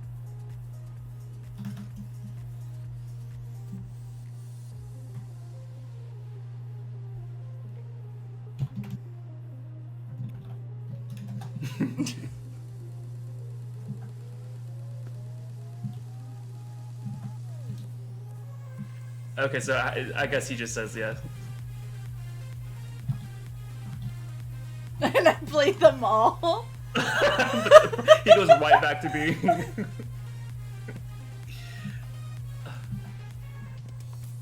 All right, and then and then Helix comes in, and maybe I don't know. I guess they what are they gonna set forth their friendship in the future or something?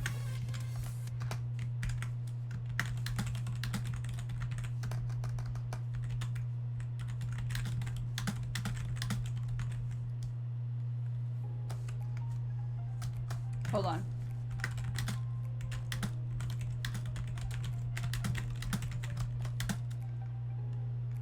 Oh, amazing.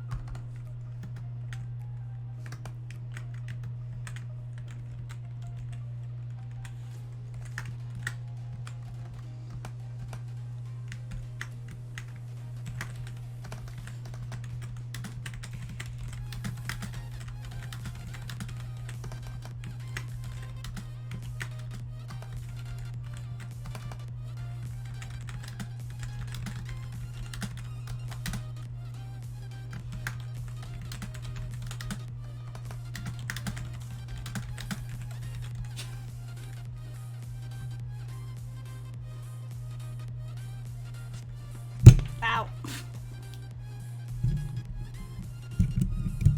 Wait, can this be like? I often find it difficult to not be humble, but in this case, I should relish in pride or something like that. Yeah, actually, go ahead and do that. I think that'd be fun. Charles, at the end of the day, is his own like hype man, you know. Mm-hmm.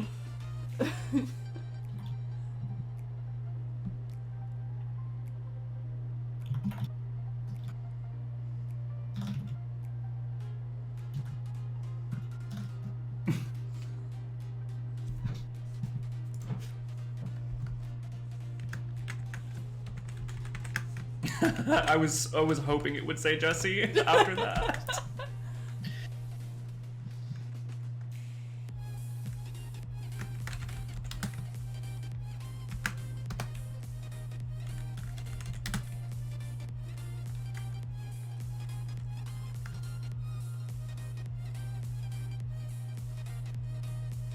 humble.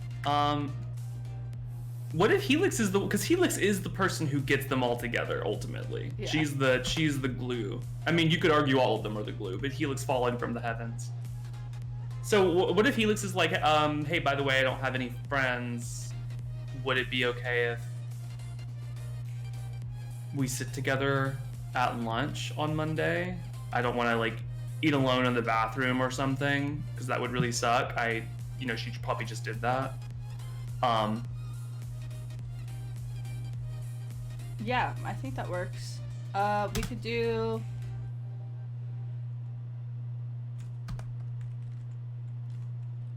Hold on.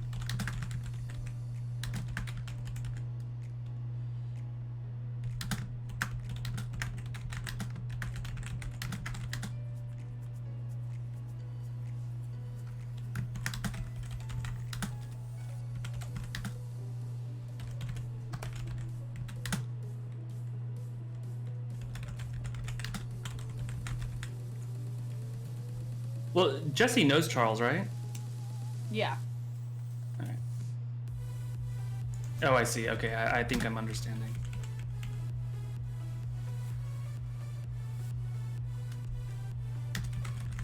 Maybe we cut Osgood, since I think he said his name a couple times. Good point. I hope it'd be really nice if let me see. Oh, I love that Helix's name hasn't been said yet, because it's going to be like a really cute ending.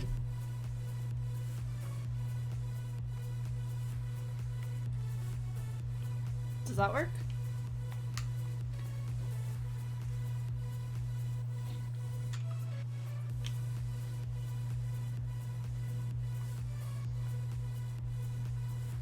Did you say something just now? Yeah, does that work? Where it's at? Oh, yes, it does. Yeah. Uh-huh. Helix.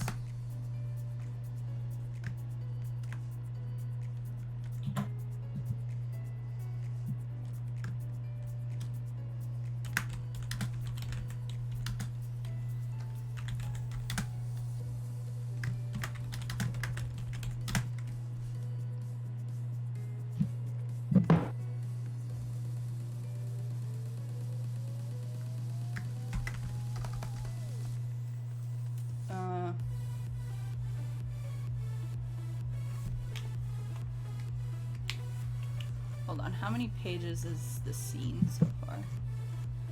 We are on page 1, 2, 3-ish, 4-ish. This is like 3-ish, 4, yeah. I'm Helix. What should she say? My Go with cheesy little like 1980s style ending is like. Do it. Oh wait, you were cutting out for me. What'd you say? Oh, I said do it.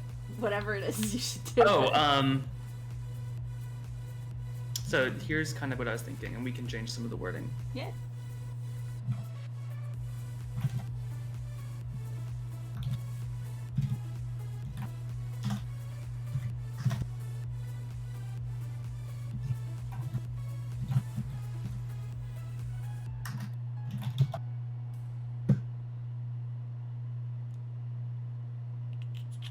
Like that.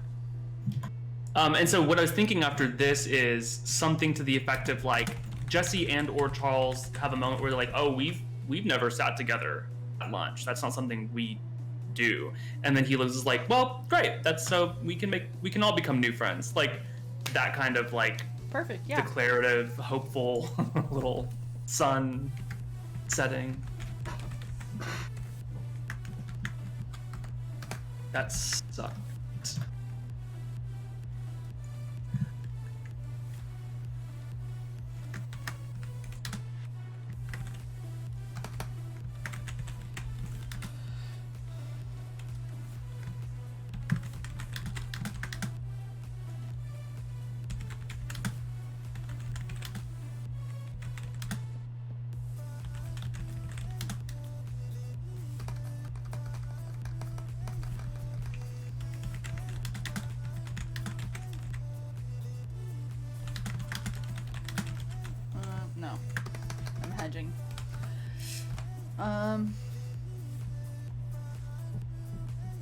Yeah, I could see Jessie just being like, yeah, we run in different circles, and then, you know, Helix being the great socialite that she is, says something sweet and social light.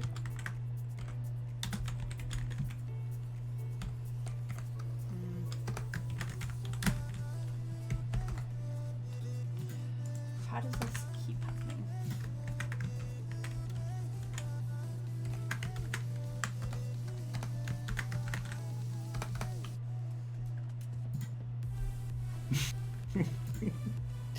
I do not know why I just had this image in my head, but I just had the Jesse doing the, hi, my name's Jesse Rogers and you're watching Disney Channel. And he does the little wand. Oh my god. Run in different circles.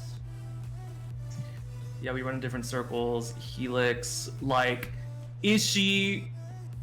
Do you think she's, like, sort of... I mean, like, clearly these two boys are not going to become friends without her help, but, like, they could be. So, like, is she kind of just being like, well, great. If you don't mind, we can give it a shot? Or is she more like, well, great.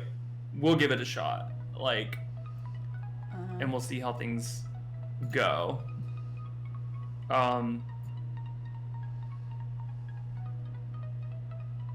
Or is she a little defeated and then one of them's like, but I guess we could try. I mean, I don't have a specific lunch table.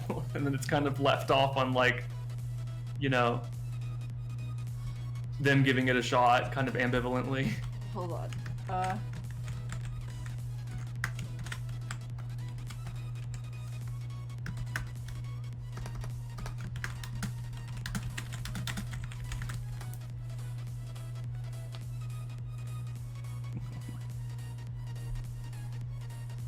No, probably not, right? I love it because I could see Jesse being like, a circle of one is better than none. Like, I don't know, like some sort of code shit.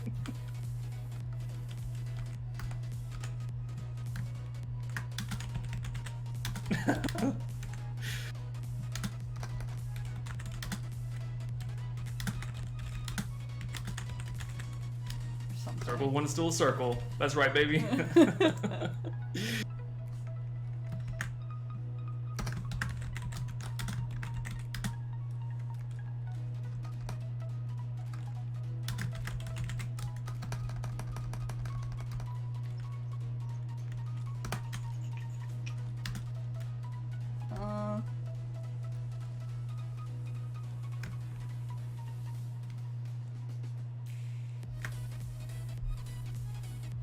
I don't know. Do you want her to do the defeated thing? I could see either way, honestly. I like it now that they have kind of. Here's how I think Helix can recognize the situation that they both need some friends. Is I'm gonna do this with Charles's.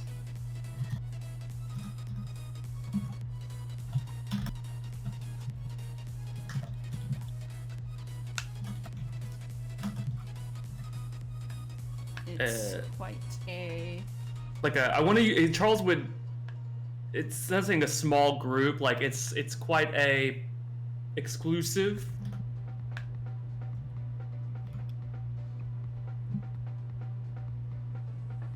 What if he corrects himself?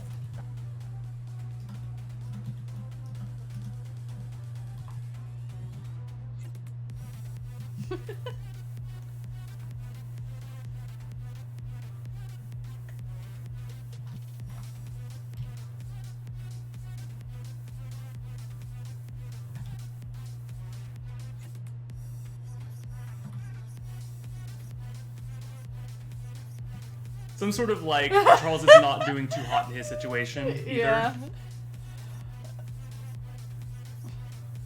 Oh, actually, Jesse and I have never shared a lunch table. Usually I sit with the thespians. But as you know, it's quite a small and exclusive group, and I think they've grown jealous of me over these many months. I kind of love Jesse's response still being this short, though. Yeah, it's like, we we run run in different circles. circles. Do you have a circle? A circle of one is still a circle. So here, with this interruption, do we want him to do like a hum? Yes, I like that. All right.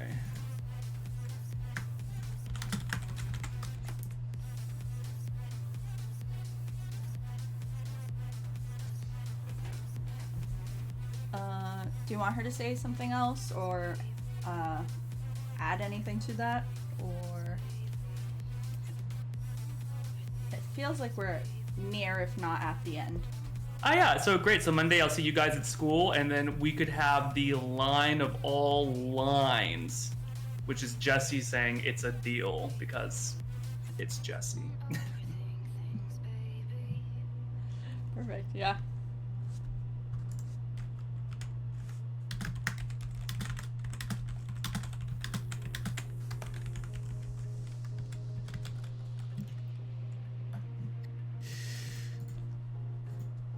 Still a circle. Great. So Monday I'll see you guys at school.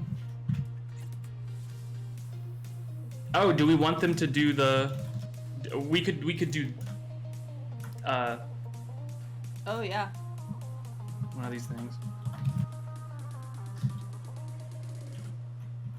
If you insist. Oh, if you insist.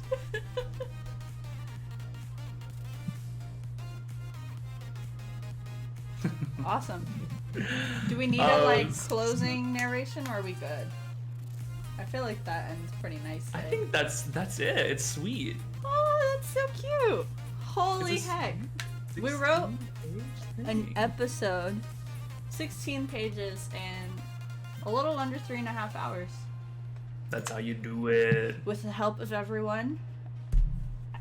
Especially, thank you for voting in the polls if you voted. Thank you for adding insight in the chat. To my friends who are messaging me via text message their opinions, thank you as well. Yeah. Thank you everybody who showed up, however you showed up. Oh boy. Should we do one final read through and then... Yeah, and we'll have that for the VOD, which will be great because we'll have our read through at the very least. Yeah. Okay, so we can do a switch this time, and then we'll figure out what we're doing for the last two parts. Yeah, that sounds good to me. Well, all right. Let's return to this title page. It's very beautiful. Yeah. Radio Outcast, The High School AU by moi, toi, and our friends here on Twitch. Scene 1. The Halloween party. Entrance to Spectra's house. Party sounds distant. Put a finger down if you unironically enjoy listening to anime intro songs on repeat. Put a finger down if you've ever had a really bad breakup.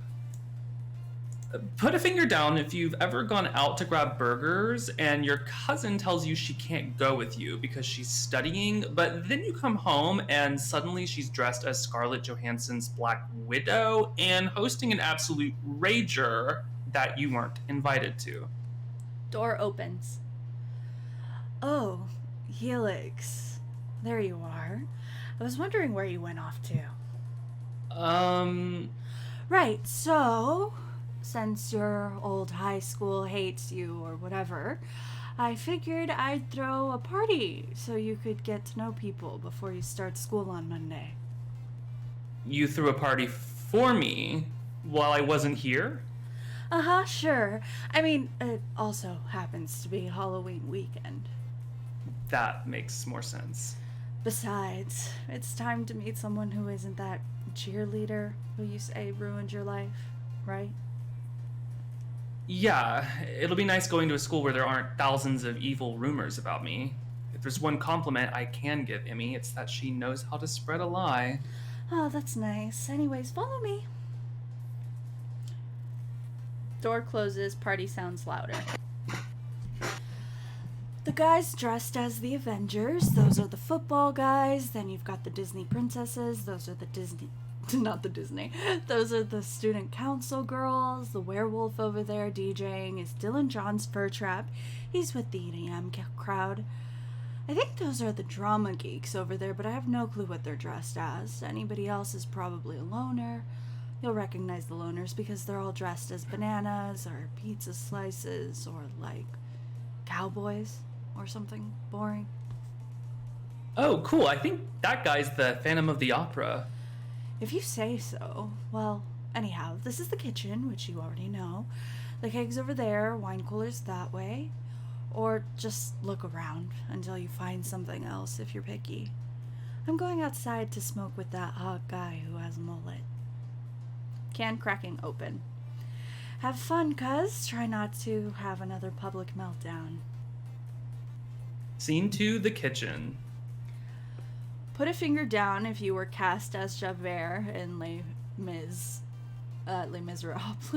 in your very first theatrical audition as a freshman. Put a finger down if you own a glove that some say Sutton Foster wore during her final performance as Princess Fiona. Oh, and put a finger down if you happen to incense the biggest brute in all of Lone Flats High School. Charles, you need to listen to me. You're way too drunk. If you get up on that table and say what I think you're going to say... I must. What else am I supposed to do with this juicy information? Roy Matthews has haunted me for far too long without consequences. Just the other day, I had this vintage Gloria Gaynor CD with me, and he used it as a frisbee. Or that time he heckled me during a popcorn reading of To Kill a Mockingbird. I mean, who does that? And he's a brute. All right. Your funeral. Table creaking. Excuse me. Attention. Attention, everyone. Party focuses in. Roy Matthews. Yes, that one over there dressed as a 99-cent store Iron Man. Our Lone Flats beloved football barbarian has been lying to us all. He has kept a dark secret close to his chest for far too long, and I am here to unmask this wickedness. Who else to reveal the hidden truth but I, Charles Osgood, the innocent subject of all his oafish derision? I, who am well known among you all, my peers, my friends of many years, as an honest and humble man who cares deeply about the truth. Something the 3-in-1 shampoo and body wash using Roy Matthews cares little for. Proud whispering. But before I reveal the big lie, I simply must promote the upcoming musical that our beloved theatrical department shall be performing next weekend. Groans. Yes, I, Charles Osgood, will be playing the one and only Mr. Mistopheles in Cats, the musical. The stage musical, which I must remind you all will not include any CGI faces, but instead lavish costumes and practical special effects. Marigold! Oh, Marigold has perfected creating prosthetic snouts and whiskers, haven't you? Yes! At this point, Charles, just get it over with. You are too modest. But yes, however, perhaps you are correct. I will continue. As I was saying, the great Roy Matthews secret. Oh, and it is a good one. He has led you all to believe his great-great-great-grandfather was the first man to settle in Lone Flats. The man who named this town and laid the foundation for the infamous Black Tower in the center of town. But I'll have you know that his illustrious ancestor Rolfe Matthews was, in truth, the second man to settle in Lone Flats. Yeah, you're cutting out for me, so I might be... Oh, sorry. No, it's my internet, I think. Okay, confused grumbling. Oh, thank God. I thought you were going to say the other... Yes. Thank you, Marigold. I'll have you all know that Roy Matthews microblades his mustache. Laughing. You asked for it. Here he comes. Okay, I'll do directions and the JW, and you'll do Jesse. Okay. Scene 3, the living room. Put a finger down if you hate this stupid finger game. Look, here's the deal. I'm at this one girl's Halloween bash, I guess you'd call it. Instead of at home with a good book and a nice cup of herbal tea, All because JW, this scrawny guy who's mostly nice from my AP literature class, begged me to help him out with a bully situation. To be fair, he isn't the first I've helped. Kind of have a reputation as what you'd call a bully hunter in Lone Flats High School. It's my flaw, getting involved in other people's problems. Anyhow, I already had a costume. Oh, Jesse, you dressed up. And you're a cowboy. I already had the hat. So where is he at, JW? So you see the guy with the Phantom of the Opera costume? Sure, the one standing on the table, flapping his arms. Right, that's Charles. Well, the guy who's about to punch Charles in the back of his head is the one you're looking for. Roy Matthews. He's the one who stole my AirPods. I just had those AirPods engraved with the emoji that has the winky face and the tongue sticking out. Your air what? My AirPods? You don't know what? Never mind. I'll take care of it. And for the record, I'm not any ordinary cowboy. I'm Nate Love. Cowboy boots on ground. I can do Roy. You tell them right now that was a damn lie.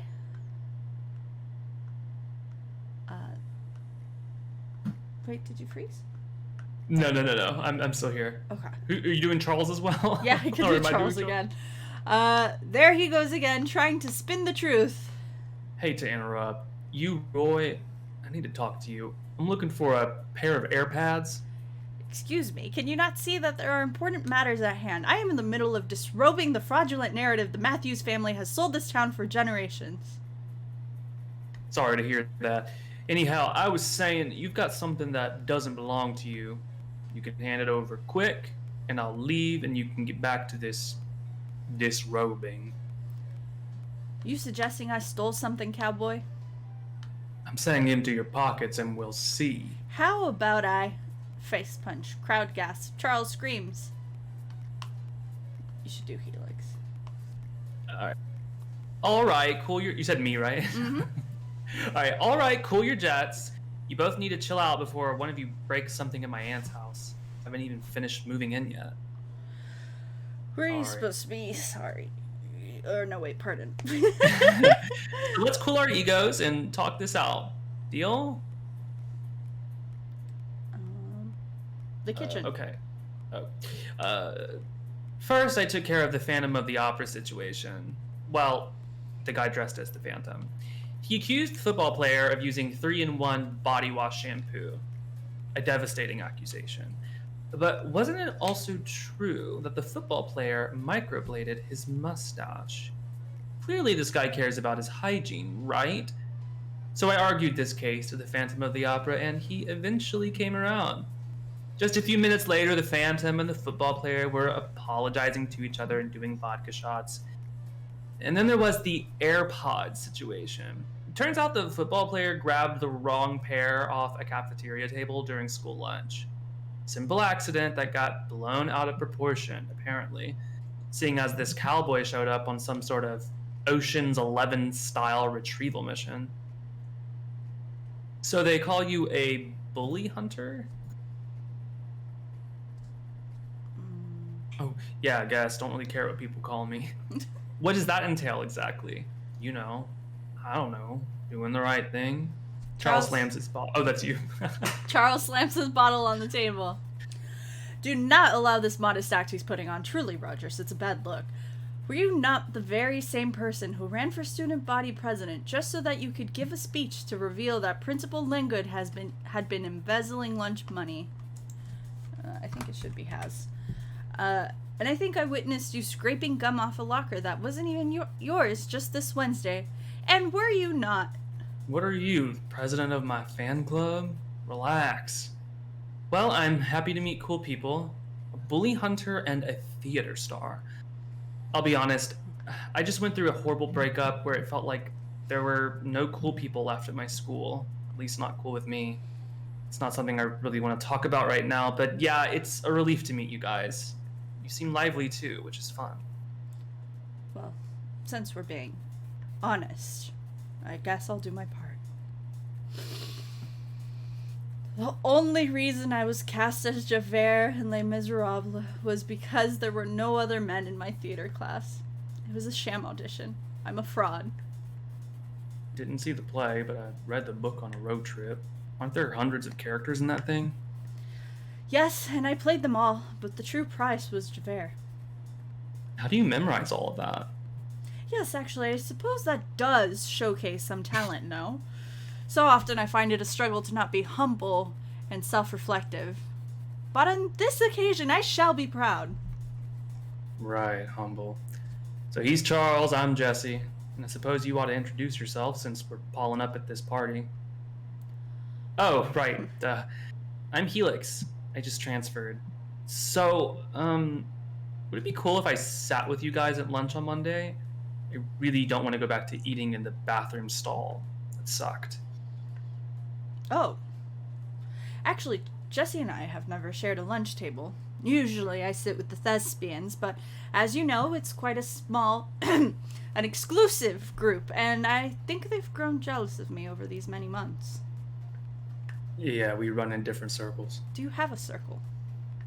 Circle of one is still a circle. Great, so Monday I'll see you guys at school? It's a deal. If you insist. I think that's cute. Cute. I'm into it. Yeah, this is fun. I'm glad this is the stream we ended with. Yeah, me too. I also like that. I don't like that Roy Matthews assaults Jesse, but the fact that he punches him and Jesse doesn't need his code is still in here. Like, he's not punching him back. He's like, "Look, I came for the AirPods." I just want those AirPods. Those AirPods. They are. Sweet. Well, thank you to everyone who's joined us tonight. If you haven't checked us out yet or haven't checked us out before, use command ROS2 to see our Indiegogo campaign. You can also check us out at www.radiooutcast.com. We have been doing these streams to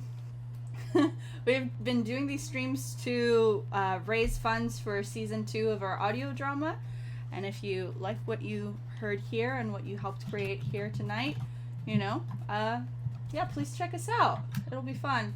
And thank you to everybody who's joined us all of these weeks. I know there's been a few people who have been here for the Stardew Valley stream and then the cooking stream that was crazy, and last week's stream as well, where we did some commentary of episodes. If you missed the stream and would like to see what happened, or you'd like to see more of us, you can check us out at our YouTube page. We're also posting highlight videos of these past few streams for anybody who doesn't feel like slogging through all of that time. And yeah, just a big thanks to everybody who's donated and who's shared our campaign and who's followed and just enjoyed spending time with us. It's been fun. Any final words, JT?